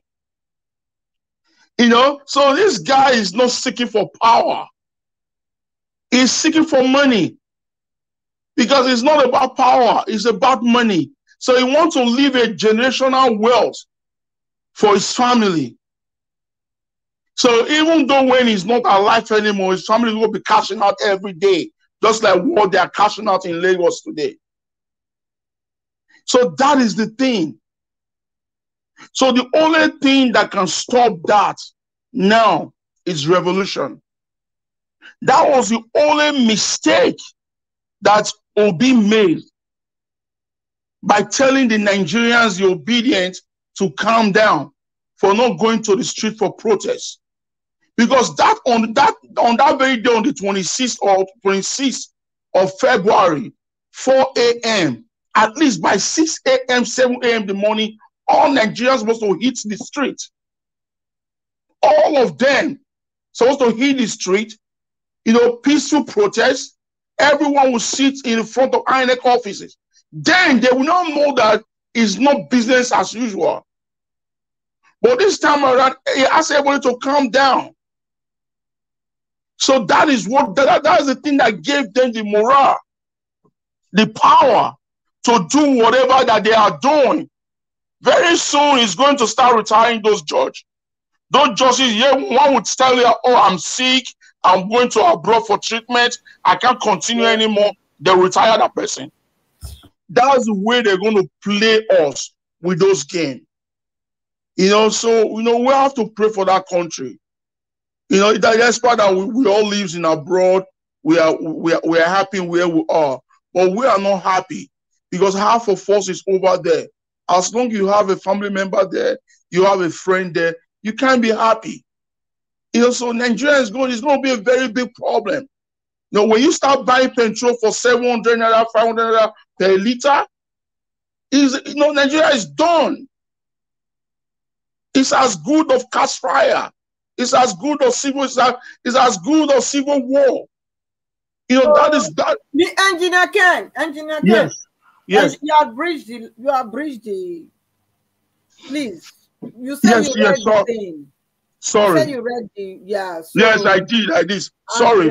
Yeah, thank you. Please. Yeah, thank you for just correcting me instantly. This thing is very passionate. You understand it? It's very passionate to see elderly men like this, men that's supposed to keep a good name. I remember growing up as a young man, I was very stubborn. My dad would tell me, before you mess up my name, I will kill you. Because I built my name, not my children. Remove you, Engineer Ken. It's like, you are not, you just read. I'm trying to say something. Yeah. I'm trying to make a point. I'm talking about myself. I'm talking about my own father. Yeah, I'm not saying about them. No, you can't use those words. So sorry. Okay. I'm so sorry. Please. I'm so sorry. Yeah. I'm so sorry. He who says that you cannot mess up my name.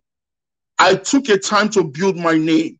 So growing up now as a man, as an adult, as a father, I now see the reason why my dad was protecting his name.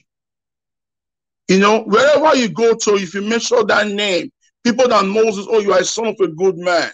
So men like these that are cross 80s, men like these that are grandfathers, even great grandfathers, they're supposed to be concerned about their name.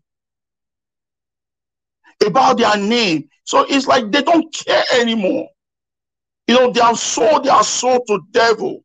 So the only thing that brings them joy is to see other people suffer. Other people suffer. Other people struggling to eat. Other people shedding tears is their happiness. You all can see on that yesterday, the wife was giving him injection like an energy booster so that he can stand. Is that not a shameful act? How can you that call yourself a woman that's supposed to be passionate as a mother, supporting your husband in this kind of a dubious, agenda? What is he looking for that he has not got? He has everything, yet it's not enough for him. Mr. Nigeria Watch, you know me very well. The more I go on, the more that passion, that feelings You know, I have to control my language. Well, I mean, I eat for now. Thank you. All right. Thank you, Engineer Ken. Thank you for your submission and thank you for your kind words. I appreciate you, sir. Thank you. Guys, please help us to like and share. Thank you, everybody right there. Nigeria Wahala. Okay, let's hear from the we have AJ who just joined us. Mr. AJ, please talk to us. You have 8 minutes before we do our second round. Thank you very much. I think can you hear me?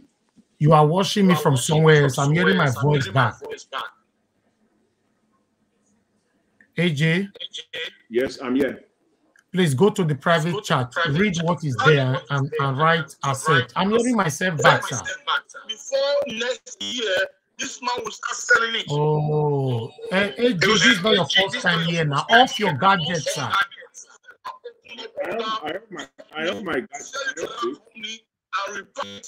I'm still hearing my brother Engineer Ken inside your living room now. No, that's not me. Can you hear me now? Okay, you are good. Please go to the private chat. Read what is there, sir. Yeah, the private. I think that is on the. I'll click on the chat, right? Yeah, private chat. Private chat.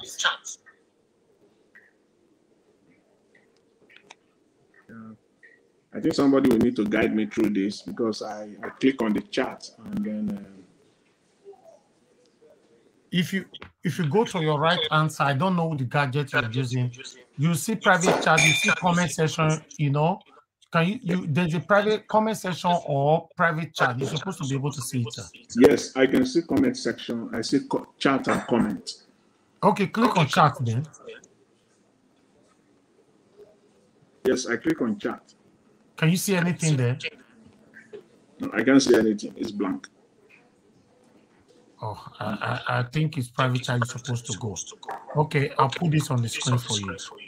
I'm surprised that not everybody knows this private chat. I don't understand. It's there. That's where everybody communicates with each other every day. Okay. Yeah, okay. What I have is blank. I'm on the chat. Oh, okay. But it's blank. Hold on, sir. Hold on. All right. Please don't read what I put on the screen. Just go through it and tell us that you abide and you accepted with it. If you don't accept, it's not by force. You don't need to accept to it. You know, it's right there.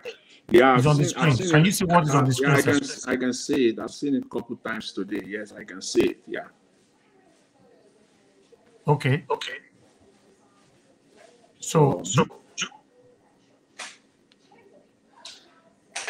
So what's your take, sir? What, do you accept? Yeah, accept. I have 1 or 2 comments on that later on, though. It's just okay, good. Comment. Yeah, go ahead, sir. Talk to us. Yeah. Thank you. Yeah, thanks very much. Thanks for taking my my call, or rather, being on the platform today. I really appreciate it. And then thanks to all the panelists as well. Yeah, with respect to the fuel subsidy, I think the last caller made 1 or 2 comments that I wanted to refer to, but I will kind of go a little bit deeper, on that with respect to the fuel subsidy. Either way, the fuel prices in Nigeria, petrol prices at the end of the day will not be less than, at the cheapest will be 600 naira. Even with the Dangote refinery. The Dangote refinery, Dangote is a business. It's a profit-oriented business. And they are there to make money. Dangote is not a Father Christmas. At the end of the day, he's going to buy the crude oil. Nigeria will sell crude oil to him. Even if there is an arrangement between Dangote and NNPC or Nigeria, and they are giving him cheaper crude oil, you see, Dangote is going to record it as is buying it at the international price market level. So if crude oil is at $80 per barrel, Dangote will be buying it at $80 per barrel. and he will now bring it to his refinery. He will, with all the associated costs, he will refine it, he will bring it to the market. So Nigerians should not expect that he will sell it less than 600 naira. That is the cheapest they will get from it.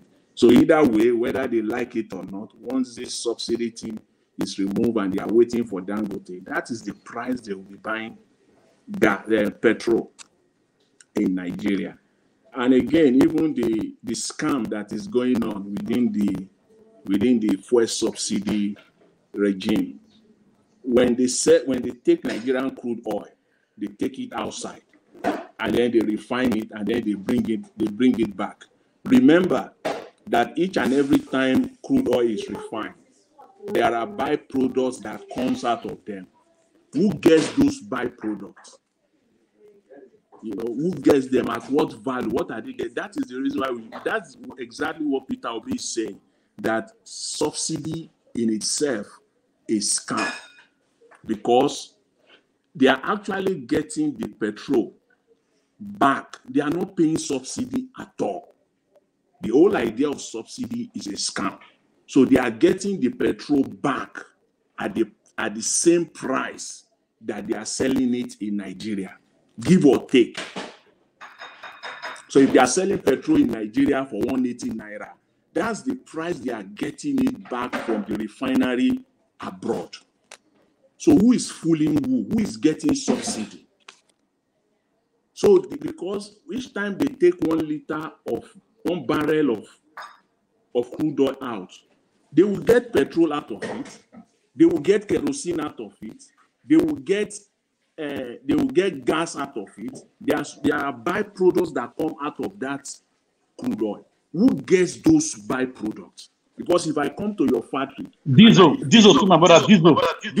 comes out of it. So who gets all those? And also plastic.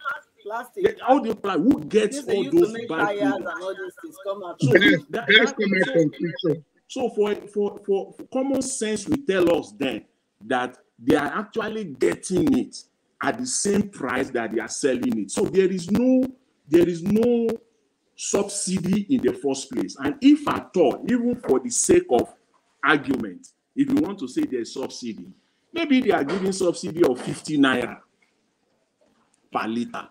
It is not the 400 naira they are claiming or 500 naira subsidy that they are claiming they are giving per liter. No, it is not. Because, as I said earlier, all the associated byproduct that comes from the refined product, who gets them? Because it belongs to Nigeria. Nigeria takes the crude oil, they take it to a refinery in Belgium, take it to a refinery in Netherlands to refine it. Okay, it is my product, you take it, there's an agreement, you will refine it. But who gets the byproduct? So that simply means that they are getting something. They are getting something out of it. That is the scam.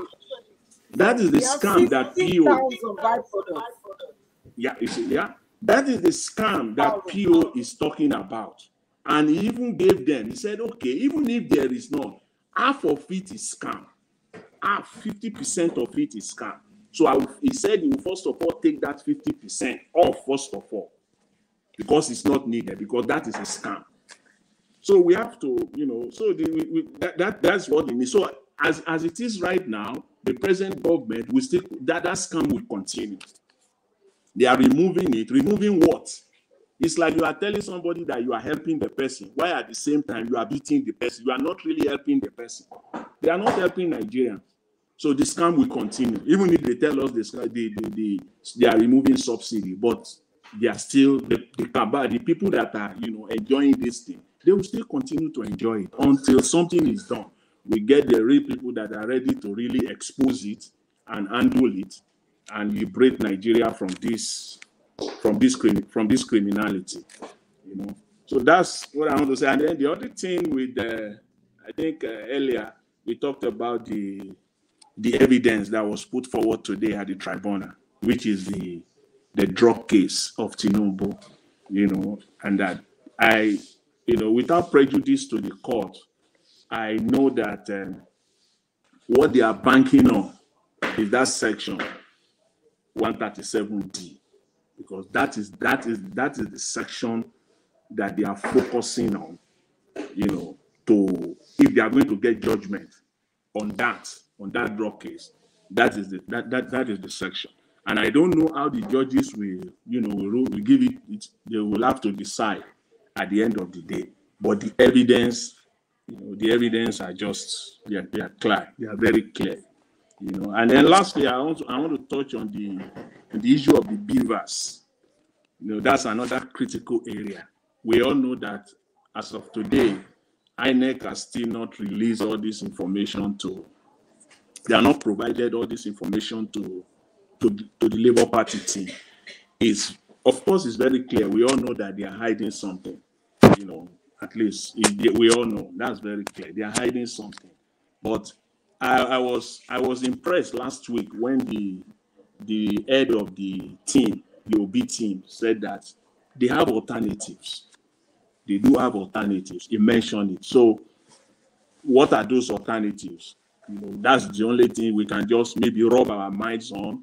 What are the likely alternatives that they could come up with respect to the beavers? If they are not giving them the beavers, I want to believe by now that the Obi team will, by now at least, they will have the police copies as much as possible from all the polling units. By now, they will have collated them and put them together. That's my own belief. Because without the beavers information, the next thing they will fall onto will be the police one. But let's even assume Nigeria be, as it is, that police will also, collide, with them, and it will even be impossible. Then they will have to rely on the polling agent, the polling agent result. That because the court will have to accept it. If INEC is not giving it out, and if police is also not producing it, then they will be forced to accept the polling unit copies of the election result. That's the form EC8A. They will, at the end of the day, they will have to accept that. Because if you know the case in, I think in Imo State, the guy who was came fourth and he was declared as the governor at the end of the day. It is the same Supreme Court. That's exactly what happened. That governor, if you want to give it to them, what they did that time was exactly, he just collated all the police copies. And, he collated all the police copies and he claimed that on this 900 polling units, it was rigged. And he provided the police copies. And that was what is the same Supreme Court relied on that police copy to give him the judgment. That was what gave that guy. That's how he became governor. Even though he was fought, APC was, fighting then that was what the Supreme Court gave the judgment. And he became the governor because he relied solely.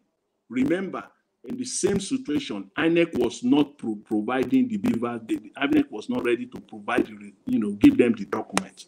But this governor went on, he went ahead, and he provided the copies, the polling unit results. So I believe, based on that the same Supreme Court had ruled using the polling unit result. So it is a step-by-step process. The first one will be the beavers, followed by the police one, followed by the polling unit. So either way, I want to believe that the Obi team, they have, done their homework and they are ready to go. But ultimately, at the end of the day, there is no place to hide for APC or for INEC. This matter. There's just no place to hide because the evidences will be there. It will be clear. And then the justices, they will have to tell Nigerians whether they will throw all the evidence or evidences under the carpet or under the table and then look the other side. Well, we are all waiting to see. We will know at the end of the day. So that's my take on this. And then, I also mentioned that on the disclaimer that we did, I don't know, it's just my own advice, is that, hello, Mr. Elvis, are you there? Yes, I'm hearing you. Go ahead. Yeah, I just want to say one or two things on that. It's good. It's a good good way, you know, to put things in order. But I just think, you know, sometimes it could be very difficult. It will be going forward, and it will be clear to everyone on the panel or the callers or people that are calling in, because sometimes you will need to articulate a point. You will need to articulate the point with facts, you know, and with, you know, taking the proper position. And some of these words, you will have to use them. A good example is like if something happened in Nigeria tomorrow, this is just hypothetical. If something happens in Nigeria tomorrow, let's say, you know, 300 people were murdered or slaughtered. No need, sir. No need. You are using it already, please. No need. Yeah, okay, all right. No need. You can't use it. If it happens, you don't know how to go about it, then don't talk about it. That's what it is. Okay. YouTube said they don't want it. We cannot bypass it. There's no need of even emphasizing it. YouTube don't like it. They don't like it. Like, okay, that's taken. But you know, then, you know, at the end of the day, facts are facts, and you know, the truth are truth, and we cannot you know, slice it. But we'll find way to, you know, to navigate this. So that's my submission for now. Thanks very much for the opportunity. Really appreciate it. All right, thank you very much, Mr. AJ. Thanks for your submissions. Thank you. All right, whatever that happened in Nigeria, happened anywhere, you want to talk about it, please, guys, don't. Words that is not allowed here. It's better if you know there's no way you can bypass it. Don't just talk about it. You know, there's no need at all. It's the rules. I cannot go and meet the owner of YouTube, say, Organo vessel, we need to talk this, maybe people understand. Where then it's better more talking for our living room. It's just better like that. Rules is rules. Let's just follow it. No negotiation or any other substitution for it. Thank you, everybody, for your understanding. I would like to quickly take on a break here before we go on the second round. Thank you very much, my people, for your understanding. God bless every one of you. Please press on the like and help us to share. Thank you very much. I know they do competition with anybody. If I offend you, forgive me. Show me love. Go to biza. Kama bara walo ninu ife kan akanbi. I know they do competition with anybody. If I offend you, forgive me. Show me love. I go show you love. Kama bara walo ninu ife kan. But I know they do competition with anybody.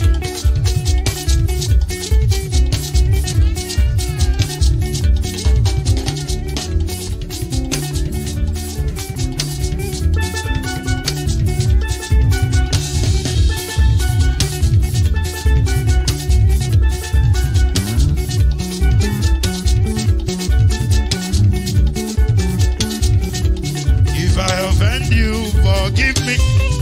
Show me love, oh, I go show you love, eh. Kama bara walo ninu ife kan. I know they do competition with anybody. If I offend you, forgive me. Show me love, oh, I go show you love, oh. Kama bara walo ninu ife kan.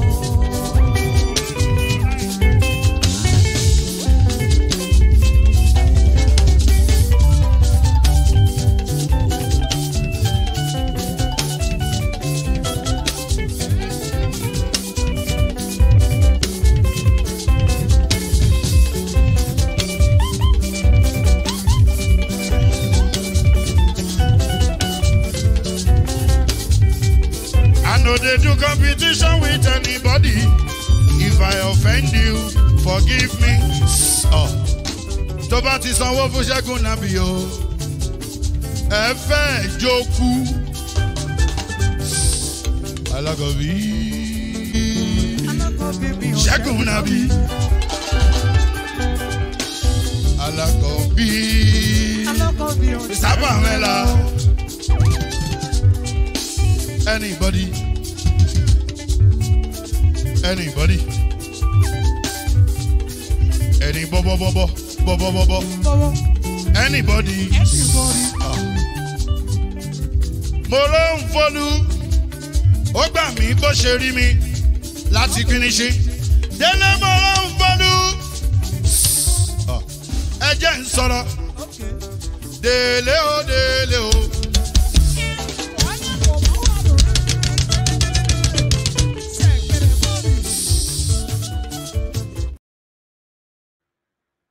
Okay, thank you very much, my people. Madam Joan Ombaseki, yes, that is Chegun Nabi. That's his name. I saw your comment. You asking what was the name of the musician. Yes, Chegun Nabi. Chegun Nabi.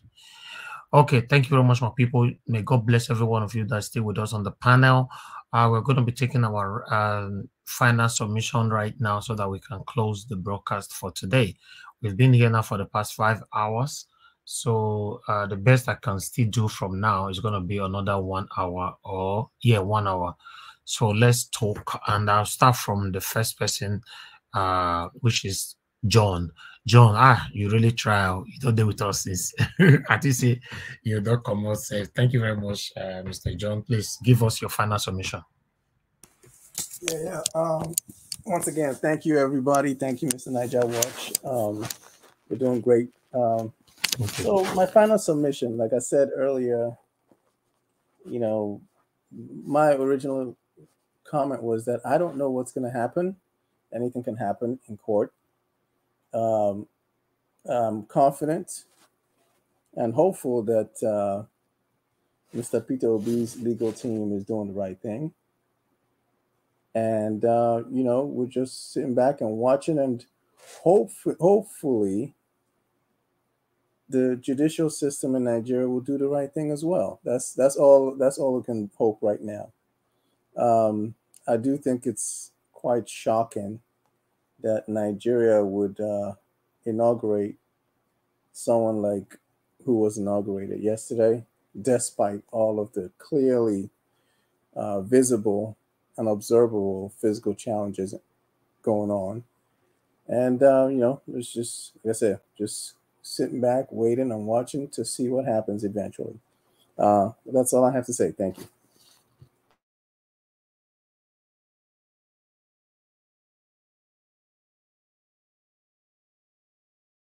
Thank you very much. Thank you, Oga John. Thanks for your patience with us as well. Thank you very much, people. I appreciate everyone. I'd like Mother Patricia to give us a final submission on today's broadcast. Thank you very much, Mother, for your patience. Yeah, thank you again, Mr. Ellis. It's been great, listening to everyone that have contributed to our way forward in achieving our mandate. Yes, I want to say that we should, everyone, should be assured that this mandate is going nowhere. Okay, it doesn't matter how we are looking at it, from which angle we try to look at it. The evidence, the facts that are on ground, like I have always stood by, they are numerous, they are undeniable. So when you have a case like that is full of so much evidence, overwhelming evidence in that matter, I don't see anywhere these judges would do otherwise. I don't see it. I think what just happened is like, the mediocrity behavior of Nigerians. I won't say Africa.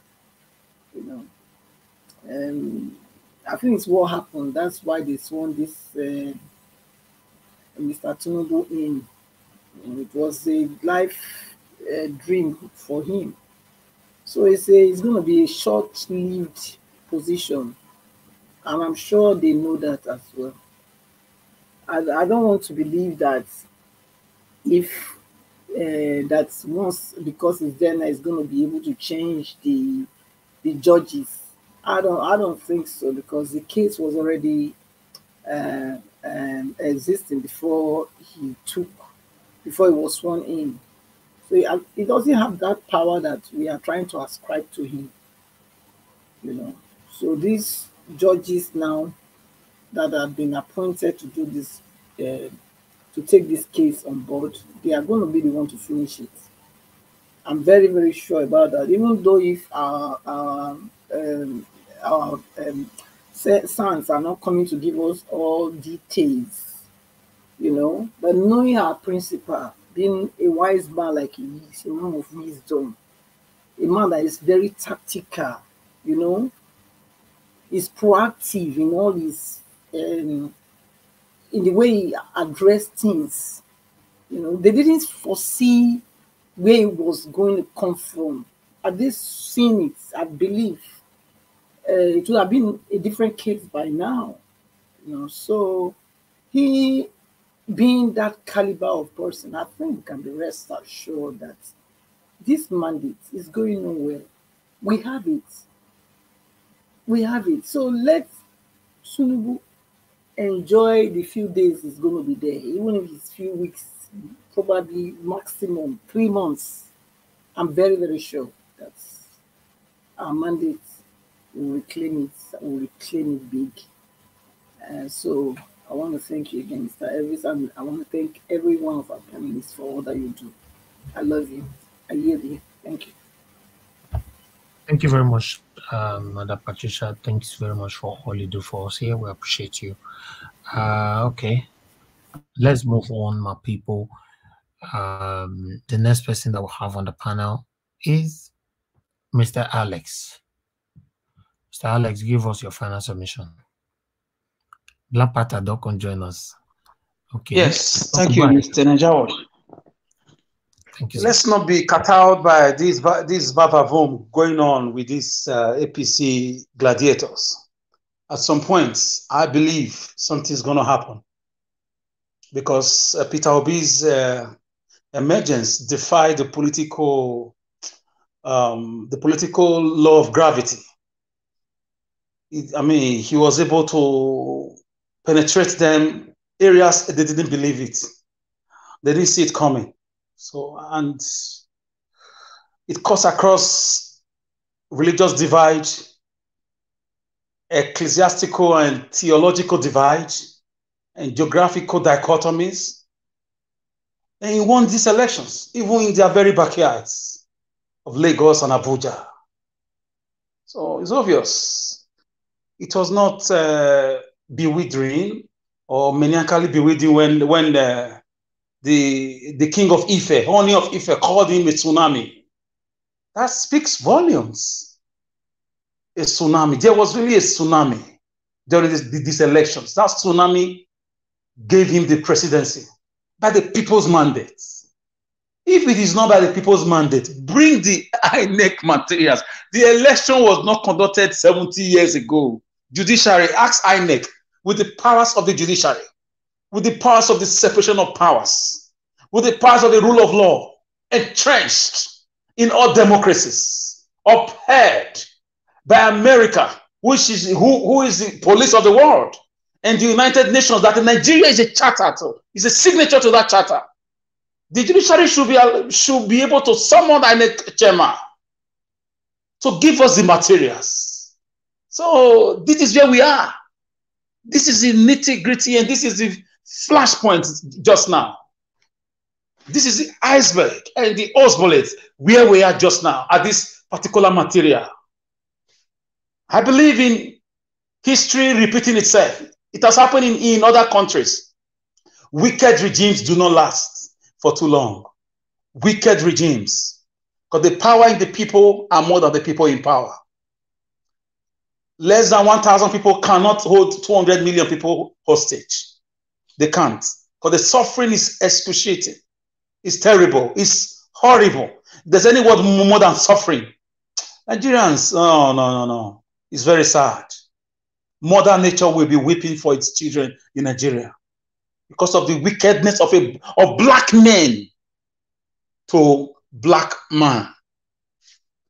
Nigeria, I'm looking for lexicography. I'm looking for lexicons, dictions, and tunes to express myself on the magnitude of the sufferings.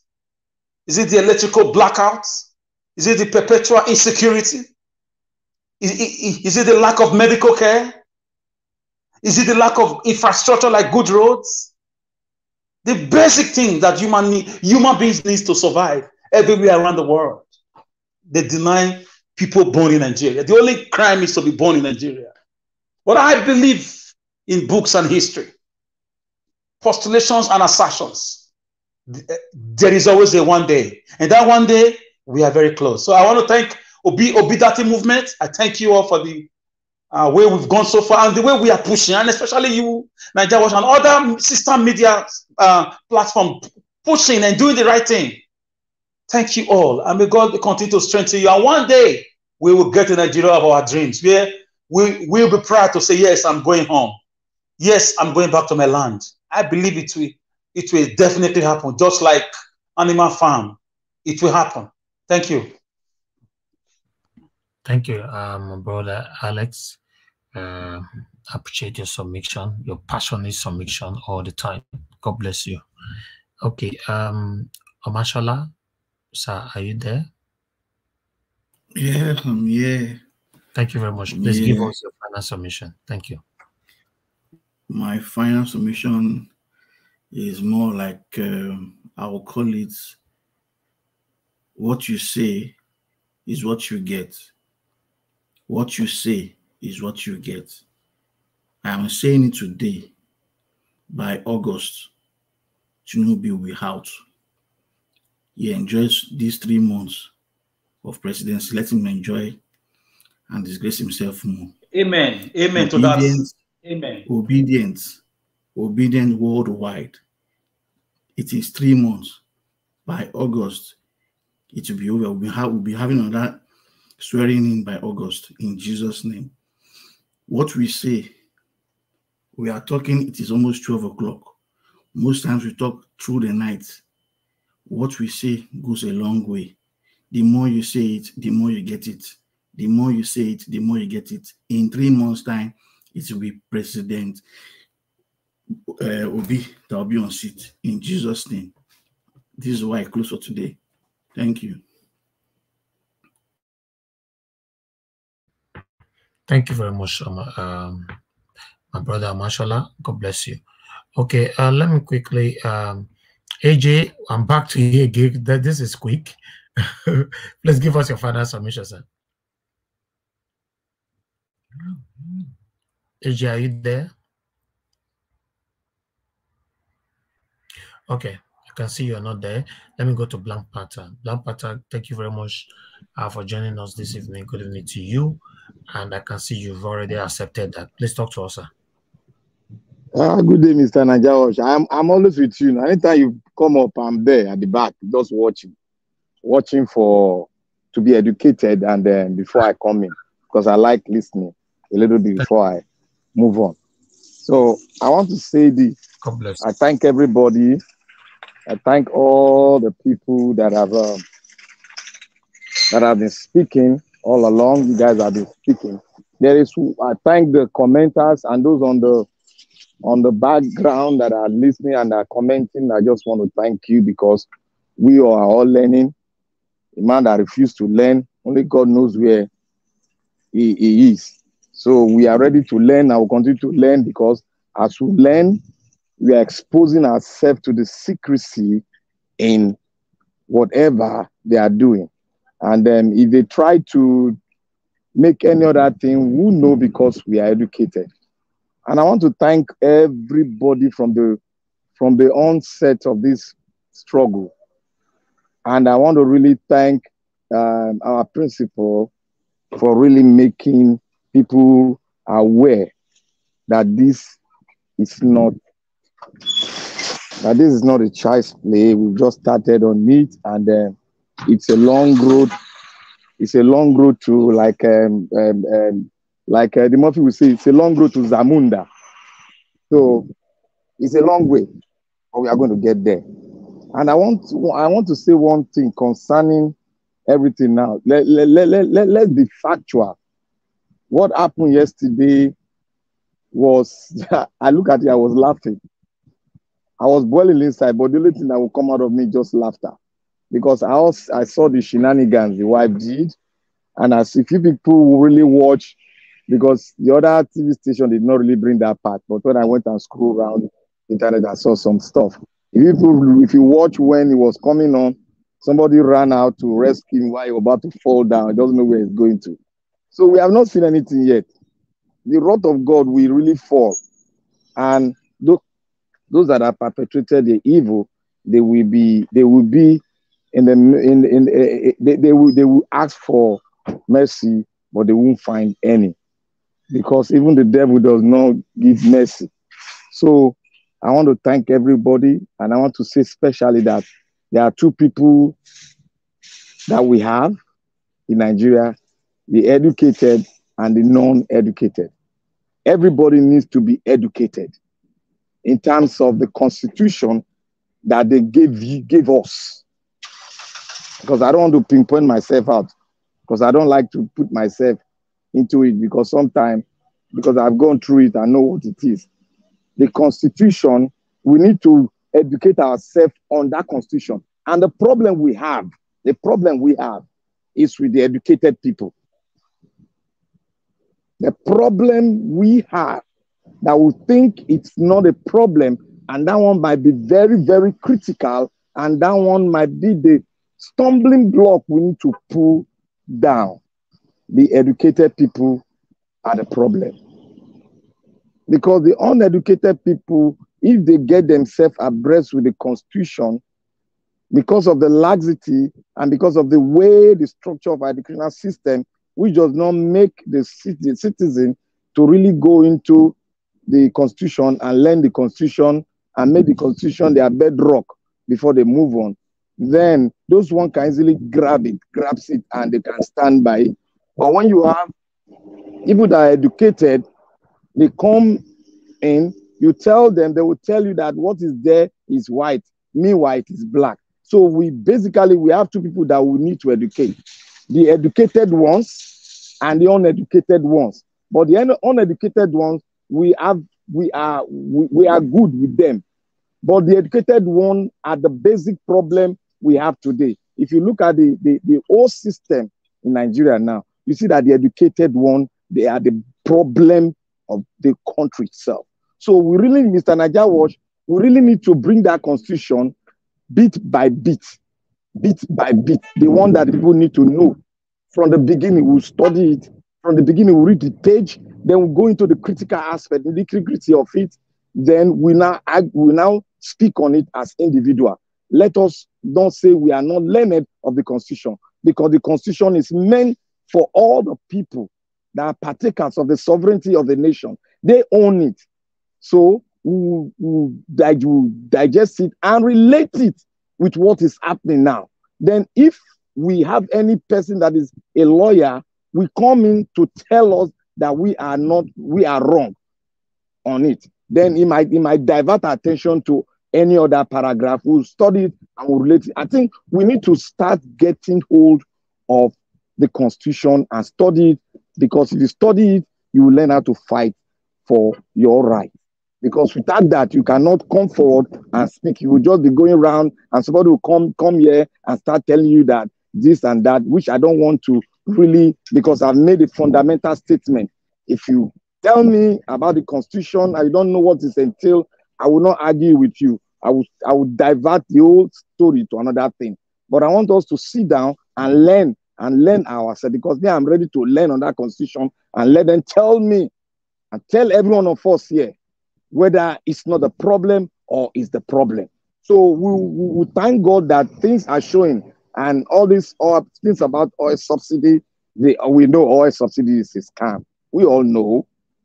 you have different explanation of it. We all arrive, but the problem is that they cannot, a government that is not legit, a government that is not constituted, a government that does not love the country itself cannot stop the oil subsidy. Let's be factual. Don't have that power, or that don't have that I would say patriotism in him to do it, because he is part and parcel of the corruption in there. Every one of them, you see, they all get their cuts from it. So until we get a government like what our PO is doing, until we get in there, then all these corruption doors, subsidy door will be shut, because they don't know how to revert it. They don't know how to do anything about it, because they don't understand simple economy. Let's be factual. These people you see, all these educated people you see, you think they're educated. Most of them don't understand simple economy. They would like to take you to, speaking big grammar. And big grammar does not explain economy. You have to break it down. Then when you have to use the economic terms, you now use and apply the economic term. Even the economic term you use, you got to make it more lower so that the people will understand. But bet you, if we start to break this constitution they gave us down to the people of Nigeria, if they get it, you will see the argument that will come out of it. You will see the wiseness. People begin to get wise, because that is one thing we need to really educate people about, because this struggle we are into is a long road. Even if PO gets in now, PO's already told us it's going to be a long journey, because a lot of things have gone wrong. A lot of things have been messed up. We got to start arranging it. We got to start thinking about how we now come together. I always say this thing. People don't know how important this thing is. I say this thing. We got to come together and know what is basically, fundamentally, is our problem. Because if we don't agree on the problem, then we cannot forge on for a solution. And I want to say this thing to Mr. Alex. Alexandra, you are a great person. You are a great person. But one thing I want you to know, this struggle we are in, it is better you are in or you are out. Put this in the back of your mind. I want you to continue in that passion you have for it, but put this in the back of your mind. The struggle for a greatness is a path that is very, very rough. And your strength, you derive your strength in the passion in your country. And when that passion continues to grow in you, then the road will not be too tough for you, because you already know that the road will be rough. So continue in that passion. As you continue in that passion, your eyes will be open to see the nitty-gritty. More than what you know now, you will know more, and that passion will rise more in you, and that passion will bring out those that are lost in the country, that don't know what is going on. Use every opportunity you have to educate people that don't know that the Constitution is the bedrock of our problem. And if anybody continues to say it's not our problem, I would like Mr. Najawash to go back to 25 years ago and look at the argument about the problem of Nigeria, and look at it, and you see most men, patriotic Nigeria, were saying it is the Constitution, but other people were saying we can amend this. Then we know what we did that time. We now agreed, okay, let us continue to amend it. We have amended it. We have amended 400 and something part of it. Look at where we are today. Now we that have been quiet that this Constitution is the problem, and they refuse to tell us. Now we are taking their part, and their part has led us to chaos, still chaos. Now every one of them have to come together and agree with us, so that they will take our part, and let us see if our part that we will take to correct the foundation, to re-amend the foundation. Let us see if we will go wrong when we re-amend the Constitution. Let us see. So every one of us should continue to preach the gospel. And I want us to go the archive when our lawyers, Gani Pawemi was speaking. I want to go and research it, so that when we come back, start talking, we all have the mindset of where our problem comes from.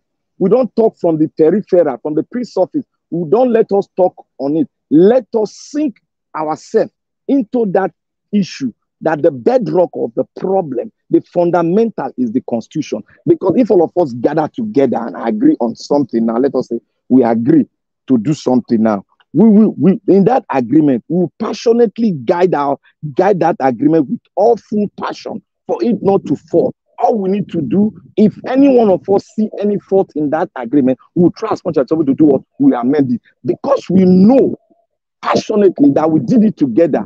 We will all guide it and hand over it with full confidence, with full passion to the next generation. And the next generation will not curse us. Rather, they will say, this constitution was written by our forefathers. Many were down, many were up. The ones that were alive, they struggled, they were battered, they were shattered, but they did what? They came together and gave us something that they studied, something that they wrote with full passion. Now it's not left for us to amend it because of what? Because of the tide, the generational change. It must conform. As they amend it, it will not conform to their own generation. But what we should know that the Constitution is our problem. That is why we are in the court. That is why you see our judges, they are messing up. That is why you see a lot of things. Because the Constitution will create a strong institution. If you don't have a Constitution, you cannot have a strong institution. If you don't come together, you cannot have a strong Constitution. That is what I keep saying. People keep saying, oh, what we need is good governor, is good president. Yes, we need good president, but what we need passionately is for us to come together. Because when we passionately write our book, we'll passionately guide it, and we'll have what is known as a good structure, a good paper that will bring about a strong and a virile institution, which every one of us will obey. Because you know that if you do this, because you have agreed, you know you have state police, you know you have local government police, you know you have federal police. Everything will be done and things will be in order. So, Mr. Najawash, we thank you for what you are doing. Continue to do it, please. We need that in this platform. We need to educate the educated ones. They are the basic problem that we are having in Nigeria. Thank you. Thank you very much, my brother, Black Panther. Thanks for your long submission. I appreciate you. Thank you so much. We're going to have a long night soon. You know, certainly not today, maybe tomorrow or next, or before the weekend. Thank you. God bless you. Okay, AJ, if you are there with us, yes, please. Yes, I'm here. Yeah. Okay, sir. Go ahead. Yeah. Just want to make a brief summation. First, with respect to what Black Panther just said, you know, with respect to the Constitution, you know, for Nigerians, for most Nigerians, even the educated ones, unfortunately, we don't even know what is written in the Constitution. And that is what the lawyers and those in the judiciary, they've used it to bamboozle Nigerians. In many cases, as if even when educated ones now, even those of us that are educated, even when we now come forward and say, hey, this is what the Constitution says, because they are used to the old order, where they just bamboozles us with that, you know, Constitution, as if it is not written in English. And that is the challenge now we are facing. We are now telling them, hey, this Constitution, this is what is written in the Constitution. They are finding it difficult. They are finding it difficult to accept the fact because they still want the status quo, the old order, where they will just come and tell us something that is written in white. They will tell us it is black, and we are now telling them, see, this thing is written in white. We can see it. It's there. It's clear. You see, so that is the problem. So I just hope that going forward, Nigerians will not even end there. We will continue to educate ourselves more on the Constitution. That each Nigerian, if you are interested in that country, if you love that country, you will know what the Constitution of that country is. It's just like as we are here on this platform. Just take it just at a very small space. Just take it like that. If you don't know the rules here, and then you come in, and now they now tell you what the rules are. Now you know what the rules are. You will go by the rules. If you don't know the rules, it's a different thing because anybody can tell you anything. But if you know what the rule says, you go by the rules. Constitution simply is a rule. It contains rules that country will follow. Without constitution, there is no country. So I just hope that, even going forward, we will continue to get into it, enlighten ourselves more on because it's not over. This is not the end. In fact, if you see the mess that the House, the National Assembly, is making of that constitution day by day for the last 23 years, because Nigerians don't care. They don't read it. They don't know. If you know the mess that they are using that constitution to do, if we wake up, even 10% of what we have done thus far from February 25th up to date, if we do 10%, apply 10% of that effort to the National Assembly in applying the constitution, you will see a significant change. They mess up the constitution. Their own is not, this one is just only the election. It's a one-off thing that we're experiencing now, that we're seeing now. The National Assembly, their own is on a daily basis. It's on a daily, because they only do it. The one that will favor them, they will apply the constitution. The one that will not favor them, they will not. If there is time on this platform, if you want to go back to highlight, highlight what the errors and the mess they have made of the constitution. Forget even from 1999 to 2019. They just take it from only the current National Assembly that is coming to an end now. This current National Assembly from 2019 to date. The mess that they made of that constitution, is mind-boggling. But they always get away with it because Nigerians just doesn't care.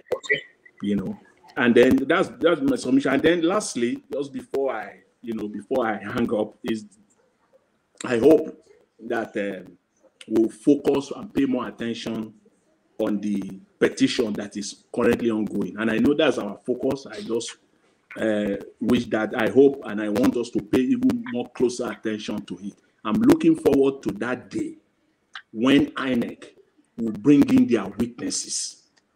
That day that they will bring in their witnesses on the stand, into the courtroom, and they will have to question them.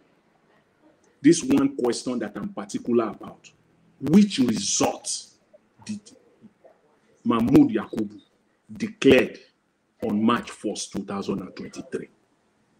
Which result? Can you give us the list of that result? Can we know? I don't need cross-examination, because they will bring in their witnesses. They will ask their witnesses whatever they want to ask, and then it will be the turn of Labour Party and PDP to cross-examine INEC with. That's the reason why they only have 2 witnesses. Can you imagine? In a case of this magnitude, and with this mess that they have made, INEC is telling us that they have only 2 witnesses. I'm waiting. Okay. So that's my focus. I want to see how they will respond. The result that they announced, and if you announce it, you have it. You announced it. It simply means you have it. It's not that you announce the result off your head or somewhere. You have it in front of you. So where is it? Can we see it now in court? I'm waiting for that. And then, that's my final submission here. And then, thank you very much. Thank you, AJ. Thank you very much for your submission. I want to use this opportunity to thank everybody for your time with us today. It's been a long day. It's almost 6 hours. So it's time for us to round up now. Thank you, my good people. Appreciate every one of you right there on the comment section. Thank you very much. Those of you that super chatted us today, that supported us. Don't like watch. Mr. Louis Okonkwo, One Love. Thank you, my good people. Rita Wadia, thank you. True Mama, thank you very much for sending Gail Mede. Thank you, Nell Sam, thank you. And God bless every one of you. I appreciate you all. For those of you that liked the broadcast, that shared as well, want to say thank you. We are very, very grateful to every one of you for your support, directly or indirectly, to this platform. Yes, it's a together spirit. That's what we're portraying here every day. How we can have a better Nigeria, have a new Nigeria. We can't continue like this, regardless of anyhow we express it. We can't continue like this. Nigeria is not working. Yes, it's not working. If it's working, obviously, we'll be happy and we'll applaud whoever that is making it work. But the way it looks like now, there's no way APC can ever make Nigeria work. It's not possible. It's not possible. So I will reinstate and end the broadcast by saying that as long as a case is in court, Tinubu is not my president. Although he's the president of the Federal Republic as we speak, he has been sworn in, that must be respected, but I refuse to acknowledge or accept him as my president until the case in court is finally sorted out. Thank you very much, my people. Continue to stand for what is right. I believe we will have a new Nigeria through Mr. Peter Gregory Obi. That is my strong belief. Although my hope dropped, the only reason my hope dropped is because I don't trust Nigeria system. I will continue to say that. You know what that means? The person that we are against, we don't want him to be our president. He's already a president in Nigeria. So, what do you think will happen to my trust for them or my hope? My hope only dropped a bit, but yes, skepticism is still right there. I just hope the judges do the right thing without not looking at the eyes of the person in question. You know, if you want them losing their job by doing the right thing, then do it the right thing. If you want you standing alone just because you are saying the truth, then stand alone. It's not compulsory you must stand with people. Just stand alone. So, judges, please do the right thing, Nigerians. You see, since yesterday you swore in a president. Nigeria is just like we are mourning. I've never seen this before in my entire life. No single celebration anywhere, not on ground, not on social media. Even the people that are supporting them is not even celebrating them. This is sad. This is sad. We can't take this. We can't continue like this. It's not working. Thank you very much, my people. May God bless you all. I can see Dr. Ken, you just came back. We already closed now, Dr. Ken. Oh my God. My battery, I didn't even know. I was not observing it. So it just kind of like... I'll give you 1 minute. 1 minute to talk to I was really looking forward to him. Okay. Thank you very much. For I don't even know how the thing just disappeared. I was just looking. I can't hear nobody. I said, "What's going on?" Now I look. Now I say the thing don't scatter. I say, no. Okay, do the roundup, sir. Do the roundup. Yeah. Okay. I want to say again, like trying to bring the beginning to the end and say, our hope still there, very, very strong. And I don't want to make anybody. I don't say hard though. They don't tell us before say this journey long and it go dey hard. Anytime when you read your Bible, if you see the way you did there, if anytime God speak to you about your destiny, he appear for you for dream, tell you say, make you not fear. Say he go make you be what you won't be. Make you go brace yourself. That means say the thing goes strong kakaraka. If God not appear to you, he just only voice, the thing will go strong like before. So what I try to mean by that, say, what we are pursuing, we are progressing, but it's not like an event. Now we dey go on a journey. We go reach there.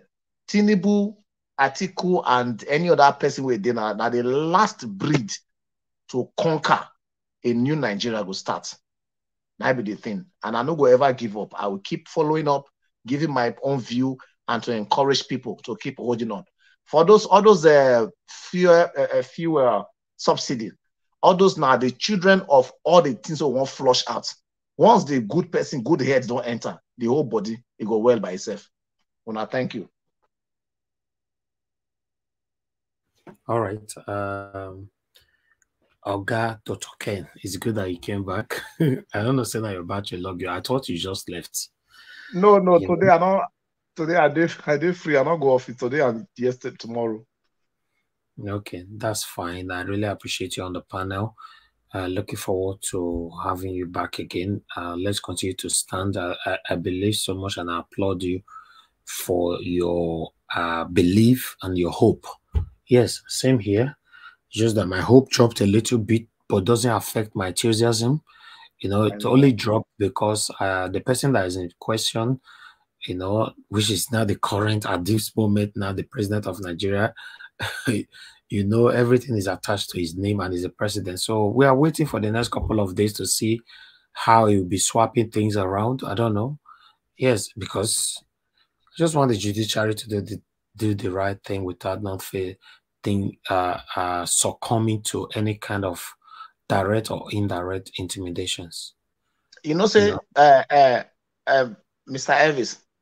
Yes. You know, say there is two ways we say God say they make what he want to do come to pass. Now, two ways. Now, either by salvation or by destruction. God feel save. If he do salvation, just people go say, God great. Oh, the way God saved this guy for the crusade, see the way it is. God great. Oh, God feel destroy somebody like Ananias and Sapphira. People go say praise God. Say God great. Oh, so now the two options I did. If they not allow peaceful truth to show a face, saying that maybe the truth here don't come out, then I be say they go make the revolution today inevitable. So if they stop truth making not come out, I be say you want to destroy everything. You can't make people now can't carry their thing. When they enter street, it don't finish. And they forget the country, one country. Thank you very much, sir. Thank you. All right, we'll continue this conversation tomorrow. I don't really want to extend this. Thank you all for your understanding. Yes, I want to thank every one of you right there on the comment section. Tony Africa, I can see you right there. Thank you very much for joining us. Kingsley Ogarahi, Ushena, Otioba, thank you. Juna Baseki, wonderful, Mami Diaspora. Thank you very much, Mami. We appreciate you. Tozi, in Keshuku, I can see you. Mike Wagan Emaro, I can see you as well. JD, I can see you. Thank you very much, my people. ABTB, thank you very much. Thank you. Benis Peterson, thank you. God bless you all, my good people. And I can see Moody's Academy. Thank you. Now here we'll draw the curtain. Madam Irene, thanks for coming in earlier on. Madam Martina Obasui TV, thanks for coming in. Kashi, thank you very much for coming in. God bless every one of you. Madam Patricia, thank you very much for your continued support. Madam Peggy, I can see you right there. Thank you. I appreciate you all, my good people. Origins, I can see you as well. Thank you. Now here, we'll draw the curtain. Allow us to draw the curtain now. Good night, my people.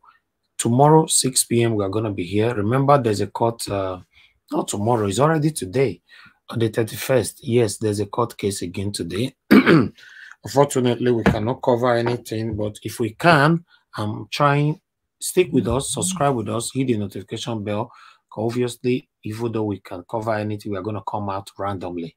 So for us to come out randomly, if you did not subscribe or press the notification bell, you will not be aware that we are live. But apart from our random streaming, our normal time of coming out is 6 p.m. every blessed day, Nigeria time. Sometimes though, when they come out late due to maybe other broadcast is going on or one or two reasons, but our differences between 6 p.m. is no more than maximum of 20 minutes in most cases. Thank you. My God, now God bless you now. Now we'll draw the curtain. Finally. Bye for now. You are the pillar that holds my life. You are the pillar that holds my life. Master Jesus, you are the pillar that holds my life. Lily of the valley, you are the pillar that holds my life. You are the pillar that holds my life, dear. You are the pillar that holds my life. Lion of Judah, you are the pillar. Chicanica, you are the pillar. Daddy, you are the pillar that holds my life. Lion of Judah, you are the pillar that holds my life.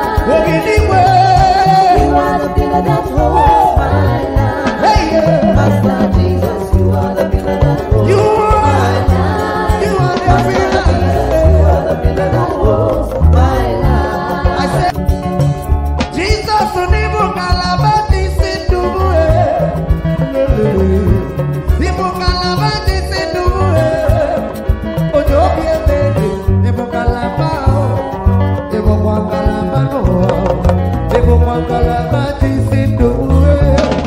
Ojo bi obi